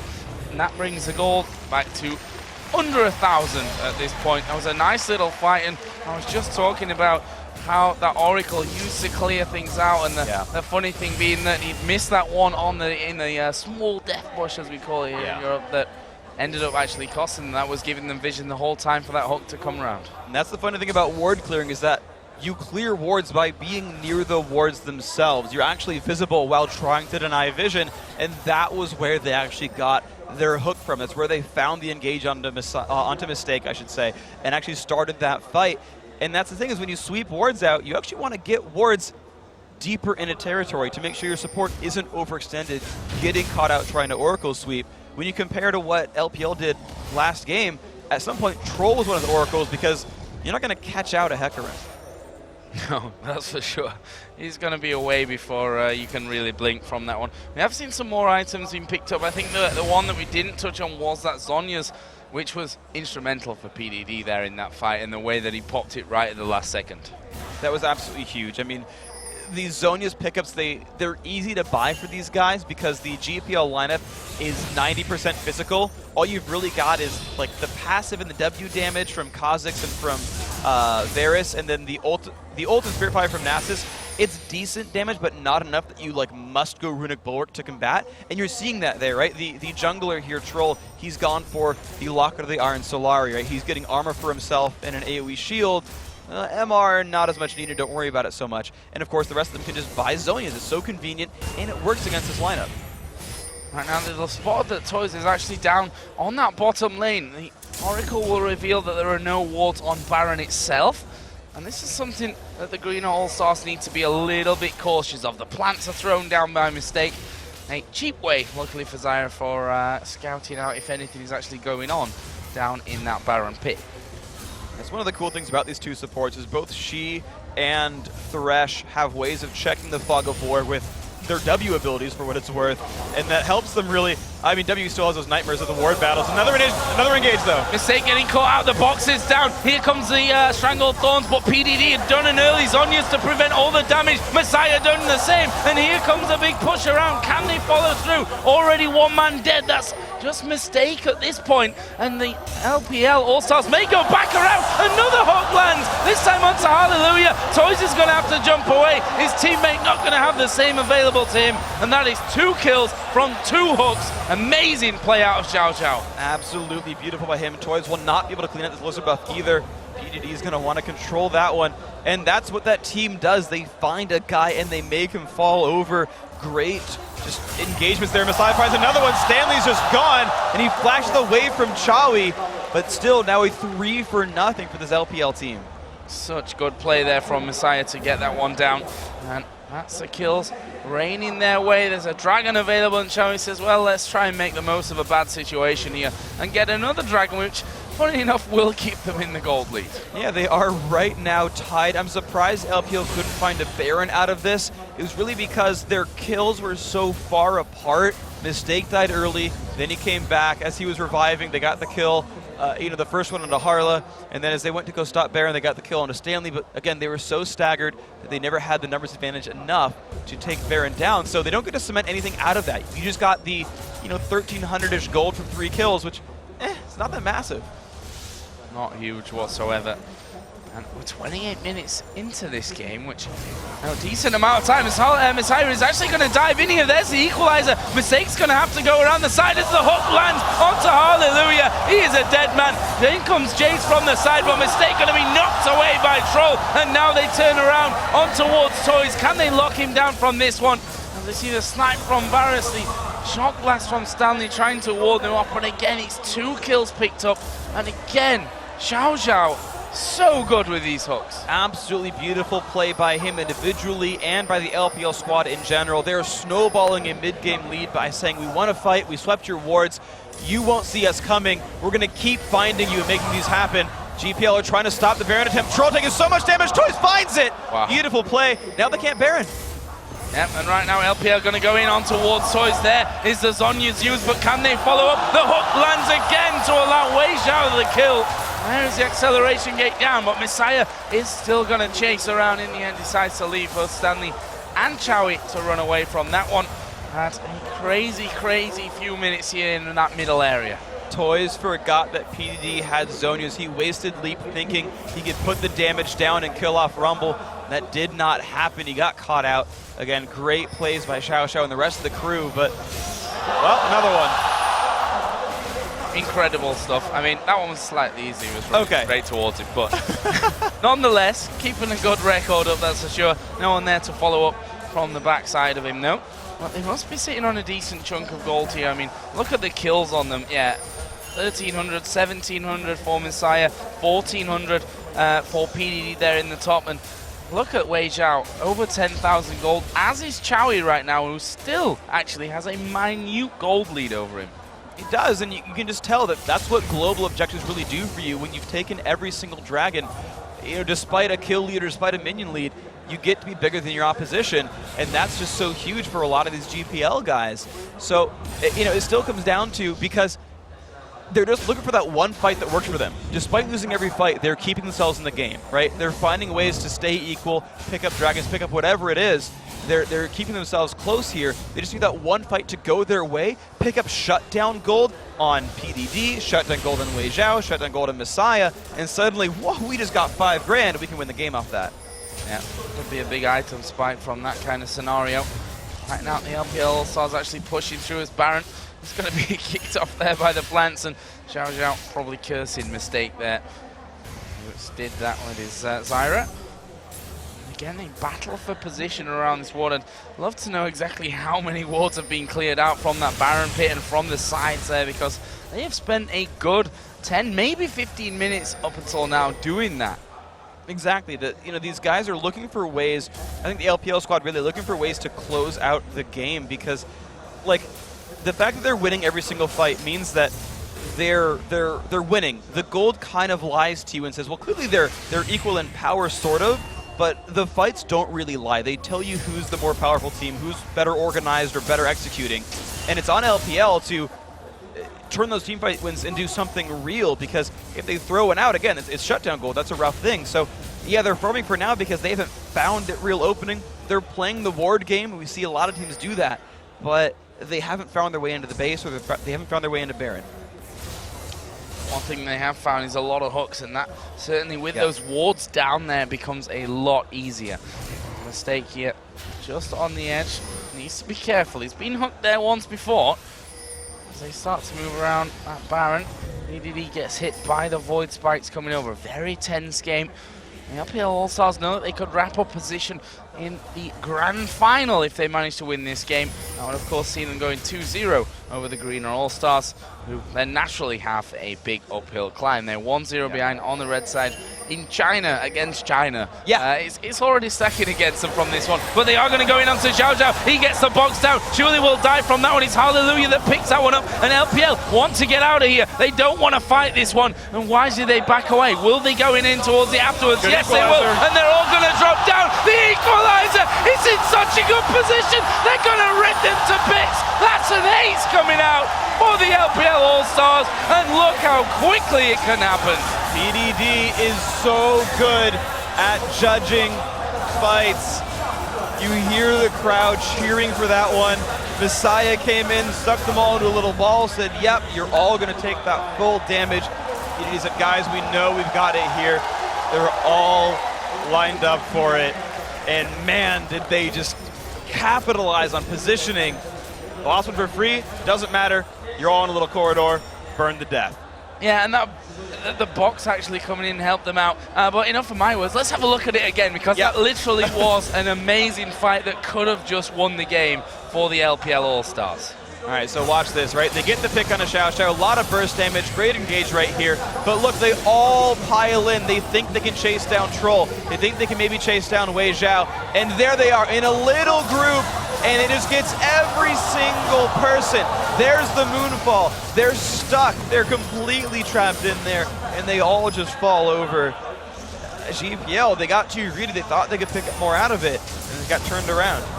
I don't think that could have been in a more perfect position or had a more perfect outcome there. Well, it could have. Xiao Zhao could have survived, but you know, he got in there with the box to start things off. But the equalizer, so perfectly played, and the Moonfall, it becomes a lot easier when they're all bunched up like that right on top of you. Great stuff from the LLPL All-Stars. Let's see what they actually do with this Baron buff now.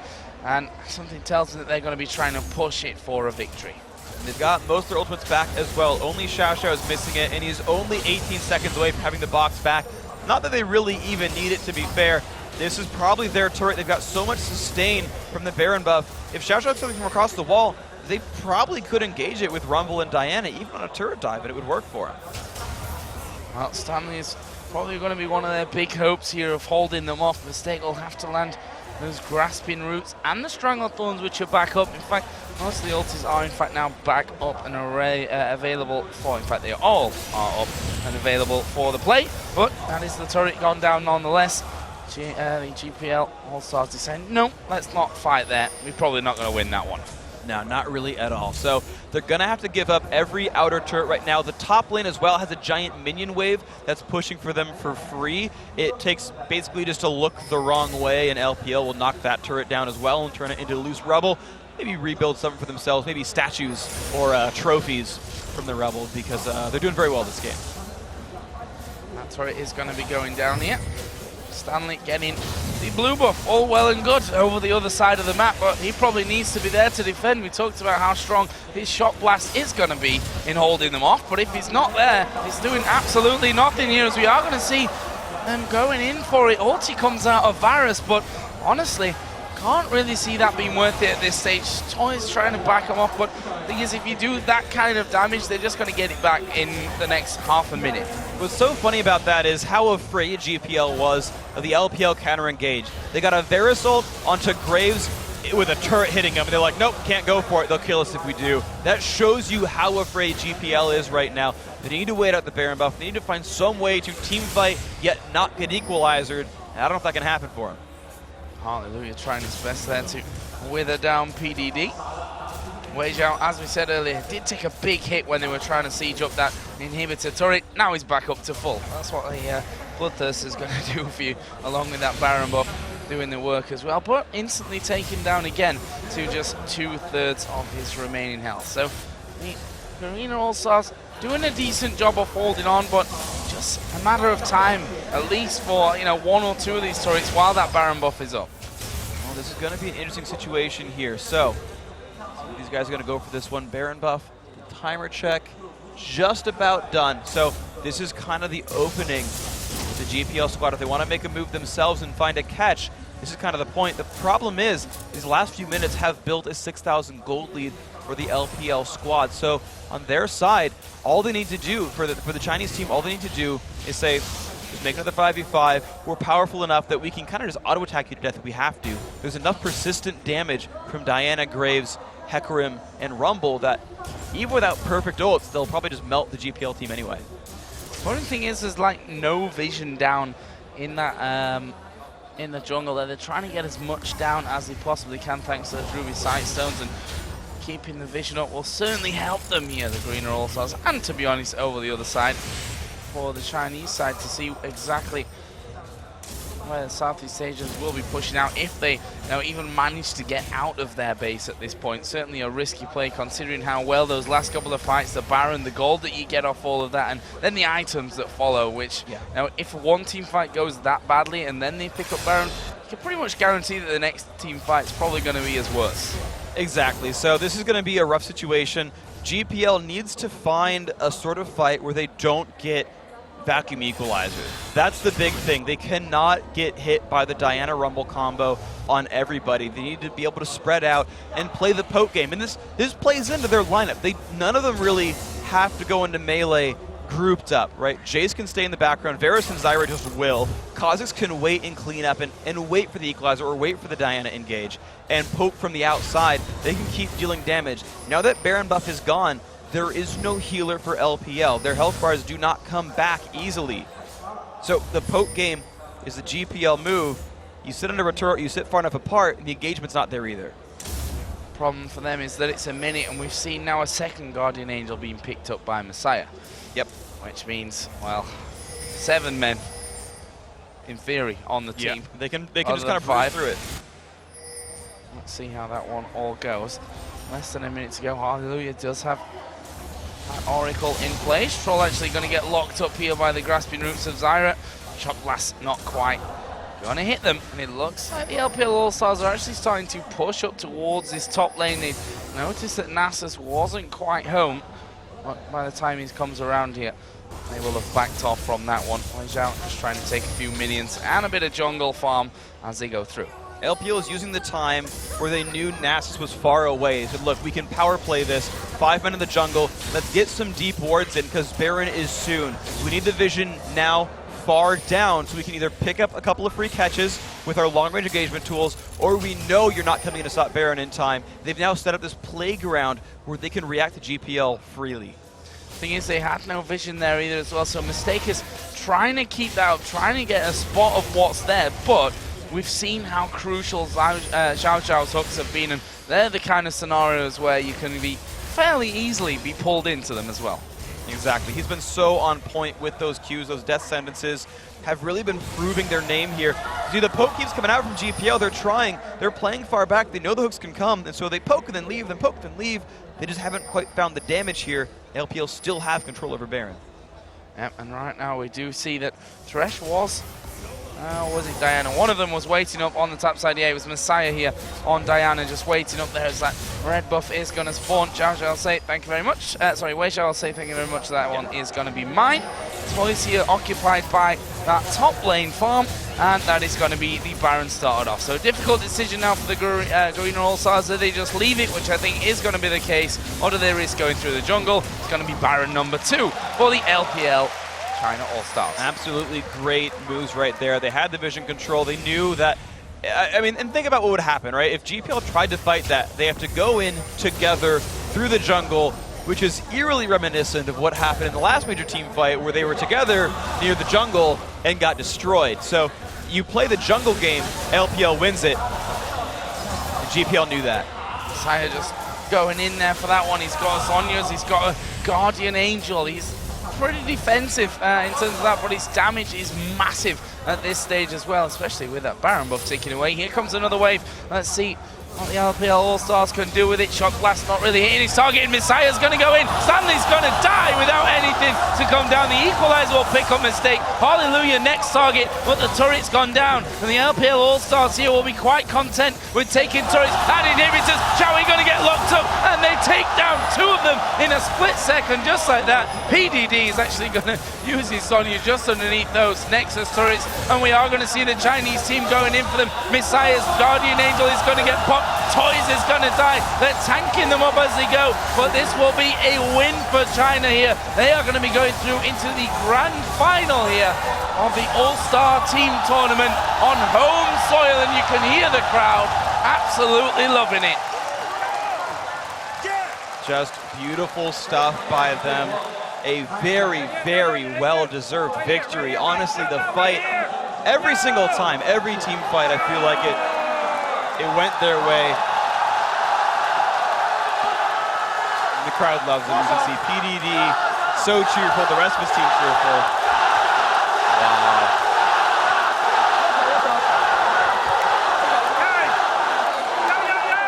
If you guys didn't hear that, that was the crowd cheering. I'm pretty sure they heard that one. It's such a great crowd, and well, we talked about it earlier on in the show that it can be a help, it can be a hindrance, it can be a massive help. Sometimes it can be a massive hindrance if you've not played in front of a crowd like this before, but they certainly are used to it. And you could see PDD, he's one of those players who loves that kind of attention. He loves his fans, and he loves to have that support behind him. They've shown that here going up against the Garena All-Stars. 2-0 victory, another 2-0 here, but a fantastic one again, despite the 2-0 scoreline. Yeah, exactly. We've had such incredibly close games. You wouldn't believe it from the scorelines in any of these matches. Any of these matches, you'd be like, oh, wow, the whole tournament's full of 2-0s. Oh. Just gonna let the crowd talk for me, honestly. The whole tournament full of 2-0s. People would have thought, man, we've got a lot of clear-cut victories here. Not at all. Every series had, again, at least one super comeback game. Most of them have been super hard fought in general. These guys are definitely proving they're all incredible world-class players. Yep, and China, of course, now just one best-of-3 victory away from claiming an extra spot for the World Championship for their region, which is a massive bonus to the league that they're playing, of course, the LPL, which is why they are the LPL All-Stars. But that's what we're fighting for here, really, in the All-Star Team Tournament, and they are now one step closer. Of course, for the Garena All-Stars, that's actually it for them. They're not going to play again. They had a bye through into the semi-final. They've bowed out 2-0, certainly not rolled over and died. They put up a great performance, but wasn't to be for them today. China reigning supreme in this semi-final. We're going to head over to Jat and Demon to walk us through the highlights from China's semi-final victory. Thank you very much, Joe, and wow. Just wow. This place is pretty lively right now. And that camera guy at the end there, he's had Dyrus and PDD jumping at him right now. He's loving it. I could not believe how loud that was. Yeah. Especially even after the game when they just started cheering. I'd have to say that the gauntlet's been thrown down because that's probably the loudest I've heard. I think when they were shouting China, I think that's possibly the loudest crowd I've ever heard. Yeah, well, one of the things about this arena here is it's 8,000 people, but it's denser than I've ever seen. Just the way it's constructed, everyone is so close together. So when they go for it, it is just incredible. But we have a game. We do have a game, and what a game it was. There was a lot of fantastic, fantastic plays in that game, and it was hard to break them down, but we've had to... You just had to go with that one big move that PDD pulled off. And honestly, there was a three-man triple threat. Yeah, and let's actually just get into this right away because even though we already replayed it, let's just roll it right from here because what happened is GPL killed Zhao Zhao and Troll wasn't actually in the fight. He ulted out. So you could see that GPL was feeling pretty confident here, knowing that it was essentially a 5v3. But they kind of got equalized a little bit because the equalizer went down with a Diana vacuum as Graves went in. That was essentially a 3v5 instant pentakill. So that really completely decided the game. Up until this point, despite all the kills that had happened, the gold was close. The whole series, the gold was close, but it was always China coming out with superior team fighting. Yeah, because it wasn't until Troll came around the corner that he was even in the fight. Like by the time he'd gone, I'm going to run through. I'm here, guys. I'm going for the Baron, guys. I'll see you there. See you there. Go for the Baron. Well played. But yeah, I mean, that's crazy. That just shows China really stepping up their game. Although North America gave them a very good run there for their money, which bodes well for North America against Korea. That will, of course, be happening tomorrow on day 3. But what a game. And honestly, you know, that's the Garena All-Stars swept aside. They looked so good in game 1, but game 2, they struggled to it. Toys' build, we questioned it a little bit for Kazakhs. It's so strange. It's one of the first Kazakhs we've seen in a long while that didn't go for a Tear of the Goddess early and eventually build it into a Muramana by the end of the game. And even though the Lizard Elder gave him a lot of farming capability, he didn't have the team fight execution power. Aside from just getting baited by a lot of amazing Zhonya's Hourglasses throughout the game, it just didn't seem nearly as potent as the Muramana. He did it for a bit of early game power because he knew he was going to get fed blue buff, but it did not work out for him in the end.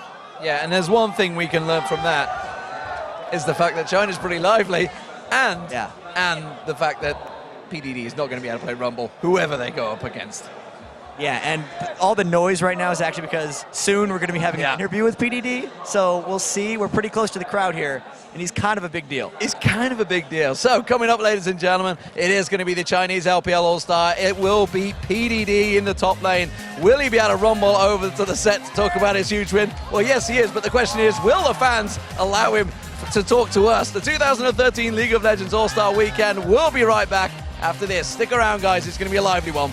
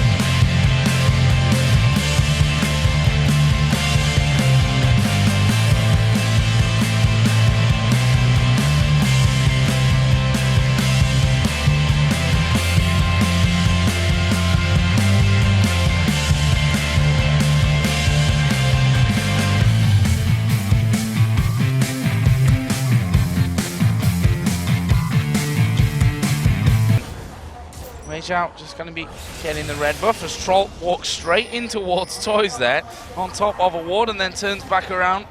A charging horse, always a scary sight. More wards put down from the LPL All-Stars. Mistake has an Oracle on right now. This could actually turn into a really big deal in this game. Yes, vision control means a heck of a lot here because of how easily these teams can one-shot somebody. You saw the ult chain a little while ago, I should say about 10 minutes ago, when you had Varus into Nasus into Zyra at the top against PDD, and they just killed them off with nothing to do. And of course you've got a fed Messiah Diana who did the same thing on the other side. Getting someone blindly is huge for these guys.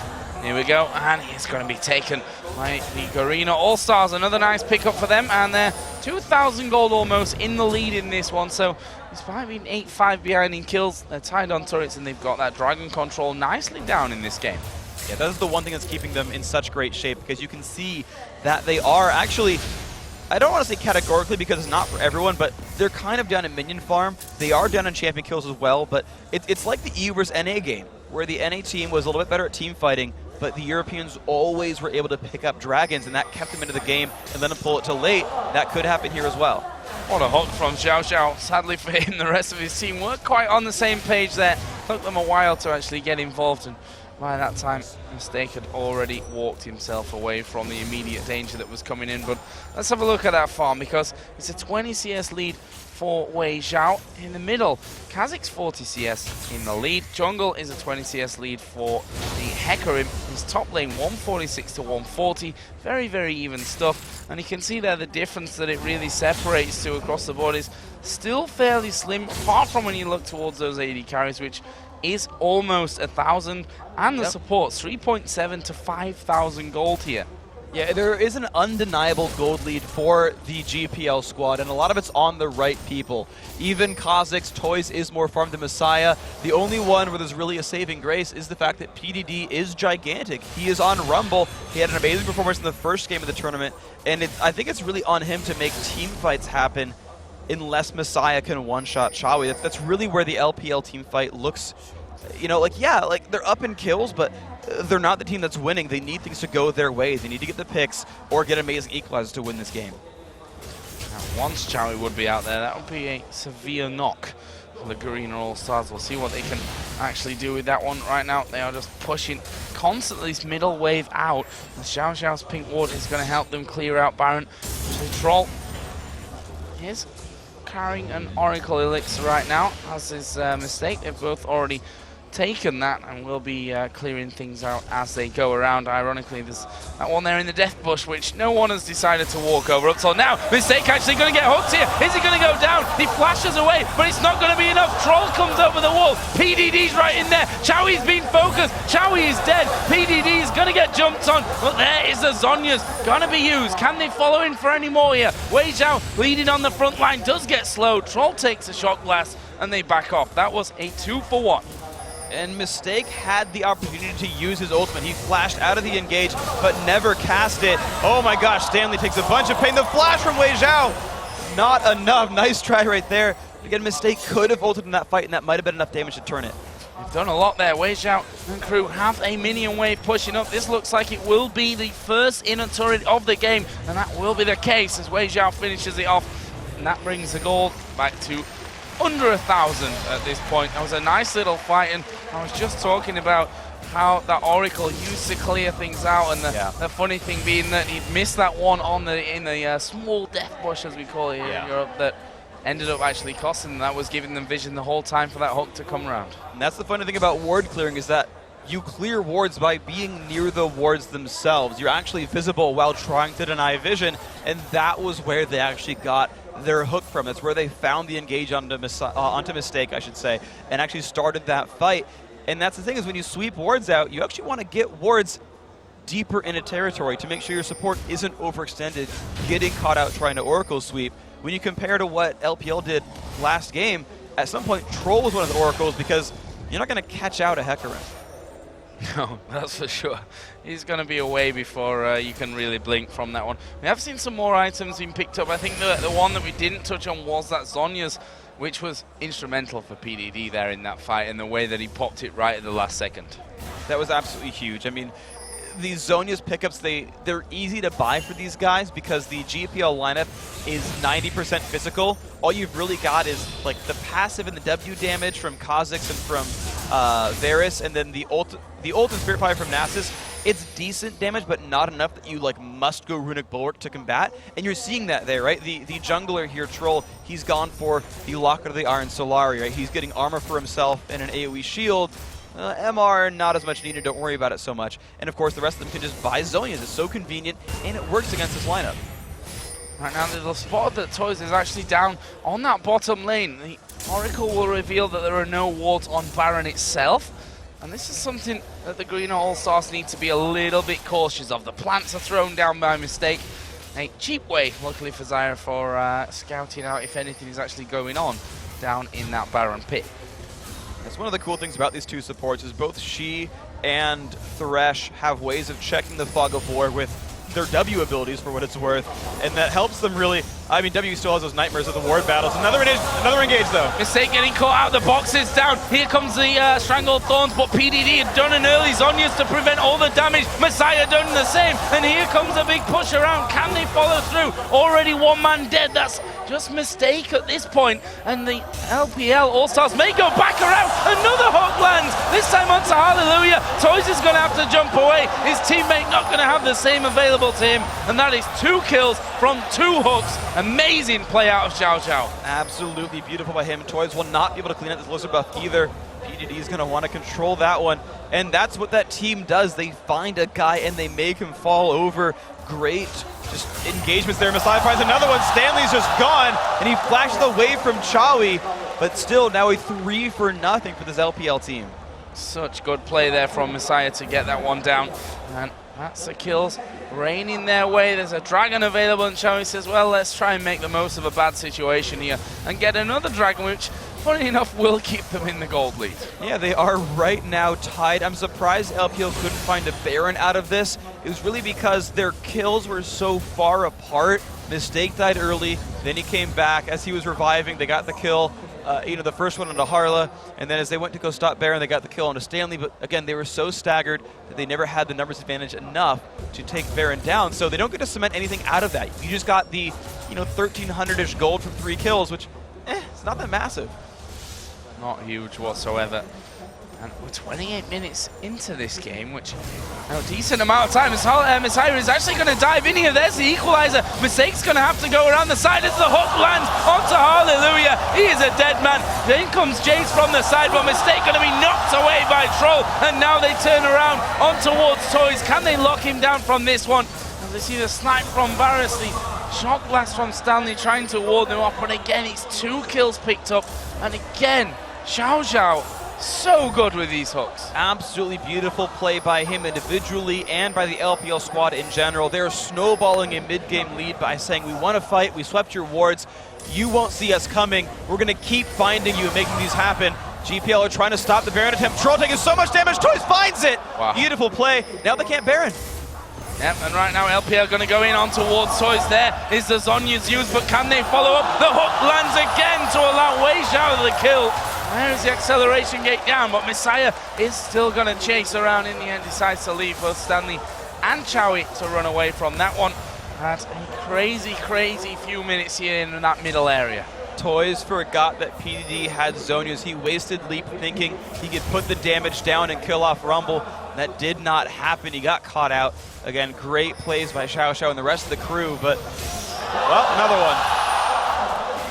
Incredible stuff. I mean, that one was slightly easy. It was running straight towards it, but nonetheless, keeping a good record up, that's for sure. No one there to follow up from the backside of him, no. But they must be sitting on a decent chunk of gold here. I mean, look at the kills on them. Yeah, 1,300, 1,700 for Messiah, 1,400 for PDD there in the top. And look at Wei Xiao, over 10,000 gold, as is Chawi right now, who still actually has a minute gold lead over him.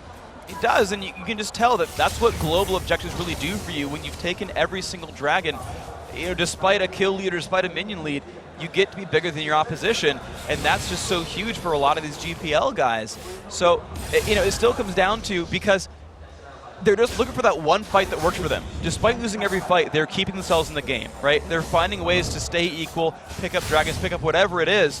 They're keeping themselves close here. They just need that one fight to go their way, pick up shutdown gold on PDD, shutdown gold on Wei Zhao, shutdown gold on Messiah, and suddenly, whoa, we just got 5 grand. We can win the game off that. Yeah, could be a big item spike from that kind of scenario. Right now, the LPL All-Stars actually pushing through as Baron. It's going to be kicked off there by the plants, and Xiao Zhao probably cursing mistake there. Which did that with his Zyra. Again, they battle for position around this ward, and love to know exactly how many wards have been cleared out from that Baron pit and from the sides there, because they have spent a good 10, maybe 15 minutes up until now doing that. Exactly. These guys are looking for ways. I think the LPL squad really looking for ways to close out the game, because, like, the fact that they're winning every single fight means that they're winning. The gold kind of lies to you and says, well, clearly they're equal in power, sort of. But the fights don't really lie. They tell you who's the more powerful team, who's better organized or better executing. And it's on LPL to turn those team fight wins into something real, because if they throw one out, again, it's shutdown gold. That's a rough thing. So, yeah, they're farming for now because they haven't found that real opening. They're playing the ward game. We see a lot of teams do that. But they haven't found their way into the base, or they haven't found their way into Baron. One thing they have found is a lot of hooks, and that certainly with those wards down there becomes a lot easier. Mistake here, just on the edge. Needs to be careful. He's been hooked there once before. As they start to move around at Baron, EDD gets hit by the Void Spikes coming over. Very tense game. The LPL All-Stars know that they could wrap up position in the grand final if they manage to win this game. That would, of course, see them going 2-0 over the Greener All-Stars, who then naturally have a big uphill climb. They're 1-0 behind on the red side in China against China. Yeah, it's already stacking against them from this one, but they are going to go in onto Xiao Zhao. He gets the box down. Surely will die from that one. It's Hallelujah that picks that one up, and LPL want to get out of here. They don't want to fight this one, and why did they back away? Will they go in towards it afterwards? Good yes, they will, and they're all going to drop down. The equalizer is in such a good position. They're going to rip them to bits. That's an ace coming out for the LPL All-Stars, and look how quickly it can happen. PDD is so good at judging fights. You hear the crowd cheering for that one. Messiah came in, stuck them all into a little ball, said, yep, you're all going to take that full damage. PDD said, guys, we know we've got it here. They're all lined up for it. And man, did they just capitalize on positioning. The last one for free, doesn't matter. You're all in a little corridor, burn to death.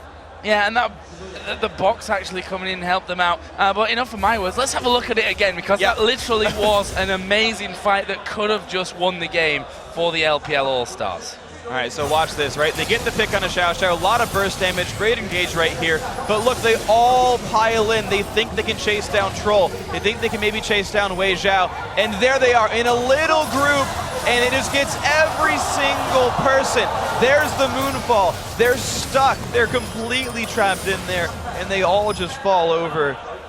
GPL, they got too greedy. They thought they could pick up more out of it, and it got turned around.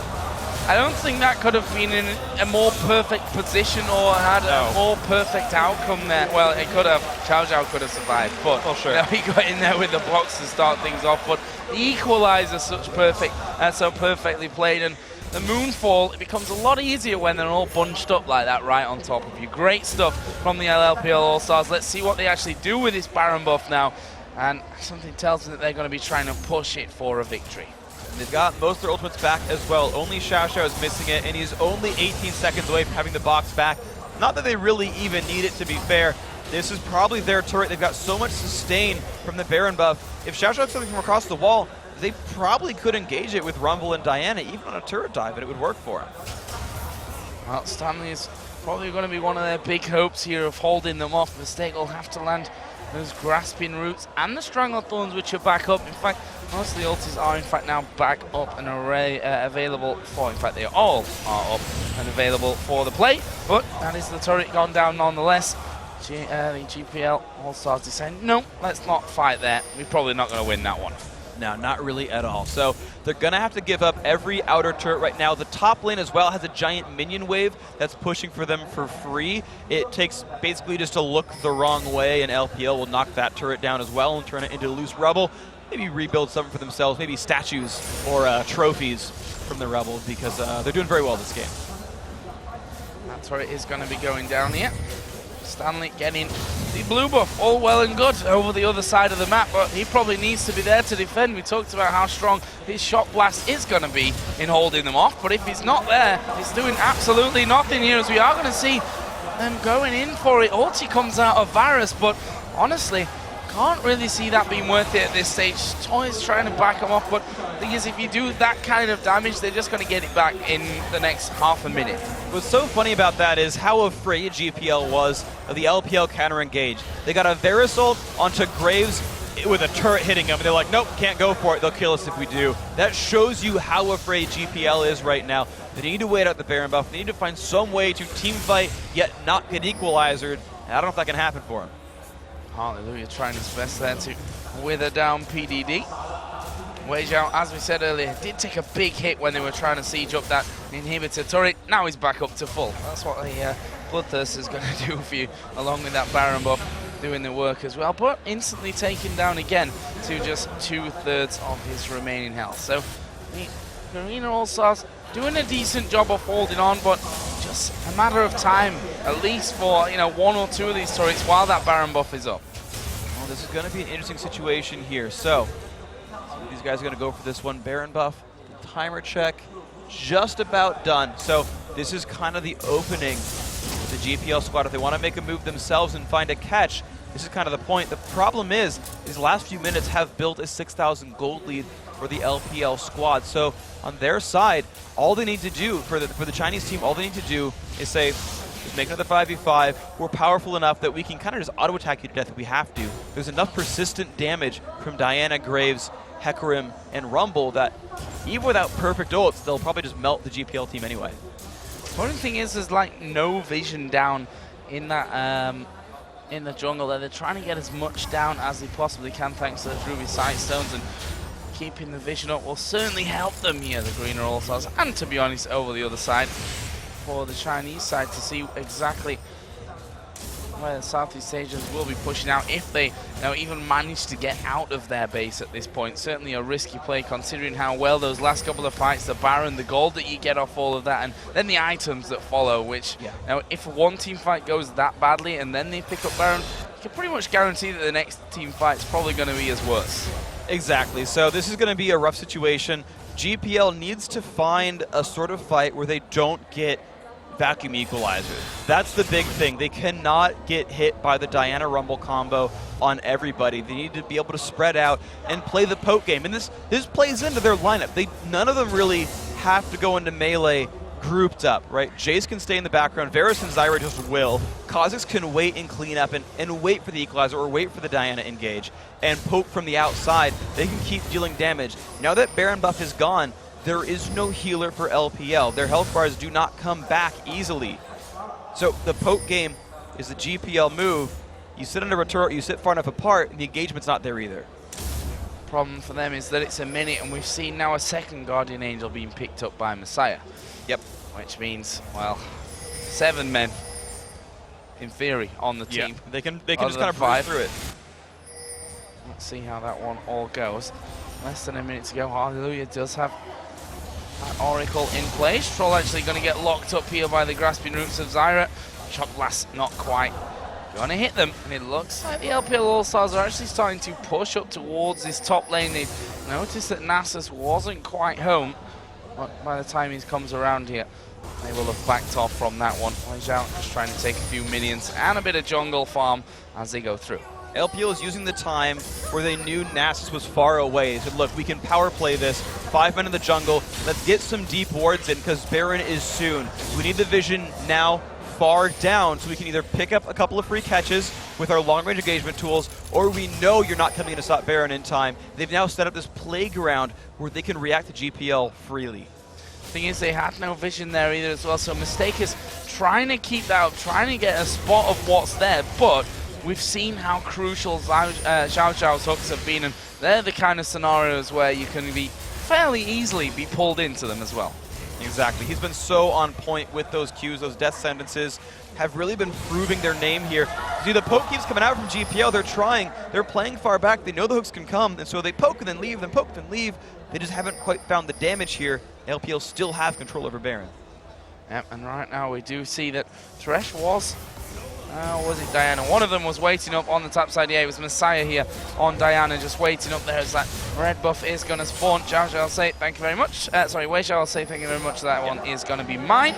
Toys here occupied by that top lane farm, and that is going to be the Baron started off. So difficult decision now for the Garena All-Stars. Do they just leave it, which I think is going to be the case, or do they risk going through the jungle? It's going to be Baron number 2 for the LPL China All-Stars. Absolutely great moves right there. They had the vision control. They knew that, I mean, and think about what would happen, right? If GPL tried to fight that, they have to go in together through the jungle, which is eerily reminiscent of what happened in the last major team fight where they were together near the jungle and got destroyed. So you play the jungle game, LPL wins it.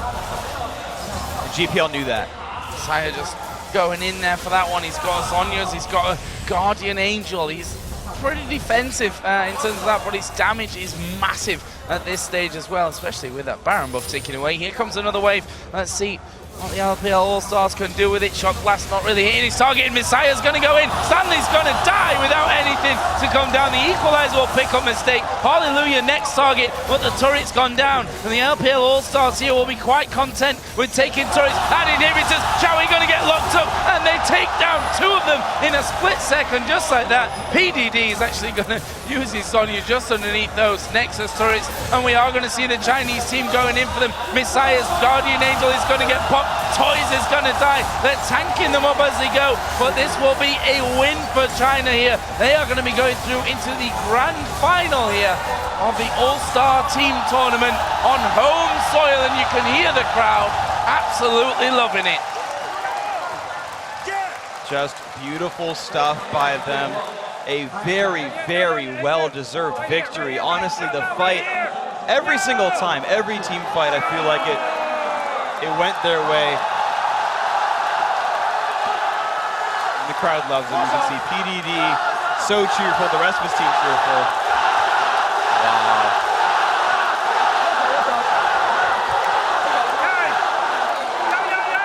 If you guys didn't hear that, that was the crowd cheering. I'm pretty sure they heard that one. It's such a great crowd, and well, we talked about it earlier on in the show that it can be a help, it can be a hindrance, it can be a massive help. Sometimes it can be a massive hindrance if you've not played in front of a crowd like this before, but they certainly are used to it. And you could see PDD, he's one of those players who loves that kind of attention. He loves his fans, and he loves to have that support behind him. They've shown that here going up against the Garena All-Stars. 2-0 victory, another 2-0 here, but a fantastic one again, despite the 2-0 scoreline. Yeah, exactly. We've had such incredibly close games. You wouldn't believe it from the scorelines in any of these matches. Any of these matches, you'd be like, oh, wow, the whole tournament's full of 2-0s. Oh. Just gonna let the crowd talk for me, honestly. The whole tournament full of 2-0s. People would have thought, man, we've got a lot of clear-cut victories here. Not at all. Every series had, again, at least one super comeback game. Most of them have been super hard fought in general. These guys are definitely proving they're all incredible world-class players. Yep, and China, of course, now just one best-of-3 victory away from claiming an extra spot for the World Championship for their region, which is a massive bonus to the league that they're playing, of course, the LPL, which is why they are the LPL All-Stars. Yeah. But that's what we're fighting for here, really, in the All-Star Team Tournament, and they are now one step closer. Of course, for the Garena All-Stars, that's actually it for them. They're not going to play again. They had a bye through into the semi-final. They've bowed out 2-0, certainly not rolled over and died. They put up a great performance, but wasn't to be for them today. China reigning supreme in this semi-final. We're going to head over to Jat and Demon to walk us through the highlights from China's semi-final victory. Thank you very much, Joe, and wow, just wow, this place is pretty lively right now. And that camera guy at the end there, he's had Dyrus and PDD jumping at him right now. He's loving it. I could not believe how loud that was. Yeah. Especially even after the game when they just started cheering. I'd have to say that the gauntlet's been thrown down because that's probably the loudest I've heard. I think when they were shouting China, I think that's possibly the loudest crowd I've ever heard. Yeah, well, one of the things about this arena here is it's 8,000 people, but it's denser than I've ever seen. Just the way it's constructed, everyone is so close together. So when they go for it, it is just incredible. But we have a game. We do have a game, and what a game it was. There was a lot of fantastic, fantastic plays in that game, and it was hard to break them down, but we've had to... You just had to go with that one big move that PDD pulled off. And honestly, there was a three-man triple threat. Yeah, and let's actually just get into this right away because even though we already replayed it, let's just roll it right from here because what happened is GPL killed Zhao Zhao and Troll wasn't actually in the fight. He ulted out. So you could see that GPL was feeling pretty confident here, knowing that it was essentially a 5v3. But they kind of got equalized a little bit because the equalizer went down with a Diana vacuum as Graves went in. That was essentially a 3v5 instant pentakill. So that really completely decided the game. Up until this point, despite all the kills that had happened, the gold was close. The whole series, the gold was close, but it was always China coming out with superior team fighting. Yeah, because it wasn't until Troll came around the corner, they resumed him the fight, and like by the time he'd gone, I'm going to run through. I'm here, guys. I'm going for the Baron, guys. I'll see you there. See you there. Go for the Baron. Well played. But yeah, I mean, that's crazy. That just shows China really stepping up their game. Although North America gave them a very good run there for their money, which bodes well for North America against Korea. That will, of course, be happening tomorrow on day 3. But what a game. And honestly, you know, that's the Garena All-Stars swept aside. They looked so good in game 1, but game 2, they struggled to it. Toys' build, we questioned it a little bit for Kazakhs. It's so strange. It's one of the first Kazakhs we've seen in a long while that didn't go for a Tear of the Goddess early and eventually build it into a Muramana by the end of the game. And even though the Lizard Elder gave him a lot of farming capability, he didn't have the team fight execution power. Aside from just getting baited by a lot of amazing Zhonya's Hourglasses throughout the game, it just didn't seem nearly as potent as the Muramana. He did it for a bit of early game power because he knew he was going to get fed blue buff, but it did not work out for him in the end. Yeah, and there's one thing we can learn from that, is the fact that China's pretty lively, and the fact that PDD is not going to be able to play Rumble, whoever they go up against. Yeah, and all the noise right now is actually because soon we're going to be having an interview with PDD, so we'll see. We're pretty close to the crowd here, and he's kind of a big deal. He's kind of a big deal. So coming up, ladies and gentlemen, it is going to be the Chinese LPL All-Star. It will be PDD in the top lane. Will he be able to rumble over to the set to talk about his huge win? Well, yes, he is, but the question is, will the fans allow him to talk to us? The 2013 League of Legends All-Star Weekend. We'll be right back after this. Stick around, guys. It's going to be a lively one.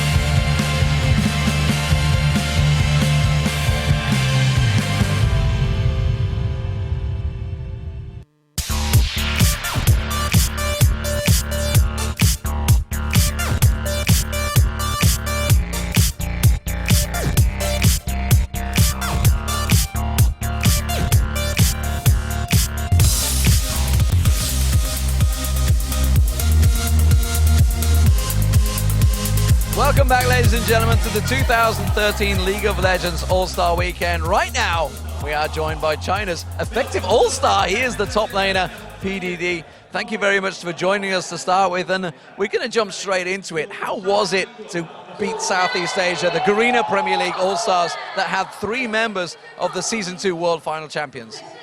PDD 你好，打败东南亚拥有一个上届冠军3位队员的队伍，你感觉怎么样？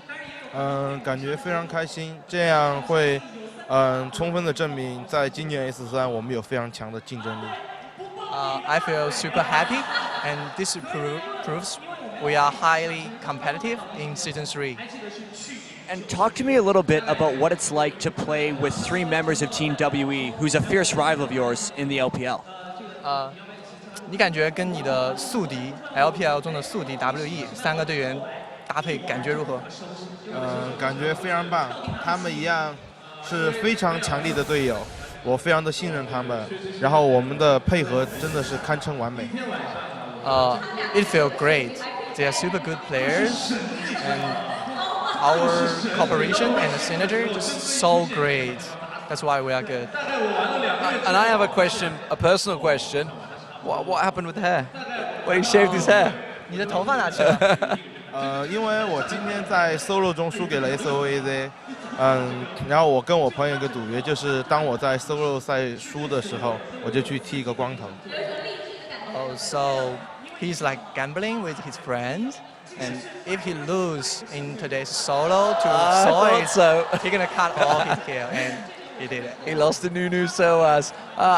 Sorry about that one, John. I had to get that one in there. But who would you rather face? Okay, you're coming up obviously into the finals now. You've got the Korean champions in there, All-Stars coming through, or the North American champions who you've already beaten once. Who would you rather see? Would you rather have the stiff competition of the Koreans, or a tougher game with North America because they took you guys all the way? 下一场的对手不是韩国就是北美，对吧？你更愿意面对哪一支呢？比如说挑战一下韩国队，或者是再撸一遍美国队？我觉得2支队伍都无所谓，因为我们现在状态正好。当然，说实话，其实还是更想面对北美，因为我们在战术风格上现在觉得蛮克制他们的。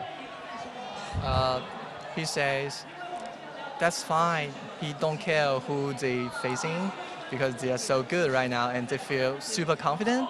But realistically, they prefer to face North American because in strategic file, he think China team is more likely to win against North American. And now I just have another question here. Talk to me, PDD, about what it's like to play in front of this crowd. What's the environment like here for you on stage? 你在台上如此多的观众，你有何感觉？感觉非常棒，给了我更多的力量，让我更加的有信心，而且我会打得非常的亢奋和激动，这会使我变得更强。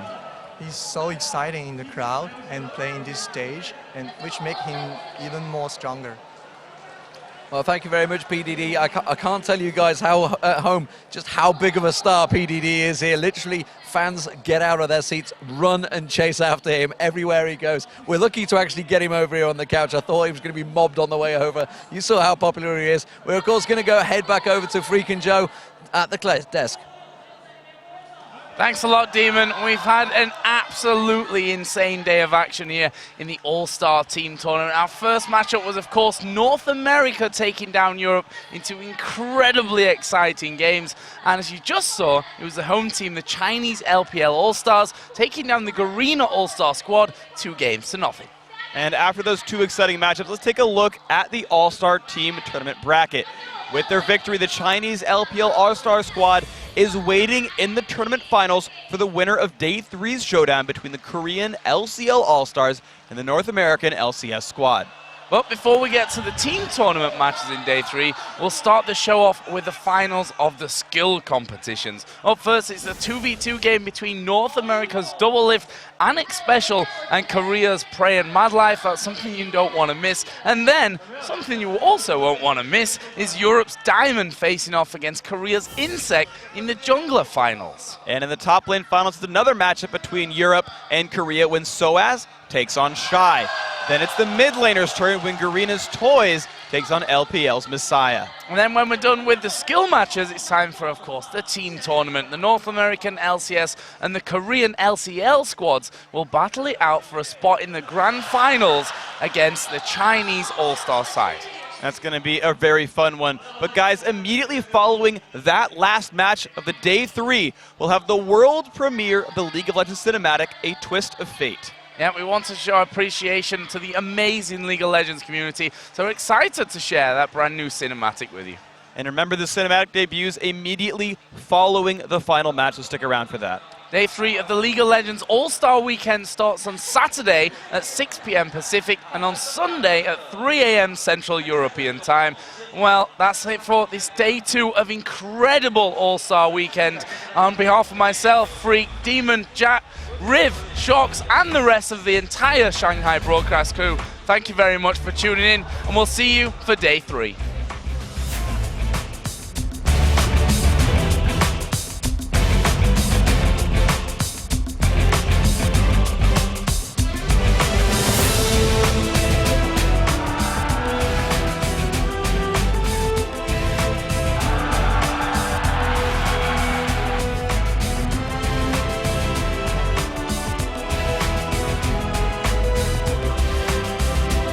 Messiah, this is going to risk here. Alex actually jumps in towards him. There's the ball. Barrier used by Alex. Ignites it down. First blood, Messiah.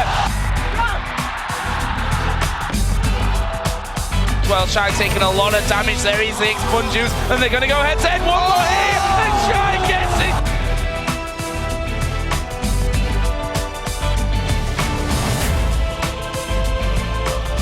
He gets the anchor toss down. The crowd control after. Both blasts come in. The harpoon hits. It may be first blood. The hit goes to Saint. The 1, 2, 3. No, he misses it, but he shifts back in. Another 400 gold. Double just getting a Penta. Triple kill for this. The 1 kill. Penta for double. Penta kill. Double lift. Wow, what a way to get an ace at the end of a 48-minute game.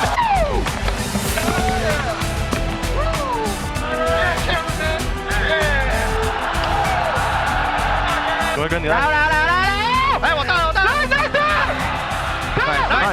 look at PDD, he's on top of them. They're going to clean up here. That is an ace, a quadra kill.